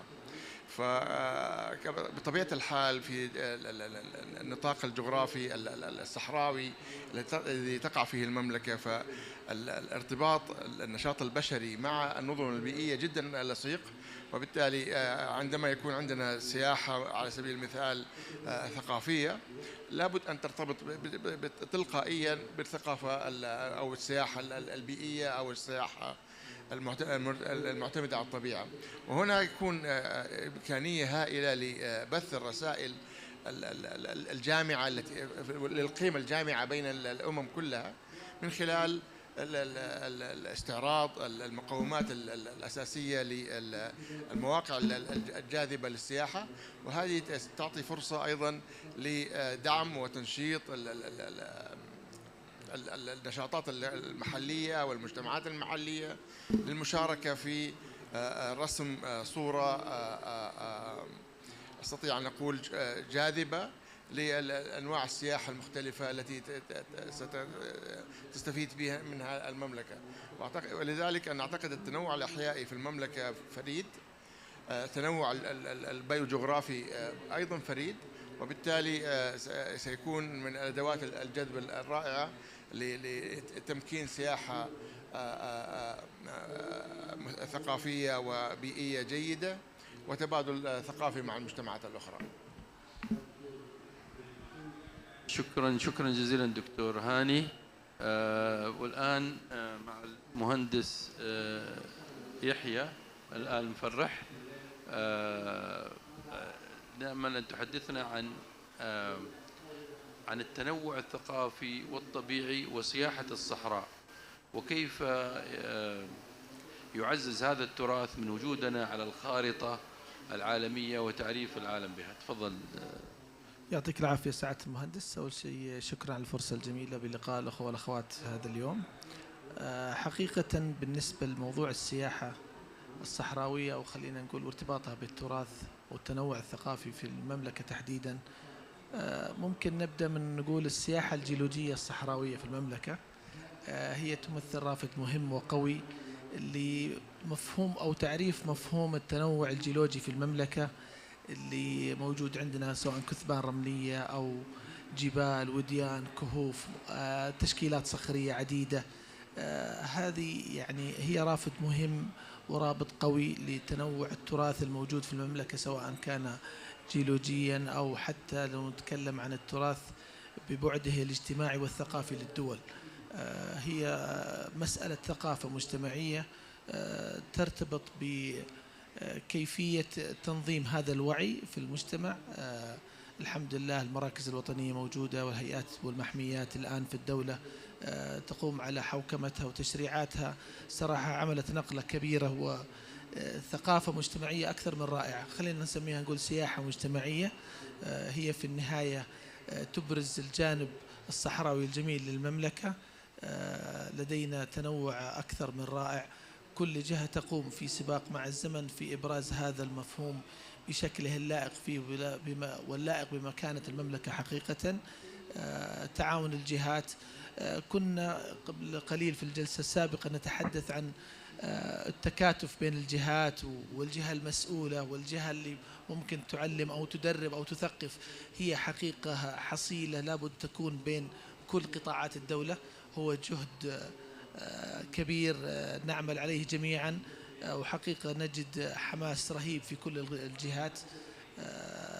من هذا المنطلق يعني أعتقد أنه حتكون السياحة الصحراوية هي مفهوم مجتمعي هائل ورائع. حتى الآن أصبح المواطن البسيط على قدر كبير من الوعي ومهتم جدا في إبراز تراث بلده بكل تفاصيله، سواء التراث الجيولوجي أو حتى التراث التاريخي وبأبعاده، يعني إلى مساحات شاسعة حقيقة. شكرا مهندس يحيى. مهندس يحيى على فكرة هو مدير إدارة السياحة الجيولوجية بهيئة المساحة الجيولوجية السعودية، وشاكرين أنه تواجده وجانا من جدة لحضور الندوة هذه. شكرا جزيلا. الآن أنتقل إلى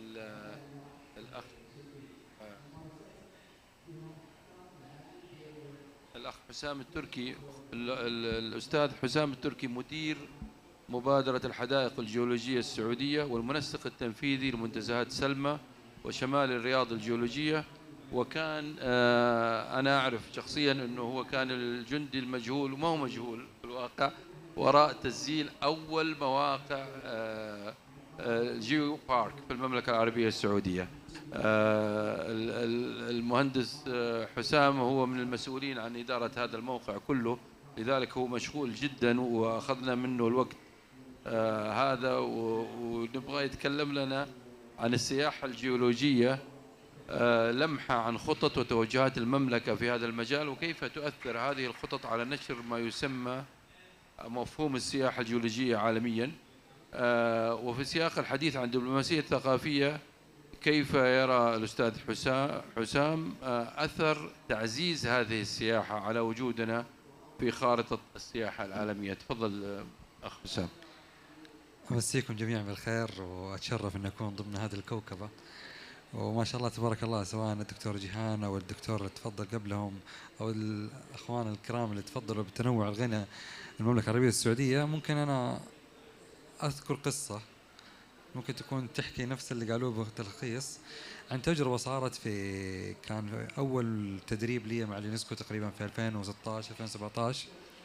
حضرت دورة تدريبية بحضور تقريبا حدود 76 متدرب من 35 دولة لمدة 11 يوم تقريبا أسبوعين، عمل ميداني مع تدريب، فكانت تجربة جميلة.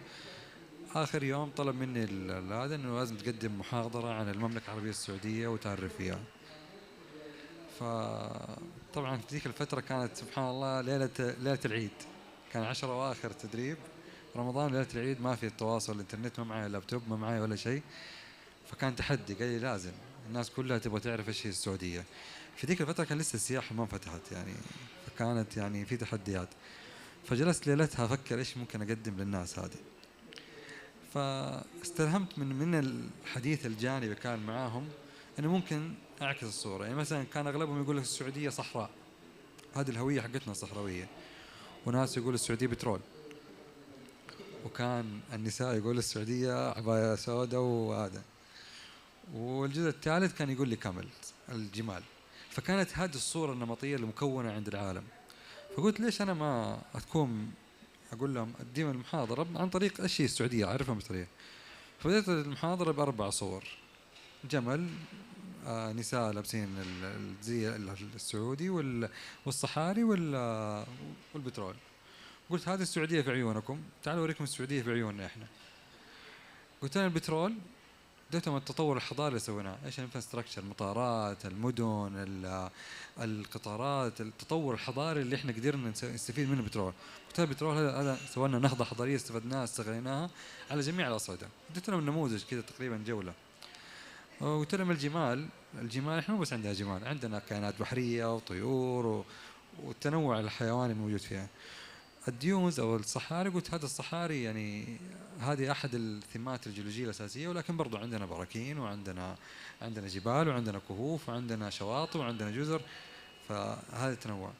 وقلت المراه اللي تشوفوها بعباية هذه ثقافتنا، هذه هويتنا، نحن نفتخر فيها ونعتز فيها، بس ترى برضو عندنا رقصات وعندنا اكلات وعندنا شرابات. بهذه الصوره هذه الدبلوماسيه الثقافيه اتوقع اللي كانت تركزها الدكتوره تغيرت النظرة تماما، وشافت قديش الناس تحول. لو نيجي دحين تقول الناس ايش السعودية بعد الانفتاح اللي صار السياحة، اختلفت المنظور تماما. اضاف لهذا التنوع الهوسبيتاليتي، صار اي واحد يقول لك الكرم السعودي، الضيافة، الامان. فانا اتوقع انه يعني هذا تقريبا ملخص اللي تفضلوا فيه اساتذتنا، وتجربة سابقة ممكن تجاوب على نفس السؤال. شكرا أخ حسام على هذا، أول شيء على التصرف الرائع والسريع وأنك فعلا عرفت بالمملكة العربية السعودية وعكست المفهوم اللي هو القاصر اللي موجود فعلا عند الناس بطريقة ذكية صراحة. شكرا جزيلا أخ حسام. الآن معنا الأستاذة مانويلا نيكوليتي، وهي خبيرة من الإيسيسكو في مجال التواصل الاجتماعي، ونود أن نسألها عن بصفتك خبيرة في قطاع الثقافة في الإيسيسكو، ما هي أدوات الدبلوماسية الثقافية في العالم الإسلامي، وما هو دور الإعلام والفن والصحافة ووسائل التواصل الاجتماعي والتكنولوجيا الحديثة بشكل عام. تفضلي أخت مانويلا.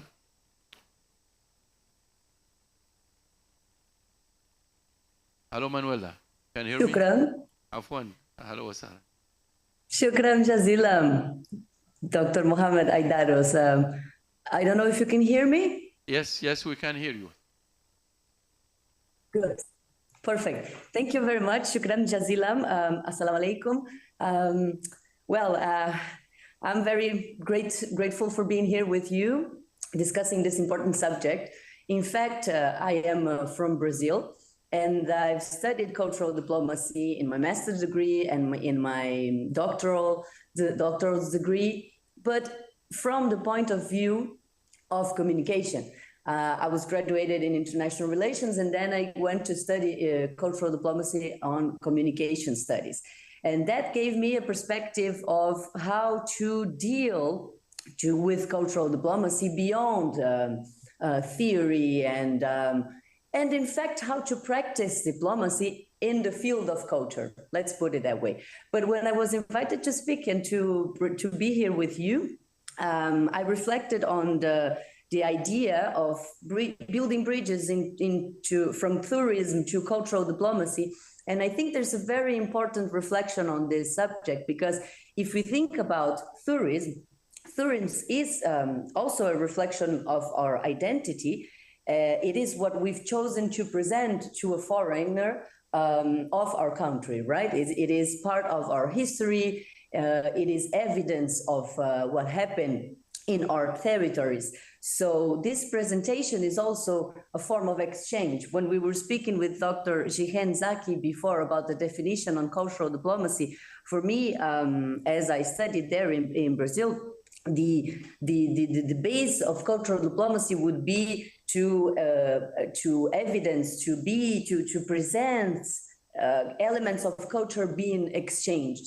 So the tourism platform is a platform for this exchange to happen naturally, not necessarily with the intervention of governments or states, But yes, with the concerns and consciousness that states can provide, the tourism can be a platform for us to exchange, and also because the tourism places that we receive and host foreigners, or we put ourselves in a state of otherness, can also be characterized by a territory, which is the case that we are speaking here about the desert, about geography, about landscape. So this characterization or this territorialization is also an element of cultural diplomacy.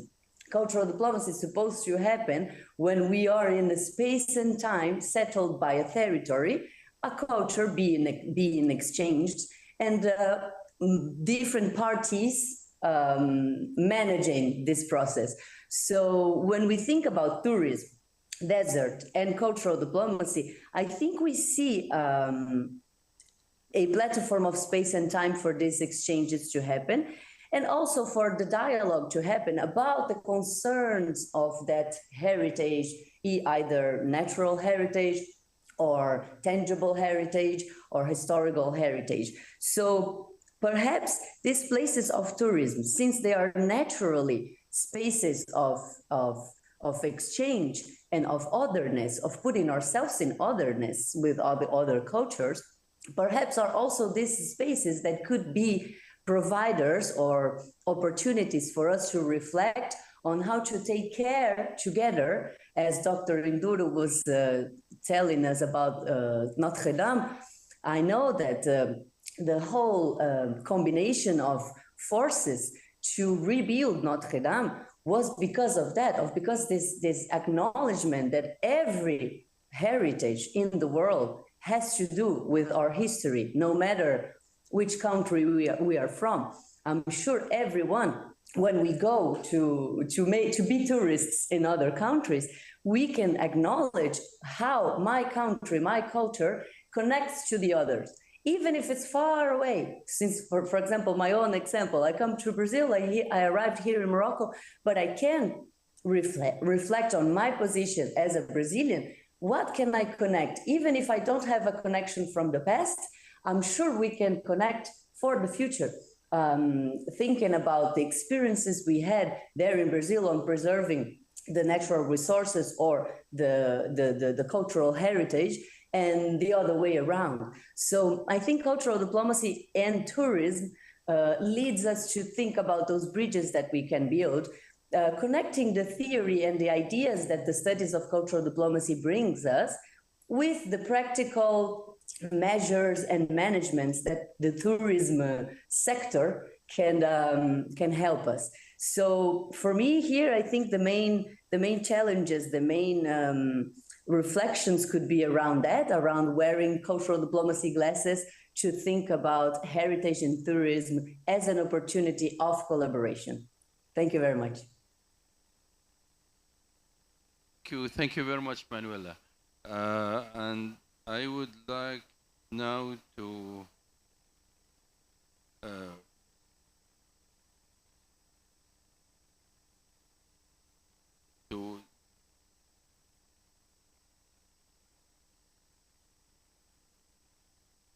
go back to Dr. Jihan.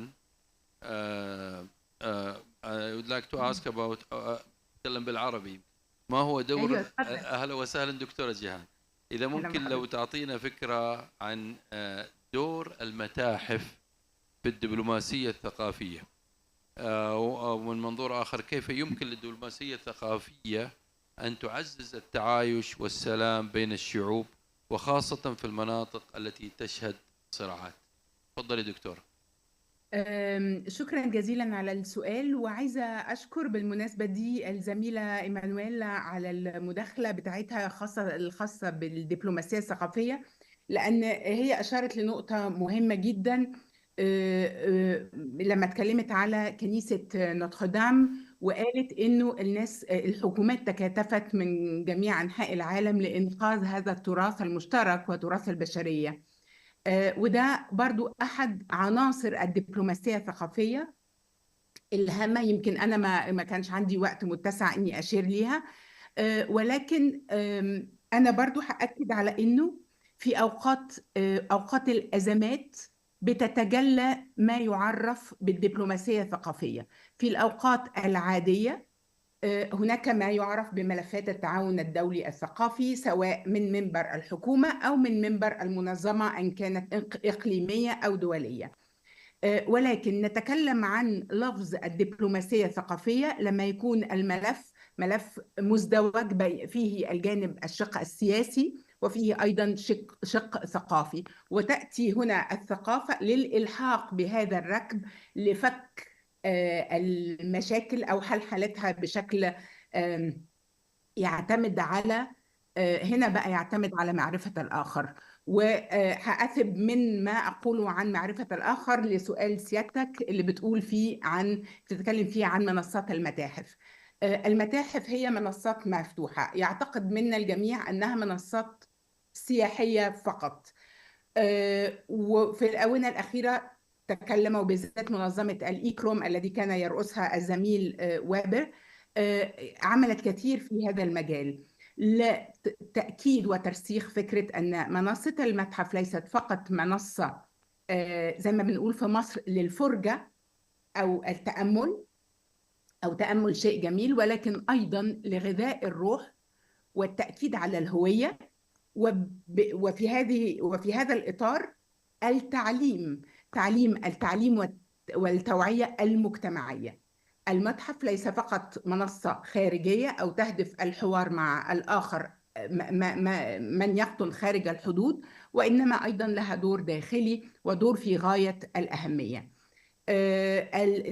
الدور اللي بتلعبه المتاحف، طبعا إحنا عندنا متاحف كتيرة في العالم العربي، ولعل أكبرها المختص بحضارة واحدة هو المتحف المصري الكبير الذي تم افتتاحه جزئيا من حوالي شهر أو أكثر بقليل من ذلك.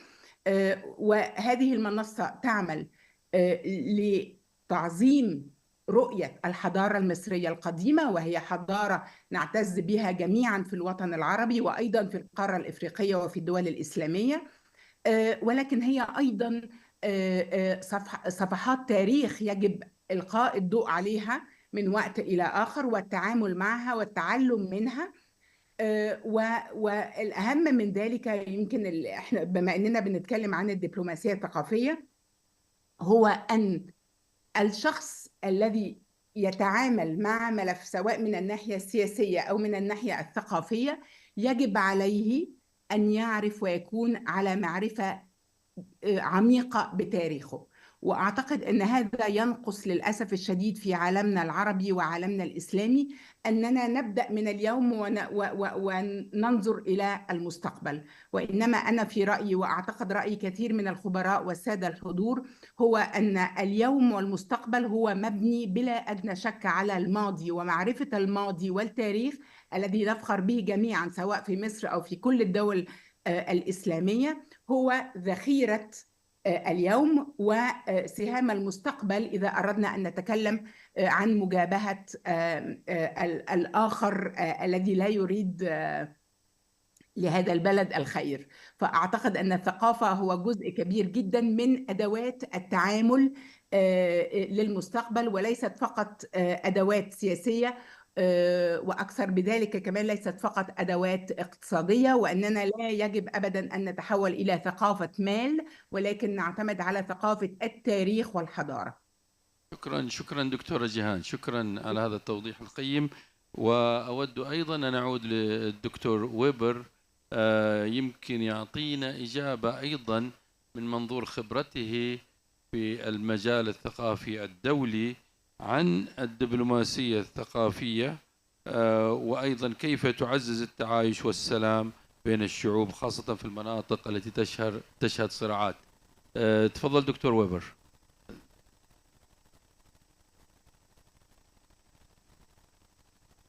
دكتور يس دكتور ويبر.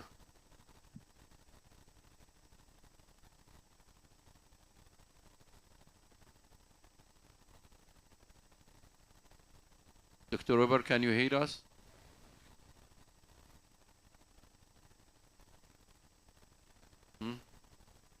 We cannot hear you, Dr. Weber. Maybe there is a technical problem.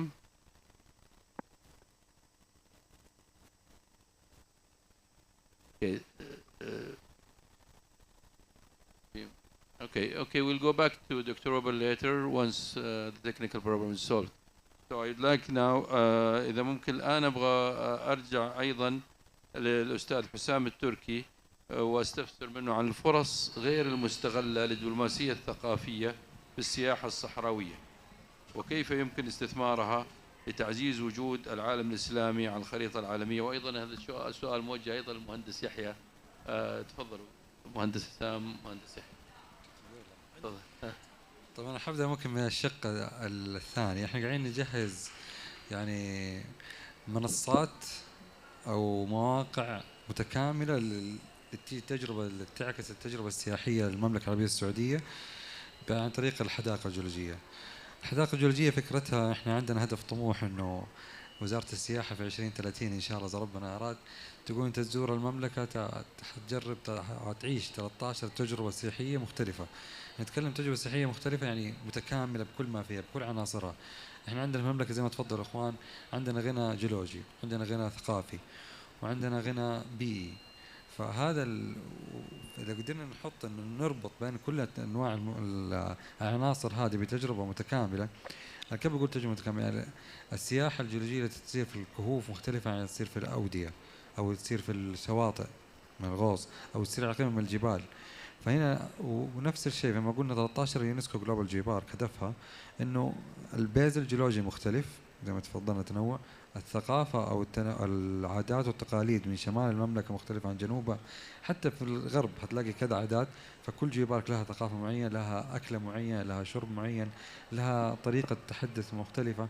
يعني حتى على الصعيد المناخي في تذكره واحده انت في عز الجو الحار ممكن تذكر واحدة أنت في الأمطار وفي أبها وفي مختلفة.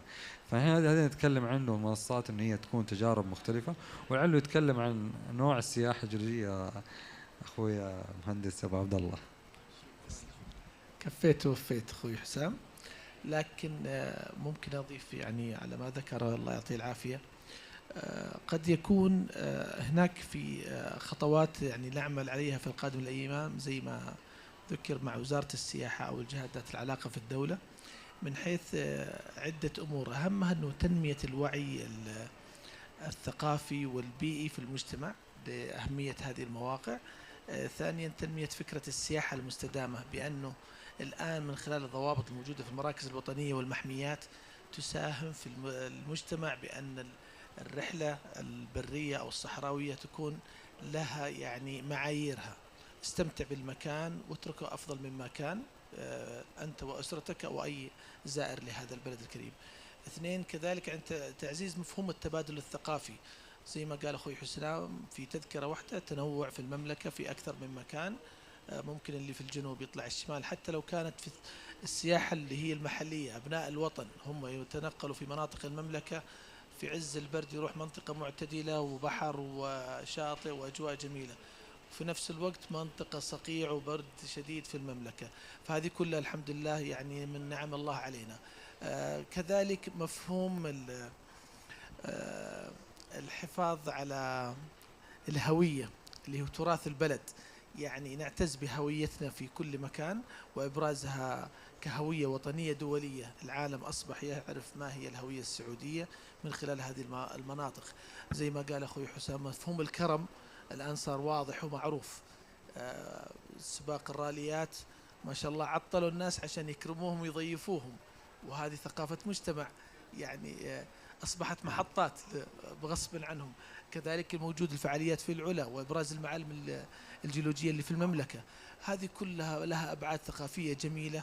الزوار لمناطق المملكة لما يتنقلوا من مدينة لأخرى تبادل ثقافي عظيم، تنوع مجتمعي. حتى دول الخليج أصبحوا يعرفوا المواسم عندنا في المملكة، موسم الرياض أو موسم العلا أو موسم حتى ينبع بعض المناطق المدينة المنورة جازان والفعاليات، فأصبحت كلها في وقت واحد في تنوع جميل في المملكة. أعتقد هذه حتكون موضوع السياحة الجيولوجية مفهوم حيكون ترفيهي وعلمي وثقافي وسياحي عظيم للدولة بإذن الله. شكرا أخ مهندس يحيى. الآن نعود أيضا لسعادة الدكتور هاني تطواني، ويا ريت يحدثنا عن دور المجتمعات المحلية في تعزيز واستدامة الدبلوماسية الثقافية من خلال السياحة، وكيف يمكن ضمان أن يكون هناك تفاعل وأن تكون أصوات المجتمعات المحلية متواجدة في صلب هذه المبادرات. تفضل دكتور هاني. بطبيعة الحال المجتمع المحلي هو أعتقد الأساس في المحافظة على المكون، كونه كان مكون حي أو مكون جيولوجي أو خلافه، كونه أحد أو المستفيد الرئيسي من هذا المكون الجاذب في منظومة السياحة. وبالتالي الأهالي المحليين دورهم أساس في تنمية وإبراز هذه العناصر، إما بشكل مباشر من خلال العمل كمرشدين وأدلاء وما إلى ذلك، وطبعا النشاطات الأسرة المنتجة والحرف التراثية والغذائية، أو من غير مباشر من خلال تسهيل إمكانيات وصول السياح إلى المواقع المختلفة. وبالتالي دورهم حيكون أساسي لعكس الثقافة المحلية لكل موقع. كما ذكروا الزملاء من قبلي، هناك تنوع هائل في مناطق المملكة، كما ذكرت أن هناك تنوع بيئي حيوي، فهناك تنوع أيضا ثقافي وتراثي، إضافة للتنوعات الجيولوجية والمناخية. وبالتالي دور الأهالي أو المجتمع المحلي في اعتقادي هو عصب أساس في تحريك المنظومة بشكل عام. لا يتوقع أن يكون هناك دور مستمر إلى الأبد للدولة في تحريك النشاط السياحي. المجتمعات المحلية يتوقع أن تكون لها أدوار أكبر تنمو مع الوقت لقيادة هذا النشاط بما يخدم عكس الصورة الحقيقية للمملكة، إضافة إلى عكس ثقافتهم ومشاركتهم في تنمية هذا القطاع. شكرا دكتور هاني. I hope that we are in contact with Dr. Naborona now. Is it okay? Can we, Dr. Weber, can you hear us? طيب بس ما أدري. Dr. Weber, can you hear us?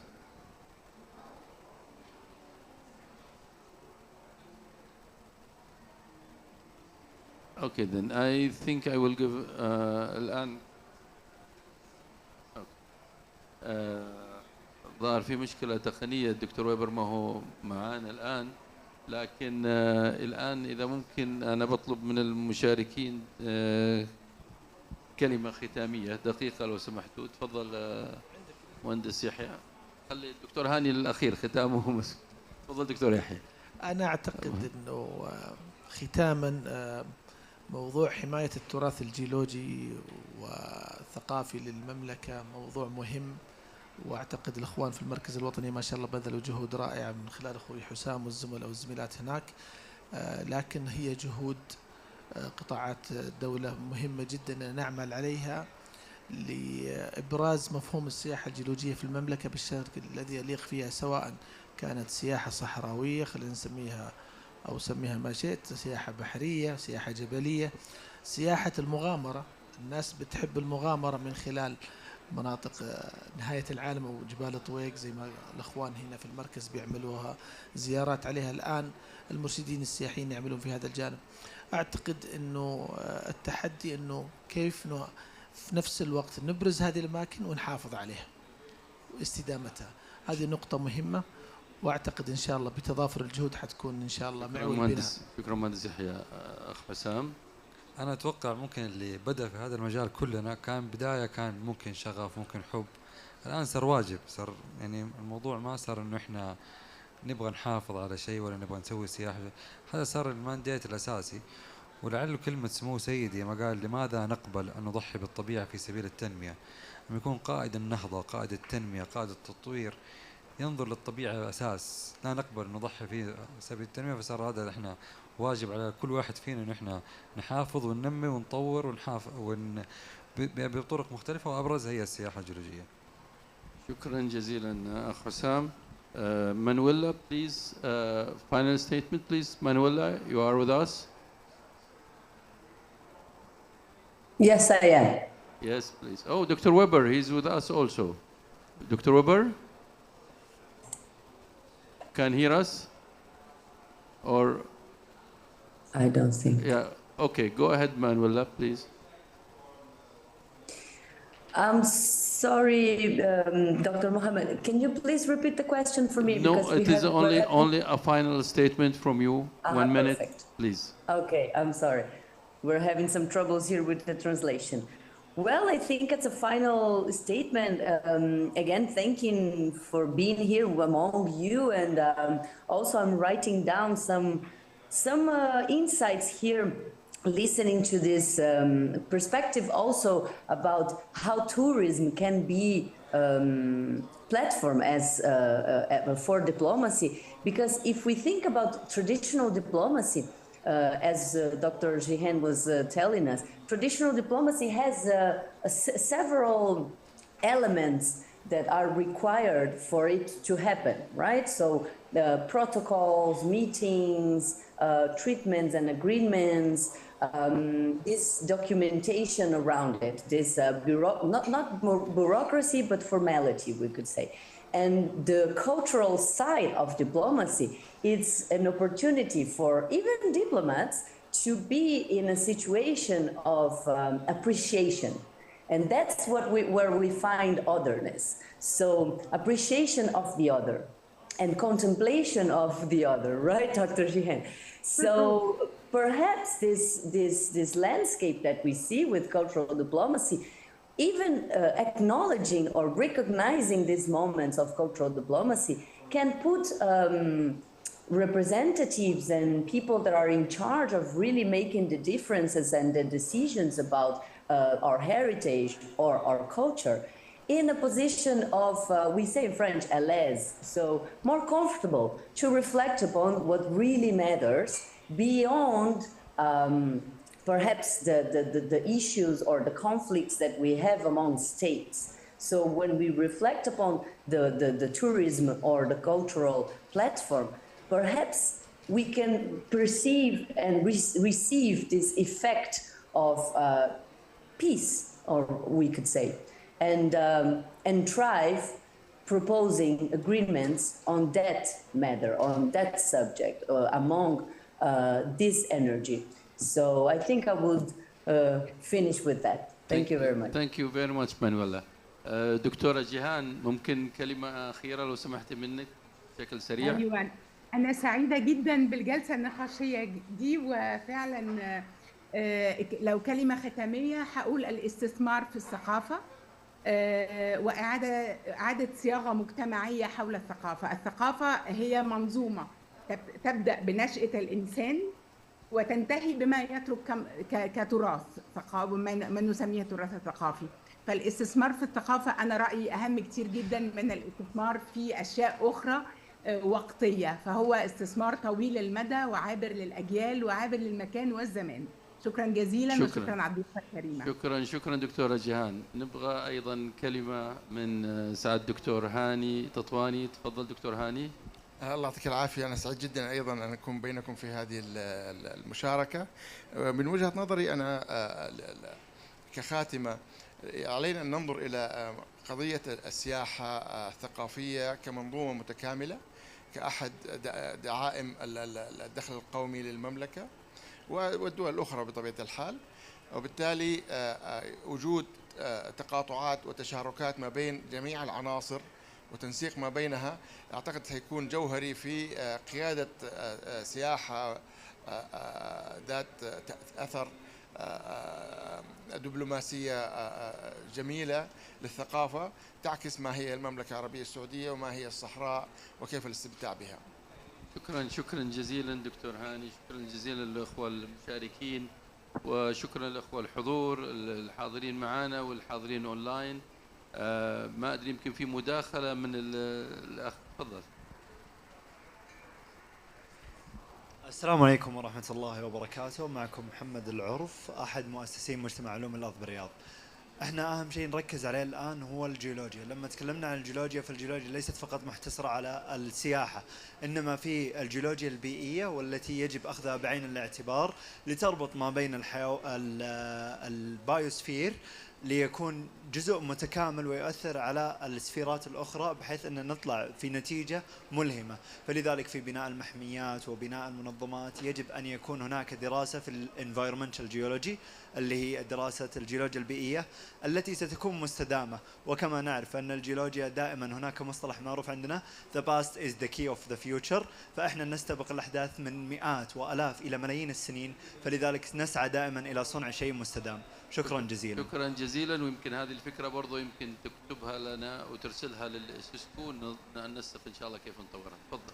شكرا جزيلا، شاكر الجميع مشاركتهم، وأيضا نعتذر لضيق الوقت. المفروض أنه ننهي الحديث لا يمل، لكن مضطرين ننهي الجلسة لأنه في جلسة أخرى بعد. شكرا جزيلا. شكرا. مع السلامة.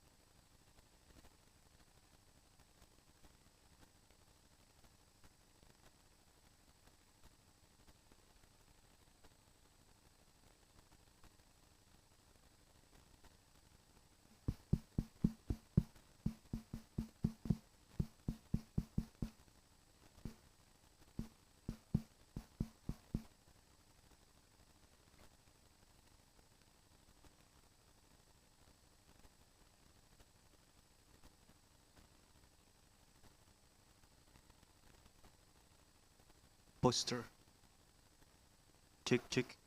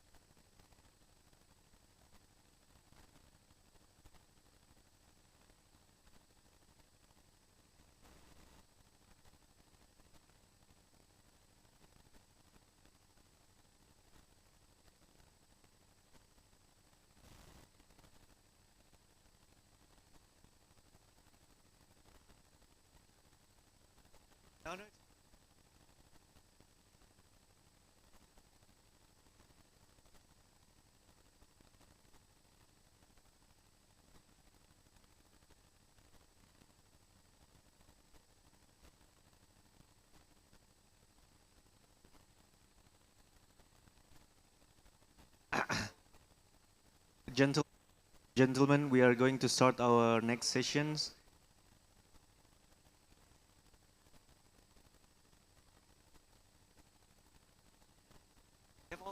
Sorry.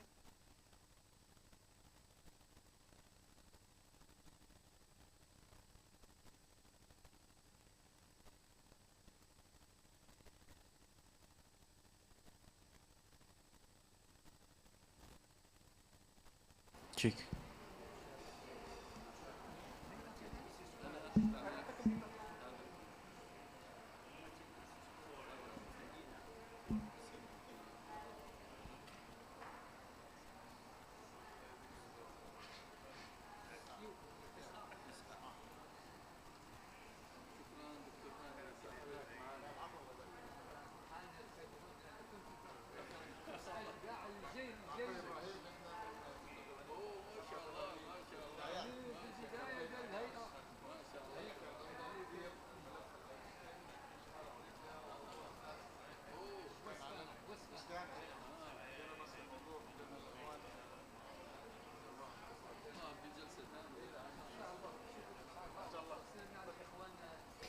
Bismillahirrahmanirrahim. Assalamualaikum warahmatullahi wabarakatuh. We are going to start our next session. So could you please be seated so we can start our session.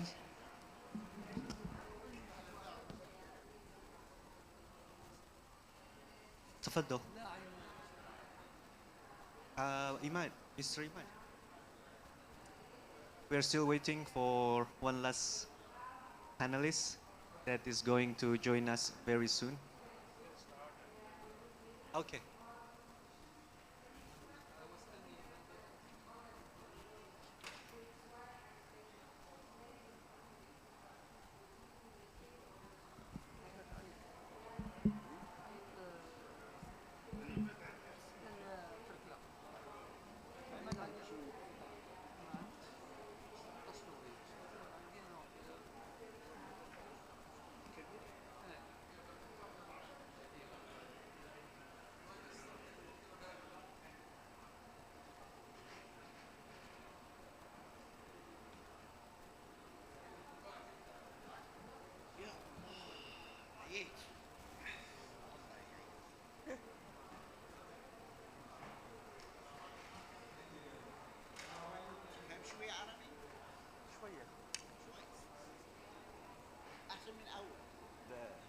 درجة شوية Arabic شوية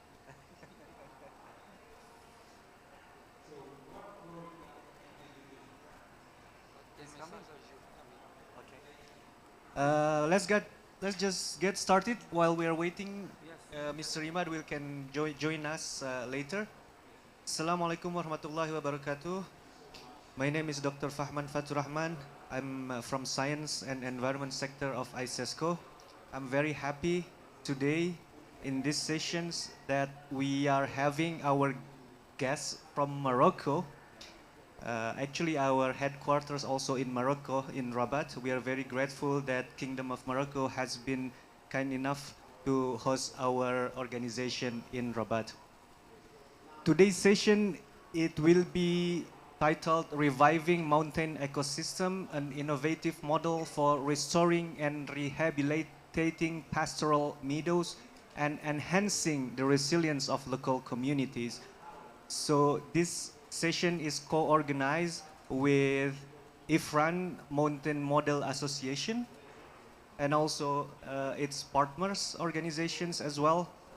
So without further ado, I would like to pass the microphone to the moderator of this session, Dr. Brahim Hadan. The floor is yours.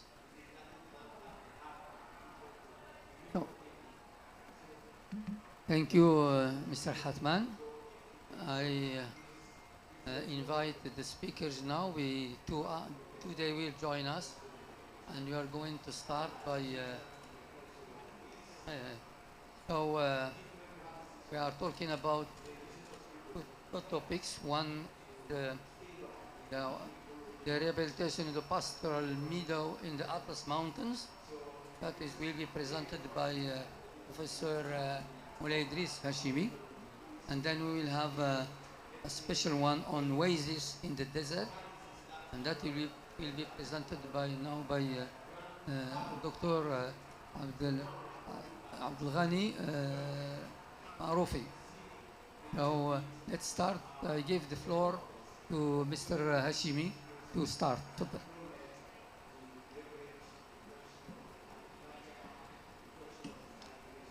Bismillahirrahmanirrahim. Je suis ravi d'être aujourd'hui parmi vous.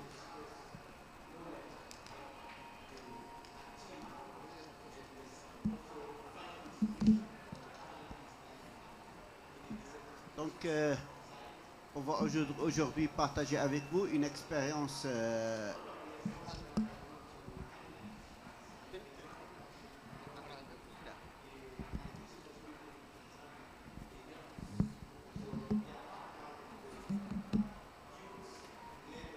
Aujourd'hui, je voudrais partager avec vous une expérience de restauration de terrain de parcours au niveau du parc national d'Ifrane. C'est une expérience insolite qui a été faite en partenariat avec les communautés autochtones de la région de la province d'Ifrane, et plus exactement au niveau de la commune d'Ifrane.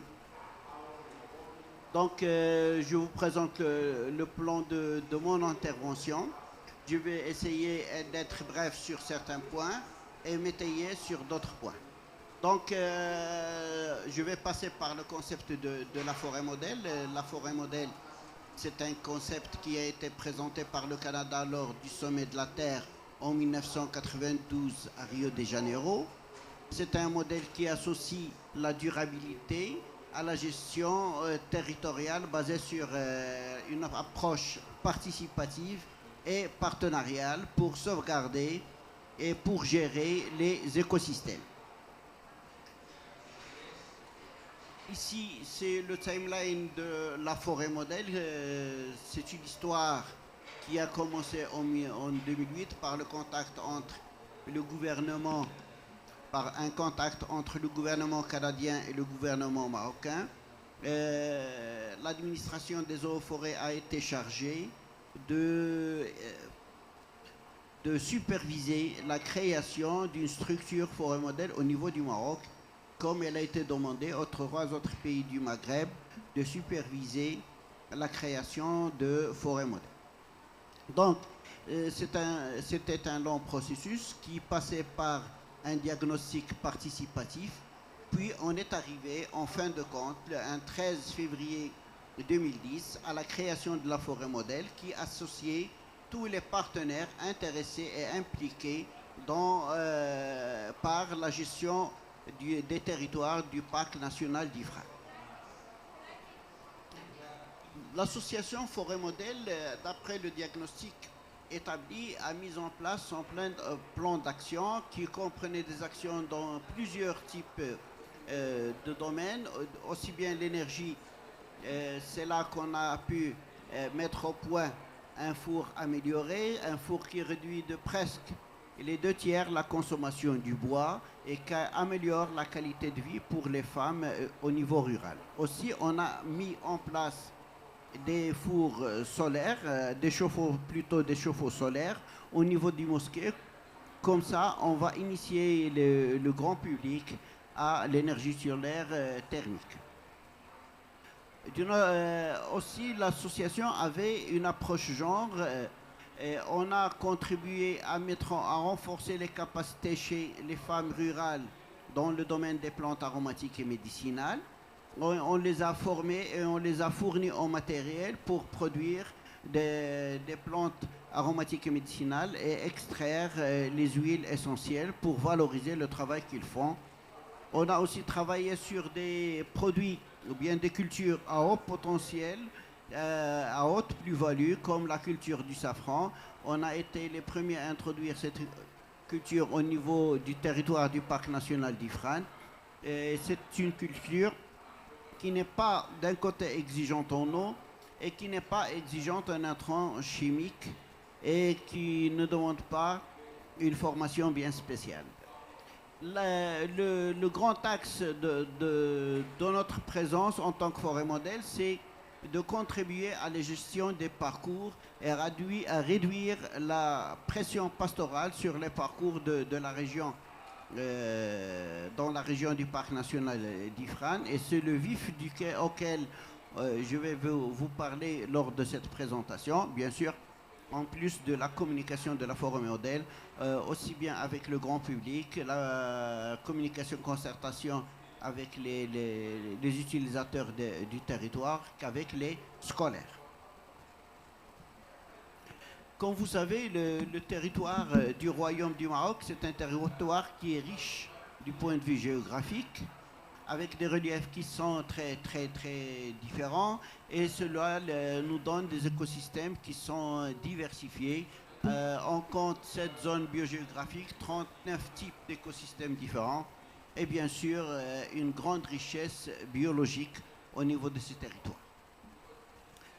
On compte au niveau de notre région, c'est-à-dire au niveau de la province d'Ifrane, une forêt de 116 000 hectares de cèdre de l'Atlas, qui comprend essentiellement du cèdre de l'Atlas. On est d'une zone qui est essentiellement montagneuse, avec des sommets comme le Jbel Bnij qui dépassent les 2000 mètres. Ici, c'est un exemple de territoire du parc national d'Ifrane. Le territoire dont on va parler, il s'étend de l'Azarar, c'est-à-dire de la plaine, jusqu'à la montagne, en passant par la moyenne montagne, c'est-à-dire le Dir, ce qu'on appelle le Dir. C'est une zone qui est vouée au pastoralisme. On compte dans notre région plus d'1 million de têtes de moutons, des moutons qui appartiennent essentiellement à la race Tsimhdit, une race qui est rustique et qui est bien estimée pour sa qualité de viande. Notre région est aussi a connu une large expansion des cultures, surtout les rosacées, le pommier, etc. Et cela a créé une pression sur les ressources hydriques dans la région. C'est aussi une région qui est touristique, qui connaît un grand tourisme et qui est surtout un tourisme familial. Donc dans notre région, il recèle une grande biodiversité, aussi bien animale que végétale, ce qui la classe parmi les zones les plus riches en biodiversité au Maroc, avec notamment des espèces qui sont menacées d'extinction au niveau mondial. C'est une zone qui est, en plus de sa richesse, il connaît des contraintes. On est d'une région qui est très riche en zones humides. Et on a plusieurs zones humides qui sont classées Ramsar. Il y a une grande culture. Ici, je parle de la poésie, de la danse ahidous, d'asta, c'est-à-dire le tissage de tapis, etc. Donc ce paysage-là montre les terrains de parcours dans notre région. C'est une région, c'est une zone qui est plate. Ce sont des prairies pastorales qui sont entourées par des volcans. C'est une région qui a connu le volcanisme lors du Quaternaire. Et la race qu'on connaît, c'est ce qu'on peut appeler la race Tsimhdit, de mouton, ou bien le Himri, c'est-à-dire il a la face qui est entre le rouge et le marron. Ce territoire-là a par le passé connu des modes de gestion des parcours basés sur la transhumance, c'est-à-dire c'est un mouvement d'été et d'hiver, c'est un mouvement entre la plaine, Azarar, et la montagne. Cela au début du printemps, les bêtes vont passer l'été en montagne et à l'automne, ils vont rebrousser chemin pour repartir de la montagne parce qu'il fait froid, parce qu'il y a beaucoup de neige, pour repartir dans les parcours de l'Azarar. Mais malheureusement, la vocation des terres au niveau des prairies a changé, au niveau de l'Azrar plutôt a changé, et ce qui a fait que ces territoires, ces plaines, sont passés dans l'arboriculture, dans les cultures maraîchères. Donc la transhumance n'est plus possible, et cela a fait que les troupeaux restent toute l'année dans les montagnes, dans les prairies de montagne. Cela a créé une forte pression et on a été amené à retourner à des pratiques ancestrales comme la rotation pastorale, c'est-à-dire on va déterminer au niveau des territoires ou bien des surfaces, des areas au niveau des terrains de parcours, et les moutons ne vont pas rester toute l'année dans une même région, ils vont passer d'une zone à une autre pour permettre à ce que dans la première zone, l'herbe va pouvoir pousser et va pouvoir former des fleurs, la floraison, et former des graines pour la pérennisation de la strate herbaceuse.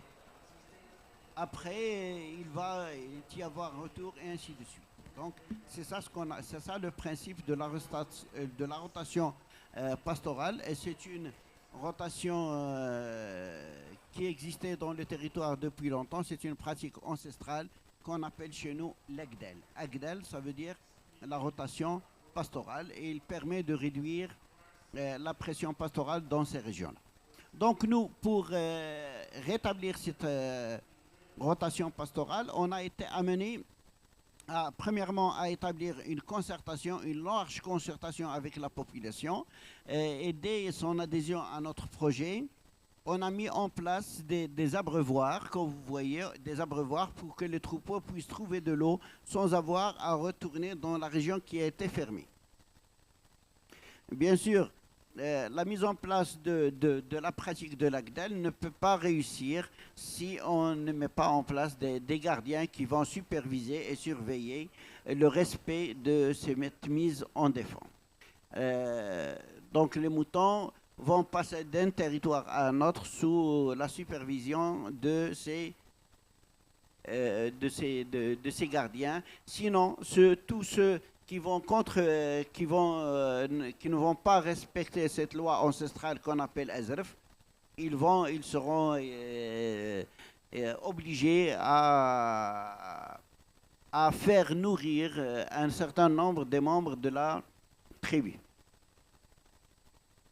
Donc les contraintes, comme on a vu, il y a cette pratique, la vocation des terres dans la plaine a changé, il y a l'abandon des pratiques ancestrales et les éleveurs qui se sont stabilisés au niveau des montagnes avec le troupeau. Et cela a créé une forte charge animale qui dépasse la charge d'équilibre, et cela a créé des problèmes. Donc, le résultat, c'est que les sols sont devenus nus, et on a commencé à voir au niveau de nos terrains de parcours, on a commencé à voir qu'il y a des signes de désertification, la perte de la fertilité des sols qui est accentuée par les pluies qui vont amener tous les éléments nutritifs du sol. Donc, face à ce grand problème qui commence à voir le jour et qui est déjà qui a été répertorié par les chercheurs et même par la population utilisatrice du territoire, il a été nécessaire de mener une action pour rétablir, pour contrevenir à cette désertification. Donc, notre association, l'association Forêt Modèle IFRAN, a mis en place une large concertation qui a relevé que le pastoralisme excessif, c'est-à-dire le surpâturage, est le plus grand problème de la zone, et on est intervenu auprès de 3 unités ethnospatiales, au niveau de 3 unités ethnospatiales dans la région, aussi bien dans la commune de Simhdit que dans la commune de Tigrigra. Ici, on voit comment a été le résultat après le rétablissement, après une année de pratique de cette rotation pastorale. On voit que les prairies ont retrouvé en grande partie leur biodiversité et surtout les plantes qui sont prisées par le bétail, à savoir les poissets, les graminées, etc. Donc, pour arriver à ce résultat, il a été nécessaire de faire des formations, des ateliers de concertation, de renforcement de capacités, de concertation dans le terrain et bien sûr des concertations, des formations dans des centres de formation, de faire une concertation autour des cartes pour voir quelles sont les zones qui seront concernées par cette rotation pastorale et comment on va faire. Parce que on ne peut pas mener le projet sans la population et sans l'adhésion totale de la population. C'est à elle. Nous, on ne fait que l'aider, que faire le suivi avec elle. C'est à elle de décider comment il veut voir son territoire. Donc ici, on voit les 3 cartes des 3 territoires qui sont concernés par cette réhabilitation et restauration écologique des parcours. Et on voit aussi les zones qui sont intéressées par le pastoralisme, ce qu'on appelle les surfaces pastorales et les zones qui ont été décidées pour être des zones de rotation pastorale. Comme j'ai dit tout à l'heure, pour réussir cette rotation pastorale, il a été nécessaire de mettre en place des abreuvoirs pour les moutons. Comme ça, les moutons n'auront pas à retourner dans la zone mise en défense et ils pourront avoir facilement accès à l'eau. Bien sûr, mettre en place la rotation pastorale, c'est une bonne chose, mais elle n'est pas suffisante. Pourquoi elle n'est pas suffisante? La longue période de surpâturage a fait perdre à la région une grande partie de sa biodiversité. Donc, on doit rétablir la biodiversité et c'est pourquoi on a fait, comme vous voyez, des formations avec les jeunes de la communauté et à reconnaître. On a tout d'abord, avec les sages de la communauté, on a identifié les espèces pastorales qui sont prisées par le bétail. On a décidé celles sur lesquelles on va travailler, puis on a formé les jeunes pour récolter ces graines lorsqu'ils sont devenus mûrs. Et après, on va les traiter, les décortiquer, les mélanger avec de la terre, avec de l'argile, et puis on va les ensemencer, comme vous voyez. Ils seront ensemencés dans les terrains de parcours. Comme ça, on va ramener les espèces disparues, éteintes, on va les ramener dans les terrains de parcours et cela a donné de très bons résultats.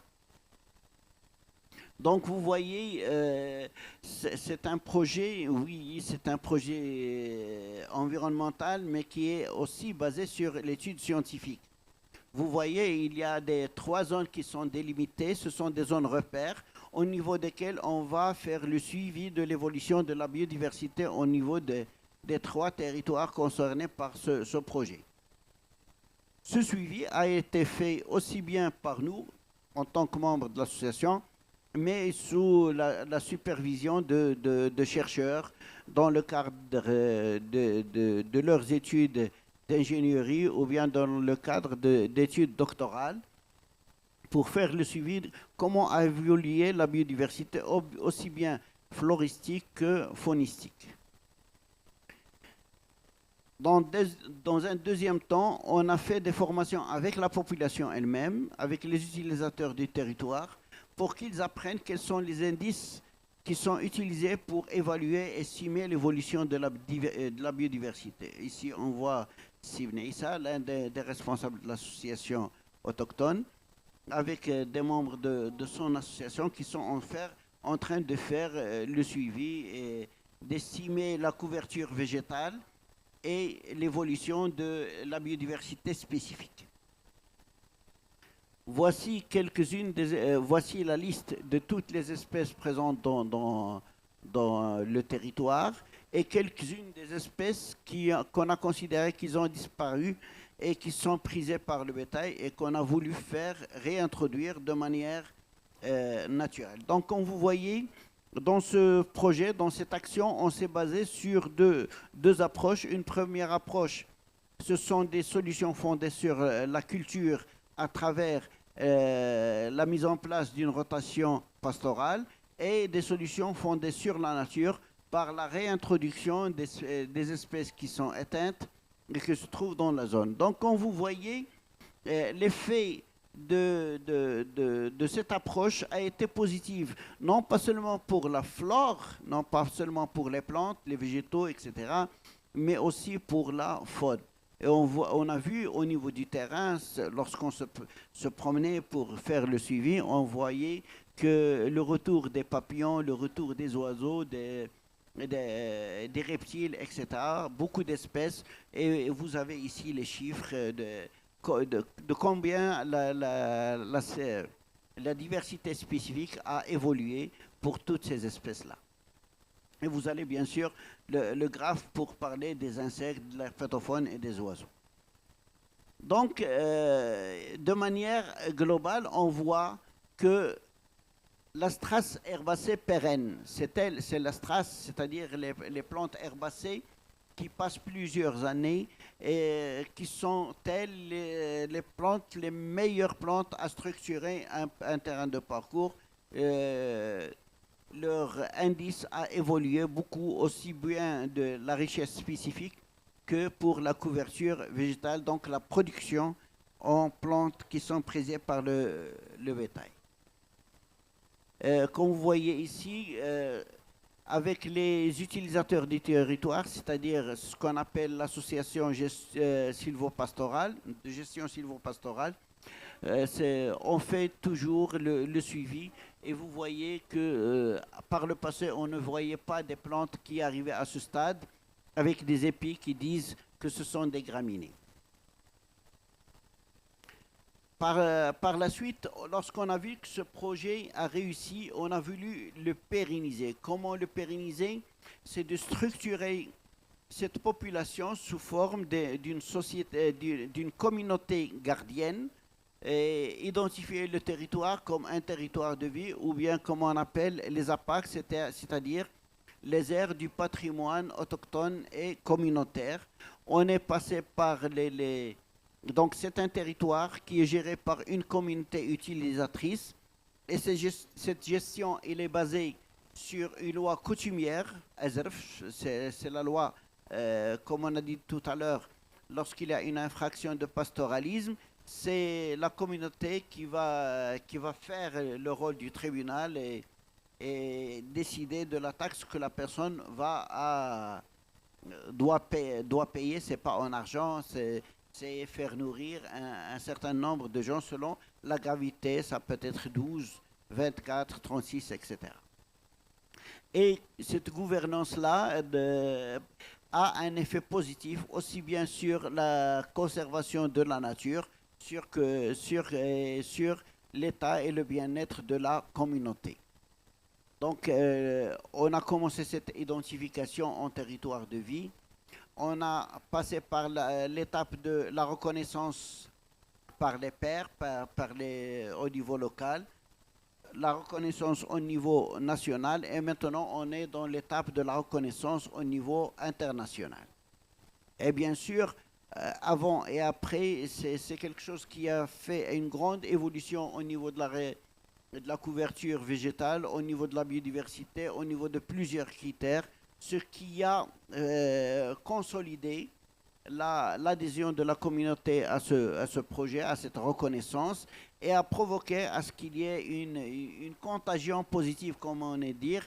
Il y a maintenant d'autres communautés autochtones dans la région qui commencent à adhérer. Et ici, on voit un festival, c'est le 3e festival organisé par cette communauté-là. Dans ce festival, il y a les tentes à Mazir, il y a quelques 300 personnes, il y avait de la hidus et il y avait aussi une communication pour cela. On essaie au niveau de notre territoire de poser les jalons d'un autre type de développement qui fait participer la communauté essentiellement. Donc, voici quelques leçons apprises de ce territoire. Il faut impliquer les communautés autochtones si on veut préserver nos écosystèmes, si on veut restaurer et rétablir la biodiversité, la couverture végétale et lutter contre la désertification. Et je tiens l'occasion pour remercier tous les partenaires qui nous ont accompagnés et on aimerait bien avoir d'autres partenaires avec nous pour poursuivre cette success story. Et merci à l'ICESCO et à nos partenaires. شكرا سي مولاي إدريس هاشمي على هذا العرض حول المجال الترابي والحفاظ على الثروات الطبيعية، وذلك بالقرب من محمية الأرز بجبال الأطلس المتوسط بالمملكة المغربية. وتبين من هذا المشروع، من هذا العرض، أن هناك دعم للساكنة القروية للحفاظ على تربية المواشي عندهم، وخاصة بتحسين المراعي وتوفير نقط المياه الشرب. كذلك هناك مجهود في التكوين والتوعية الساكنة، وهذا الفضل يرجع للجمعية اللي تتعمل مع بالقرب من الساكنة والدفاع لتنمية الوعي بين السكان القبائل في جبال الأطلس، وخاصة نعرف بأن الجبال فيها الرحال يرحلون في الصيف إلى الأراضي الجبال، وفي الخريف وفي الشتاء يرجعون إلى السهول والأراضي المنبسطة. الآن غندوزو اللقاء الثاني لو سمحتوا، اللي غيكون فيه متدخلين، وهو الأستاذ عماد عدلي وأستاذ عبد الغني معروفي. تفضل. وذلك ننتقل من الجبال الأطلس في المغرب إلى الواحات في المناطق الجافة أو شبه الجافة، وهما الواحات في شمال إفريقيا. وتعتبر الواحات من أقدم المراكز الساكنة اللي تكون فيها واحد الحياة ديال الرحال المنتقلين من دول الساحل، وخاصة من تومبوكتو في المالي إلى شمال إفريقيا عبر جبال الأطلس والساحل، وذلك إلى مراكش، لأن مراكش كانت مركز للتسويق، وكانت هناك نموذج لجلب السلع من إفريقيا السوداء اللي نقولوا إلى المغرب. ف سي معروف غادي نتكلم على نموذج، خدينا نموذجين، واحد من المغرب وهي واحد فيجيج، وهذا واحد فيجيج توجد على الحدود المغربية الجزائرية، وتعتبر من أقدم الواحات، لأن من ملوك المملكة المغربية مولاي إسماعيل في القرن السابع عشر والثامن عشر كان هو اللي انشأها بجلب بعض السكان من جنوب الصحراء، يعني من مالي وتشاد وما يسمى في ذاك الوقت بالسودان الإفريقي، إلى هذه الواحة اللي يعملون فيها، وصاروا الآن من السكان بعد عدة أجيال من ذلك. والوقت الثاني وهي واحة في مصر، وهذه في الحدود مع السودان، قرب الحدود السودان في جنوب مصر، وهي وادي العلاقي اللي توجد في هذه الحدود، وكذلك لها دور مهم في التجارة ما بين الدولتين في ضفاف النيل. فأستاذ عماد عدلي تفضل.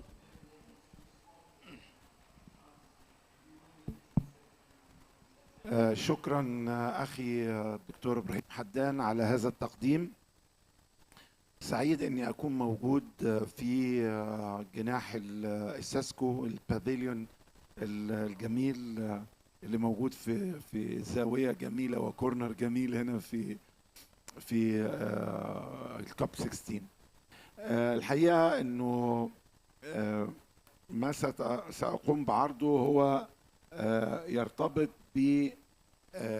بواحة من الواحات المهمة في مصر، وأيضا يعني أخذت ربما تكون بعض الأهمية، ولكنها تحتاج للاهتمام الأكبر أو التركيز الأكبر في العمل عليها. واحة وادي العلاقي كما تفضل أخي الدكتور إبراهيم، هي موجودة في جنوب مصر على الحدود المصرية، قريبة من الحدود المصرية السودانية، قريبة من محافظة أسوان، وهي المحافظة الجنوبية في جمهورية مصر العربية. وكما ترون حضراتكم يوجد بها مجموعة من العناصر المهمة جدا والثروات الطبيعية فيما من جانب النباتات المتميزة جدا بيها، وأيضا الطيور. وبالنسبة للنباتات يوجد بها مجموعة كبيرة 143 نوع من النباتات، ومنهم حوالي أكثر من 90 نوع من النباتات العطرية والطبية. وأيضا يوجد بها من أنواع الطيور أكثر من 100 نوع من الطيور الموجودين في هذه الواحة. لكن طبعا بيشغلها واحدة من القبائل المشهورة جدا في جنوب مصر، وهي البشرية. الواحة بتمر بتحديات كبيرة جدا. هي طبعا حافظت على إلى حد كبير جدا على ملامحها إلى فترة، يعني هنقول مثلا من 30-40 سنة كانت إلى حد كبير محافظة على شكلها وعلى كل خصائصها اللي بنتكلم عليها. لكن بسبب ارتفاع مستوى الحرارة أو التغيرات المناخية اللي بتحصل، الأحداث المناخية الجامحة، وخاصة النوبات الحرارة الشديدة اللي بتحدث، كمان الرعي الجائر اللي تم، وده كان بسبب طبعا قلة الوعي أو الفقر الموجود في هذه المنطقة، أنشطة غير قانونية أو اللي هي غير شرعية تم تنفيذها، وأيضا التعامل مع الموارد بشكل غير مستدام. كل دي كانت تحديات بتواجه، وبالتالي الواحة تحول شكلها من واحة يعني إلى حد كبير مستدامة إلى أن أصبحت واحة مهددة بهذه التحديات وهذه التهديدات.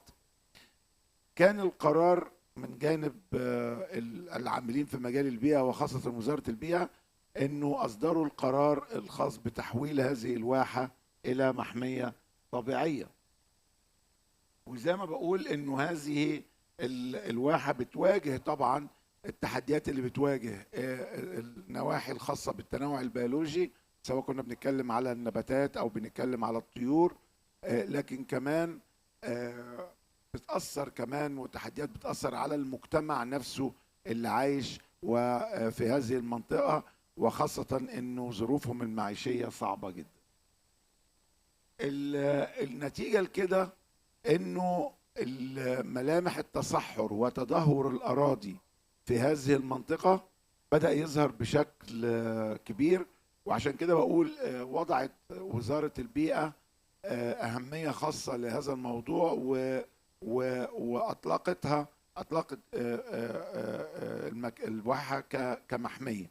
وهنا دور المجتمع المدني أصبح دور مهم جدا. وعشان كده احنا هنا في هذه القمة بنتحدث وسعداء كمجموعة عربية من شمال أفريقيا ان احنا نركز على موضوع الواحات، لانه لم يأخذ حقه بالشكل المطلوب داخل هذه القمة، وما زال لا يأخذ حقه، حتى يعني عشان نكون واقعيين حتى على مستوياتنا الوطنية لا يأخذ حقه. وانا يعني بشوف ان احنا ممكن بدورنا اللي بنلعبه في IUCN انه من خلال اللجنة الإقليمية اللي موجودة في IUCN اللي كلنا هنا أعضاء فيها، وبأشرف بإني يعني تسلمت مهمة تنسيق ليها من الأخ إبراهيم حدان مؤخرا من شهرين في نيروبي أو من كم شهر يعني، إن هذه اللجنة ترفع للمسؤولين في منطقة شمال أفريقيا وتنادي بأن يكون هناك اهتمام أكبر بالمحميات وخاصة بعد هذه القمة.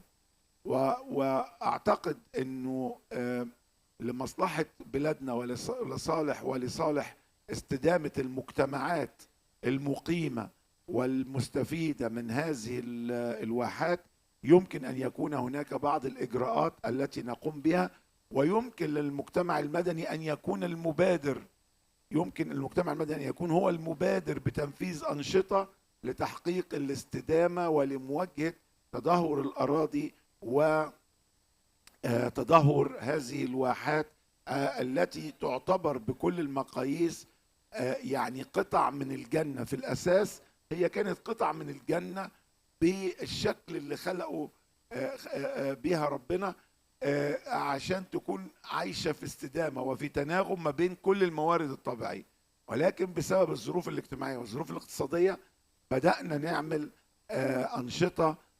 هذه الأنشطة طغت على استدامة هذه الواحات، وأصبحت هذه الواحات من فرص للاستدامة أو يعني قطع من الاستدامة الطبيعية تحولت إلى مناطق مهددة.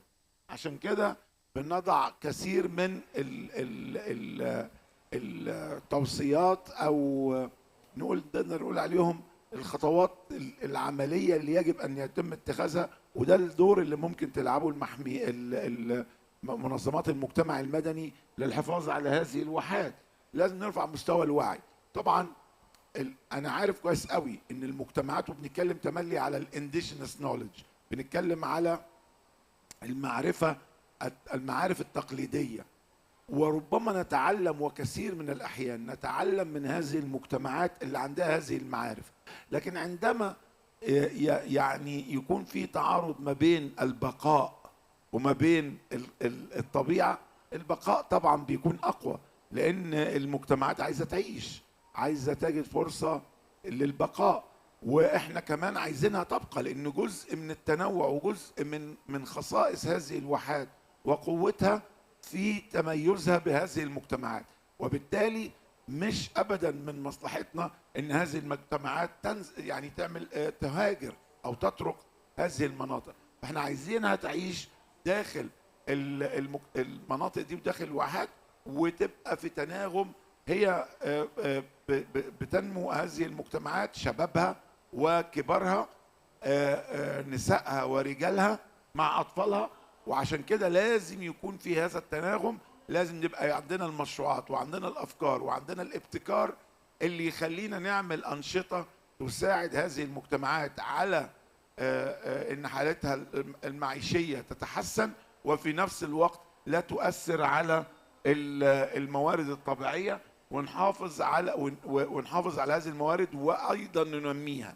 يعني اللي محتاجينه من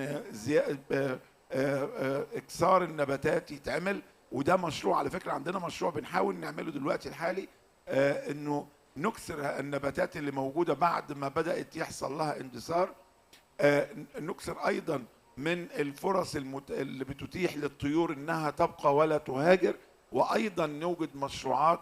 ده طبعا ممكن يكون في شكل بعض المشروعات اللي بتشجع الإيكو توريزم أو السياحة البيئية، أنشطة يكون بنروج فيها للمنتجات اليدوية والمنتجات اللي ممكن تخرج من هذه الواحات وتبقى فرصة تمويل للمجتمعات ديت. يعني الحقيقة وكمان نوجد فرص عمل عشان الشباب اللي موجودين من هذه المجتمعات، ما يكونش أهم هدف بالنسبة للأب والأم إن ابنهم أو بنتهم إنها تخرج تذهب إلى مدينة أو تبعد عن هذه المنطقة.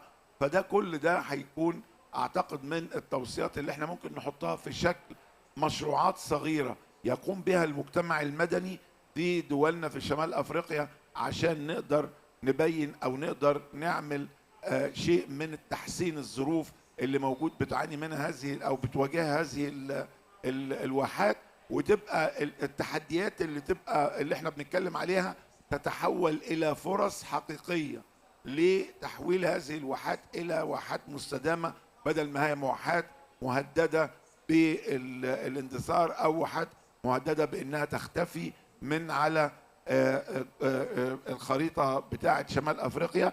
واعتقد بهذه التوصيات انا جاي هنا حاطط بعض دي الكيس اللي بعد، بس يعني دي كانت التوصيات اللي انا بضعها في النهايه لكلمتي على وادي العلاقه. اشكركم شكرا جزيلا. شكرا دكتور عماد عدلي على التوضيحات وهذه الامثله. وكذلك نذكر بان احنا عندنا موضوع ديال الواحات في شمال افريقيا اللي تمتد من البحر الأطلسي إلى البحر الأحمر على واحد مساحة كبيرة ضخمة حوالي 3 ملايين كيلومتر مربع تمشي فيها. ولكن الواحات هي المراكز الحيوية للإنسان، لأن فيها حياة وفيها مياه وفيها تنوع بيولوجي وإنتاج الفلاحة. الآن غندوزو للنقطة المثال الثاني ديال الواحات بشمال.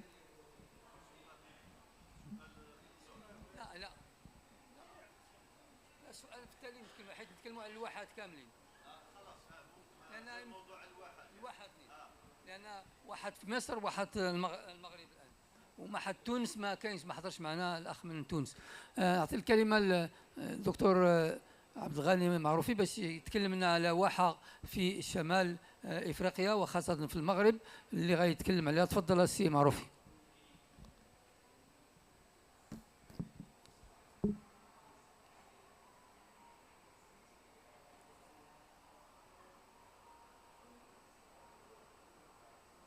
شكرا السيد الميسر.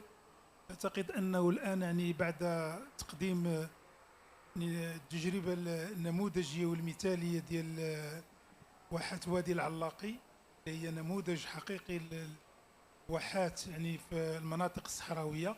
سأعني أقدم لكم يعني نظرة باختصار هذه المرة عن واحة فيغيغ. وكما تلاحظون في الخريطة ديال المغرب أن الشريط ديال الواحات يتمركز في المنطقة الجنوبية الشرقية، يعني الأطلس، منطقة الأطلس الكبير الشرقي، والمنطقة ديال الجنوبية الشرقية للمغرب.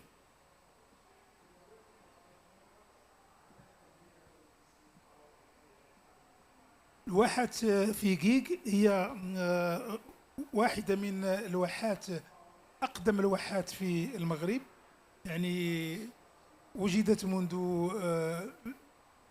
ما يزيد عن يعني 6 قرون أو أكثر. هي واحة قديمة جدا، وهذه الواحة يعني تبدو كواحة منسجمة في مكوناتها المادية والثقافية بفعل التكامل الحاصل بين الهندسة العمرانية والتنظيم المجالي للسكن فيها، وهو سكن فريد من نوعه يسمى القصور. وتقع هذه الواحة من الناحية الجغرافية في أقصى الشمال الشرقي للمغرب، وتقريبا على الحدود المغربية الجزائرية، يعني المغربية الجزائرية، لكنها تبدو كواحة حاليا تبدو كواحة منعزلة ومنغلقة، يعني انكلافي ايزولي، واحة منغلقة. وهذا راجع أساسا لأنها كانت تلعب دور الربط بين الشرق والغرب، ونظرا لإغلاق الحدود ديال المغرب الجزائر فأصبحت هذه الواحات تعاني أكثر مما كانت عليه، حيث كانت تلعب دورا هاما في يعني كونها كانت مركزا استراتيجيا هاما وملتقا للقوافل التجارية القادمة من الأطلس الكبير والمتجهة نحو الشرق الأوسط، وكذلك القوافل الآتية من الشمال الشرقي للمغرب والمتجهة باتجاه الجنوب. ماذا أقصد باتجاه الجنوب؟ أقصد واحات توات وبشار باتجاه موريتانيا ثم السنغال فمالي، نظرا لأن المناطق التي ذكرت هي في الأصل تاريخيا كانت تابعة للإمبراطورية الشريفة إلى المملكة المغربية قبل دخول الاستعمار الفرنسي. يعني دخل الاستعمار غير الخريطة تغييرا جذريا. تتميز الواحة ديال كما تلاحظون أن هذه صورة تبين يعني اللوكيشن، يعني التموضع ديال الواحة ديال فيكيك.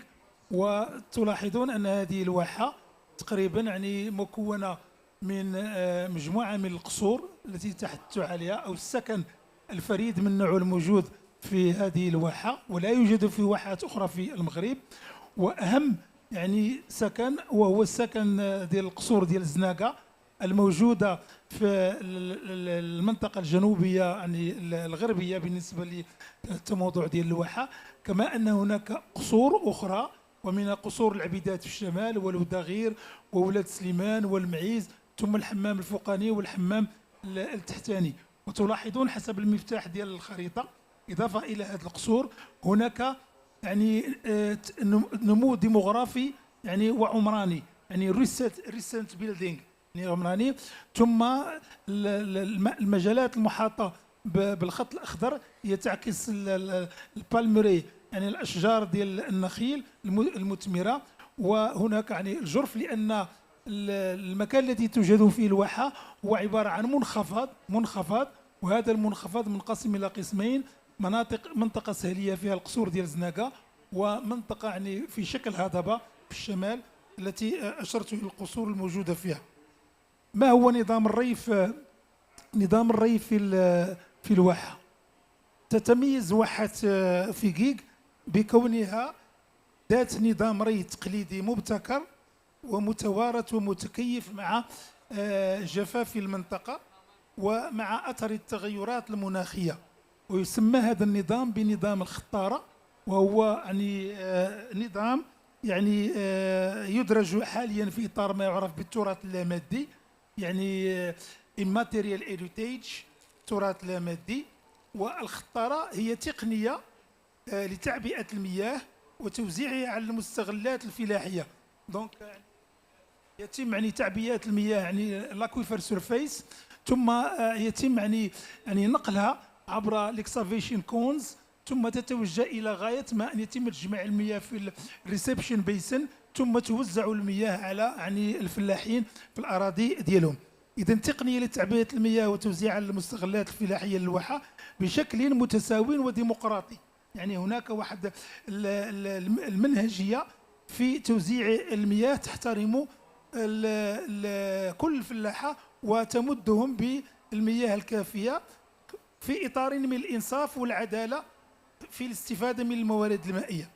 لكن لوحظ في السنوات الاخيره ان هذه التقنيه لم تعد كافيه في ظل الجفاف واثر التغيرات المناخيه والحر الشديد والتبخر، فاضطر الفلاحون الى الاعتماد على تقنيه اخرى، تقنيه فلاحيه معروفه، وهي تقنيه الري بالتنقيط.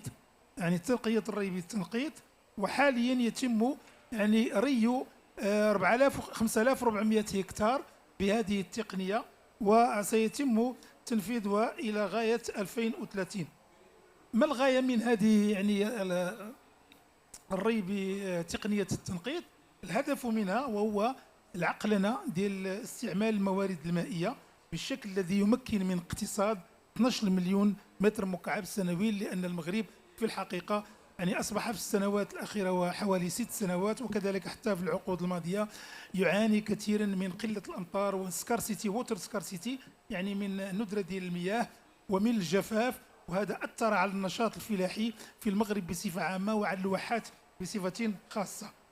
بالنسبة للإنتاج الزراعي لهذه الواحة، بالإنتاج الزراعي يعني كان يقدر عدد الأشجار ديال النخيل في بداية القرن العشرين بحوالي 1400 ألف نخلة، لكن هذا العدد تناقص في السنوات الأخيرة نتيجة للجفاف ولقلة المياه وانخفاض المياه في الفرشة الباطنية ديال الحوض الذي توجد به الواحة، وخاصة القصور ديال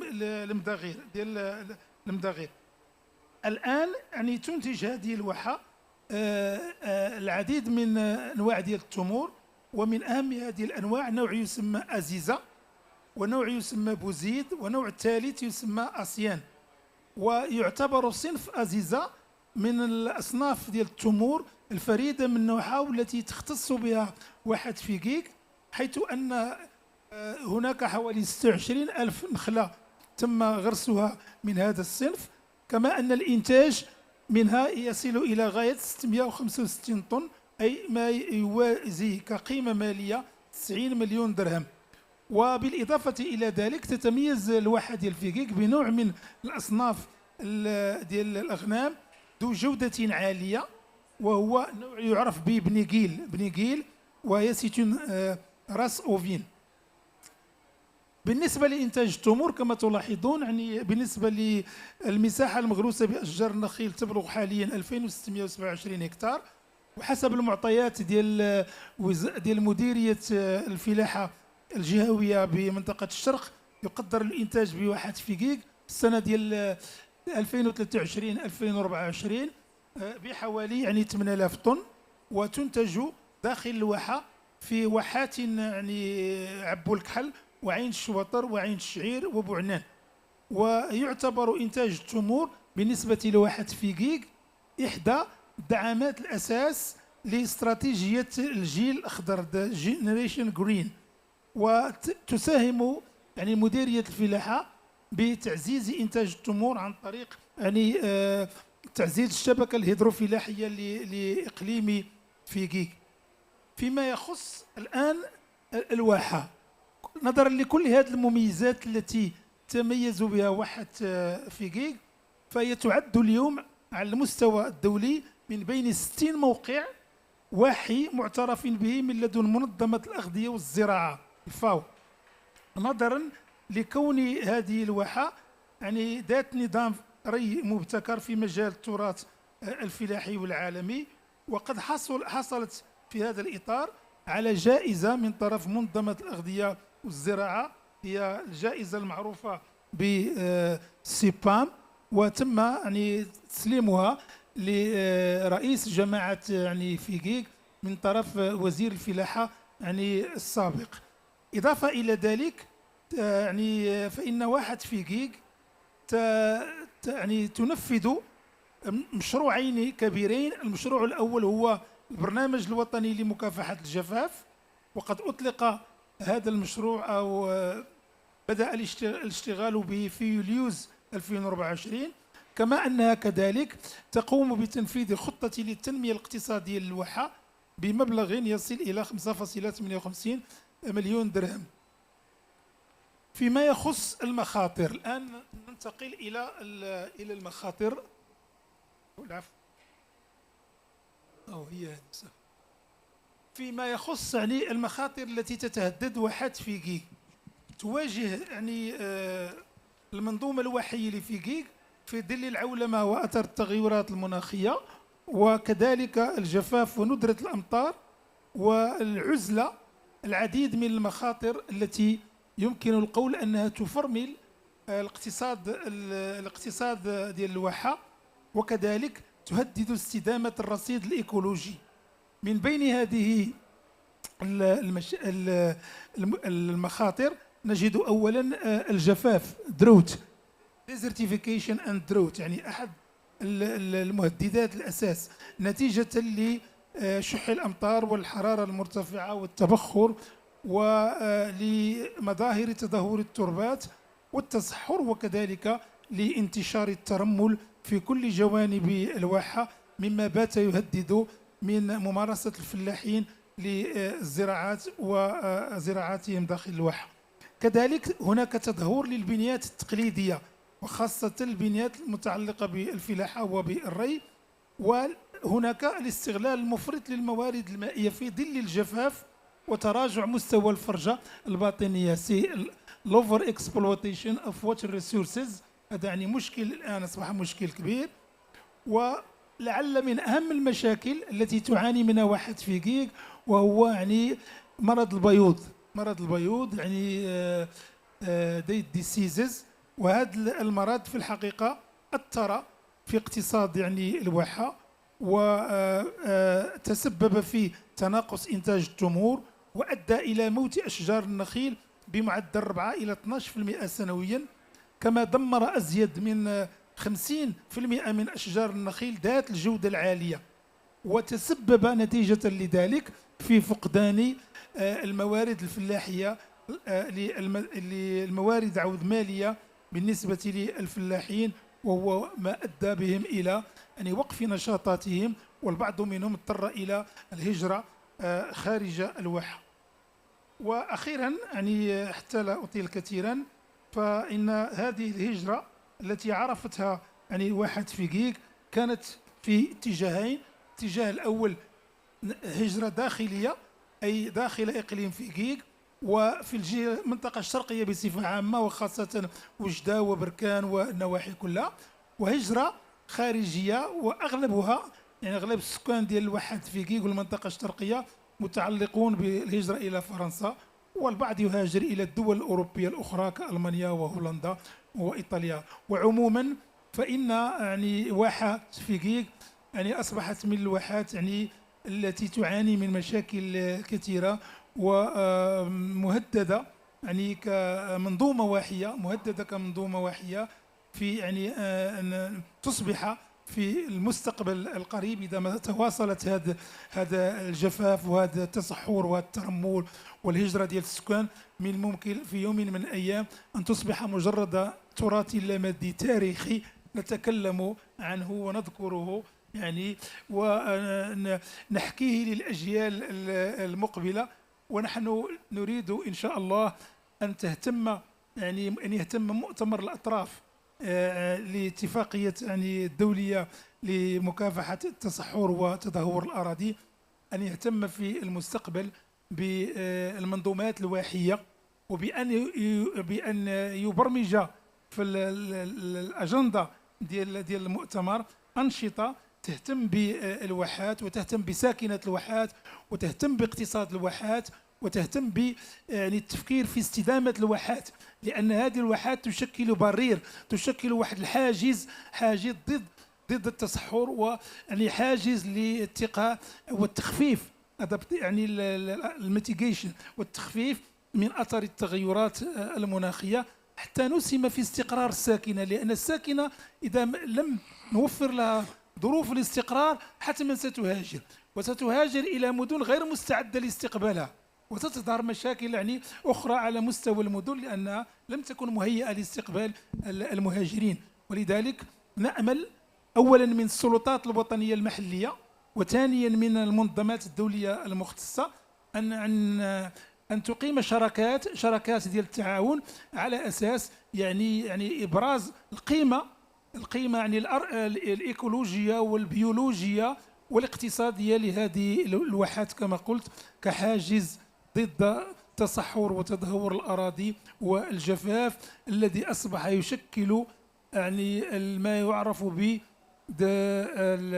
القاتل الصامت، السايلنت كيلر.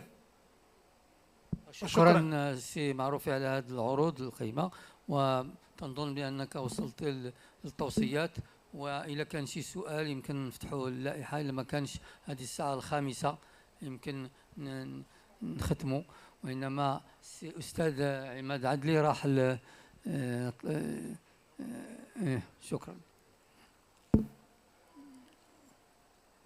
Thank you very much. My name is Professor Dr. Rahil Kamar. I'm the head of Science and Environment Sector at ICESCO. You very rightly pointed out, this immigration problem is a huge issue.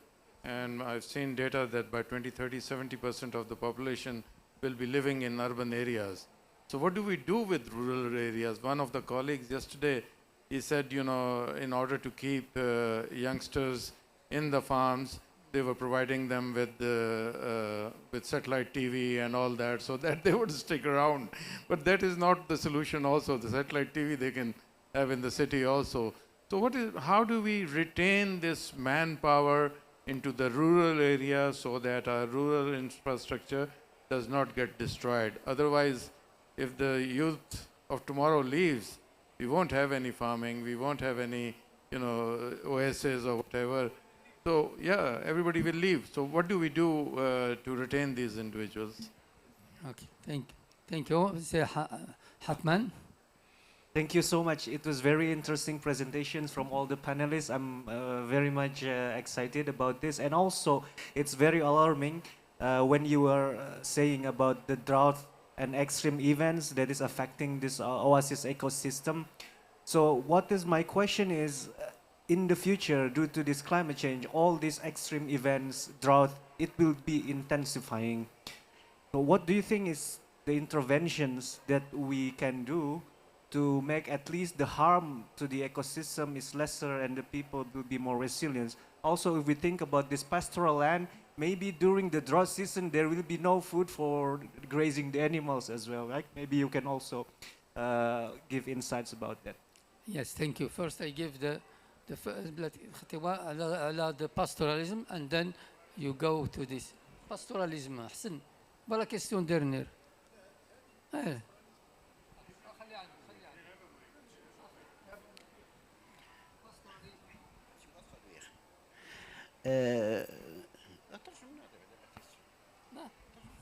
Yes, the question is not answered in English, so I have to translate your question. So, what?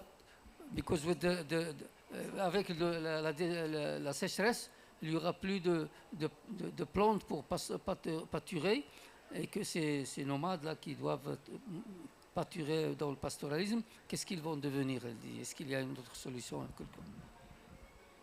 Je veux juste dire que ça, c'est un grand problème.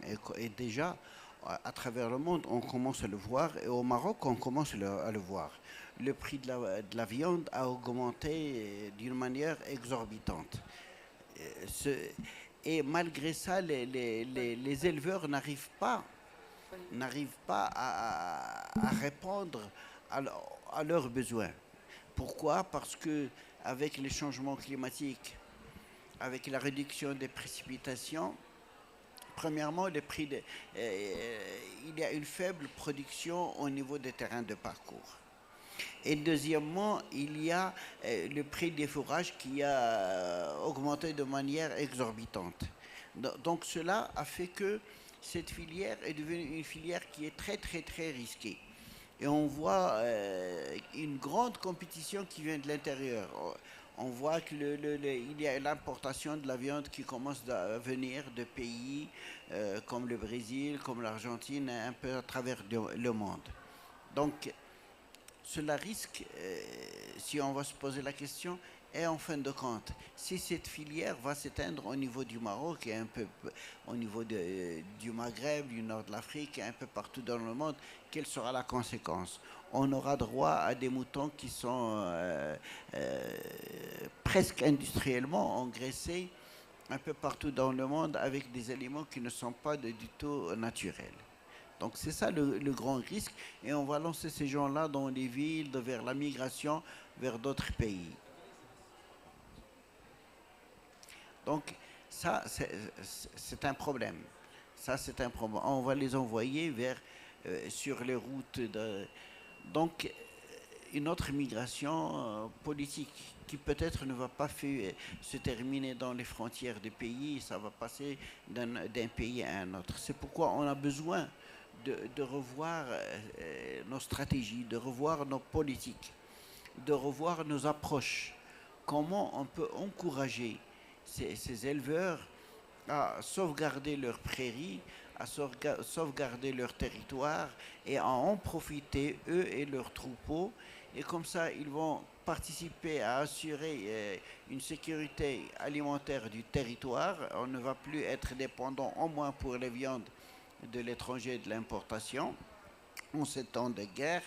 Et comme ça, on peut mettre en place et contribuer à la réalisation des objectifs de développement durable, aussi bien pour la cible 3 de la Convention de la biodiversité, ou plutôt pour l'accord de Kunming-Montréal, arriver à préserver 30% des surfaces. C'est par des procédés comme ça, en intégrant des communautés autochtones dans cette préservation, qu'on peut atteindre des objectifs comme ça et assurer le bien-être des gens. Il faut changer de paradigme. Des choses qui ne passaient avant claires, ce ne sont plus des choses qui sont claires. Merci beaucoup, thank you, shukran, c'est Hashimi. J'invite Monsieur Maroufé pour répondre à la question de notre ami du Pakistan. اولا شكرا على هذا السؤال القيم، يعني جود كويشن على السؤال القيم. انا اعتقد شخصيا للابقاء على الفلاحين في الواحات، والحد من الهجره من الى خارج الواحات، والمحافظه على التنوع البيولوجي وعلى الفلاحه الايكولوجيه، لان كل هذه مقومات تستند عليها الواحه، في حال يعني خلل في هذه المنظومة، فحتما هذا الخلل سيؤدي إلى نتائج كارثية، وسيضطر الإنسان الواحي الذي يعمل في الواحة الفلاح أن يغادر. إذا ما الحلول لتثبيت السكان في الواحات؟ أعتقد شخصيا أول حل، لأن الواحة مرتبطة بالماء، ينبغي على المسؤولين أو السلطات البحث في مقاربة يعني جديدة لتوفير المياه في ظل، خاصة في ظل التغيرات المناخية، وفي ظل الجفاف الشديد، وفي ظل التبخر، وهذا يصبح الماء هو مورد أساسي، وتدبيره بشكل مستدام مسألة أساسية. إذن ينبغي على المسؤولين التفكير في إيجاد حلول لتوفير الماء للفلاحين، لأن في ظل انعدام الماء انتهت الواحة، تموت الواحة، لا تبقى. ثانيا يمكن يعني وضع يعني برامج لدعم الفلاحين، الدعم التقني والمالي. يعني الدعم التقني لكيفية يعني ممارسة النشاط الفلاحي في الواحة، ثم الدعم المادي كذلك، لأنه أساسي بالنسبة للفلاحين. كذلك لتثبيت السكان، دائما السكان ديال الواحات، وضع قوانين وتشريعات تحمي المستغلات والأملاك ديال الفلاحين داخل الواحة، لأن ممكن أن يعني في بعض الأحيان يتم الاستيلاء على الأملاك ديالهم، أو يتم الاستيلاء على المستغلات ديالهم، وفي هذه الحالة يضطرون إلى الهجرة، لأن لم تبقى لديهم الأرض، لأن الإنسان دائما يكون متشبتا بالأرض، ثم كذلك وضع خطط عمل واستراتيجيات لإعادة تأهيل واستصلاح الواحة، يعني rehabilitation and restoration. يعني هذه مسألة أساسية للحد من تدهور التربة، والحد من التصحر، والحد من الترمل، مهم جدا. ثم المسألة الأساسية الكبيرة المرتبطة جدا linked directly with migration، اللي هي مسألة ديال تشغيل الشباب، to find jobs, green jobs for young people in these oases. يعني it's very very important, because if they don't find jobs they will leave. إذن تشغيل الشباب وتعبئة and mobilization of these young people to work in these local oases، يعني العمل داخل هذه الواحات، واعتبار يعني الواحة جزء منهم، جزء لا يتجزأ منهم.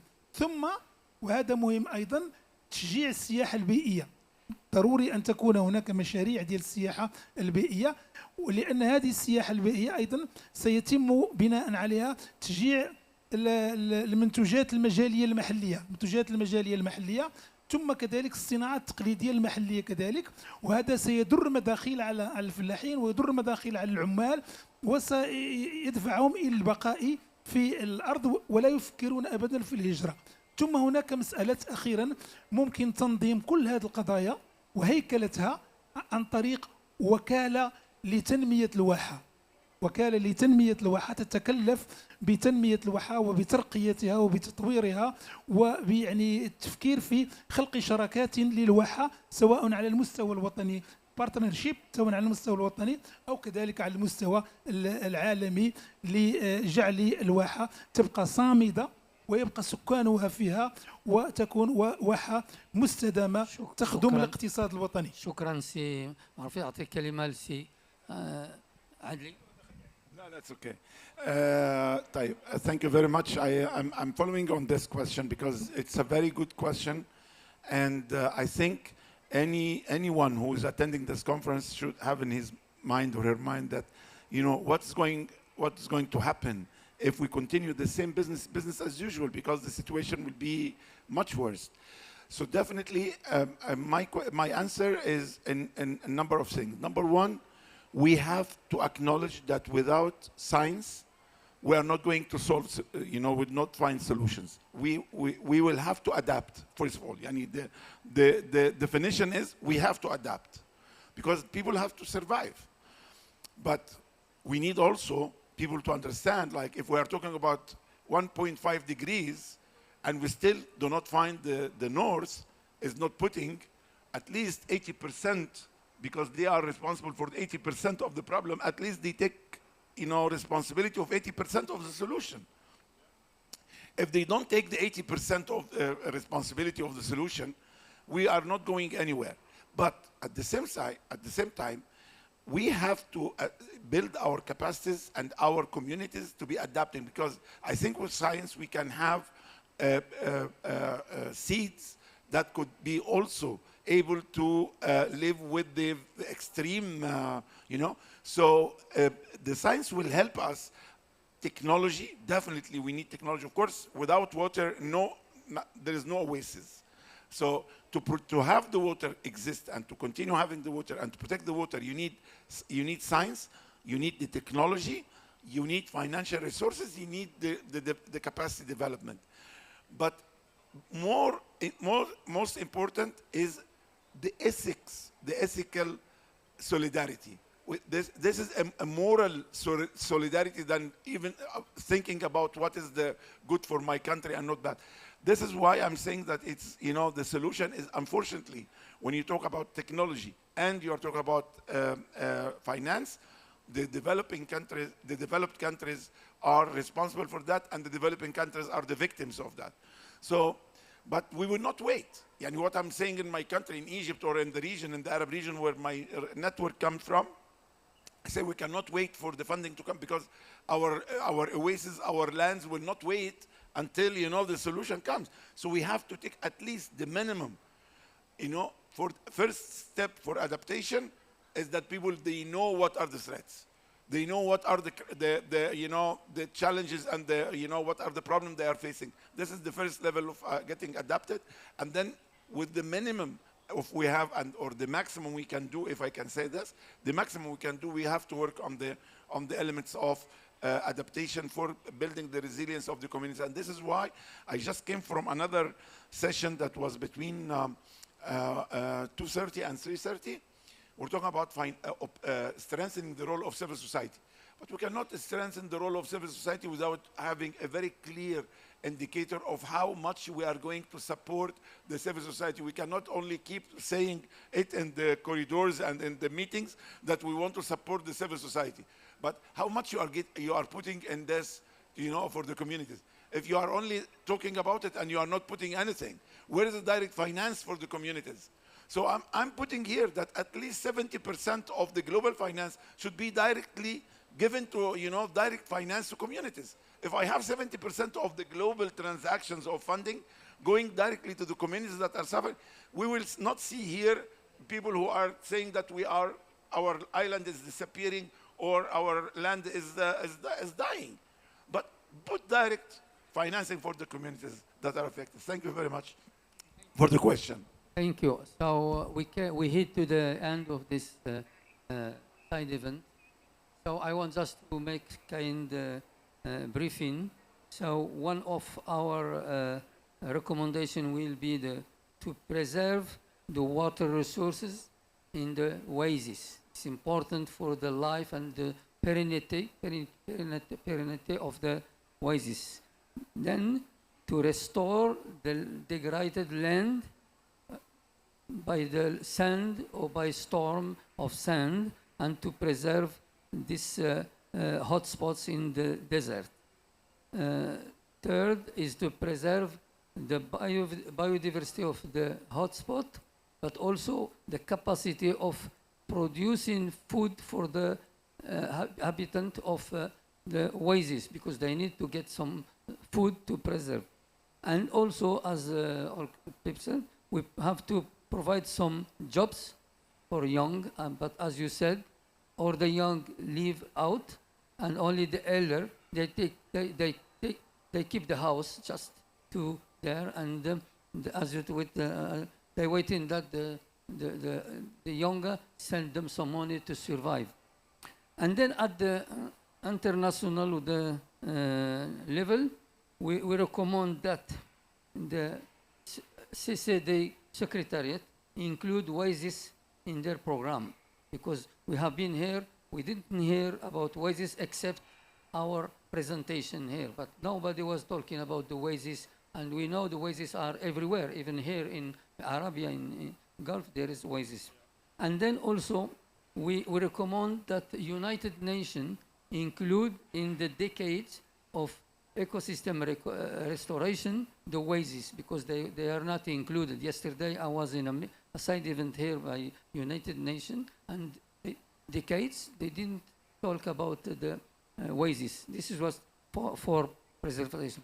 So on your behalf, I thank ICESCO for hosting us here, but also I thank our speakers for their time and for the knowledge. And then I thank also yourself. You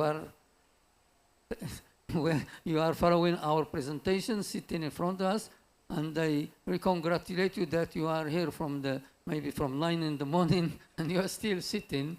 But also thank you very much for your and also for Mr. Ibrahim and Mr.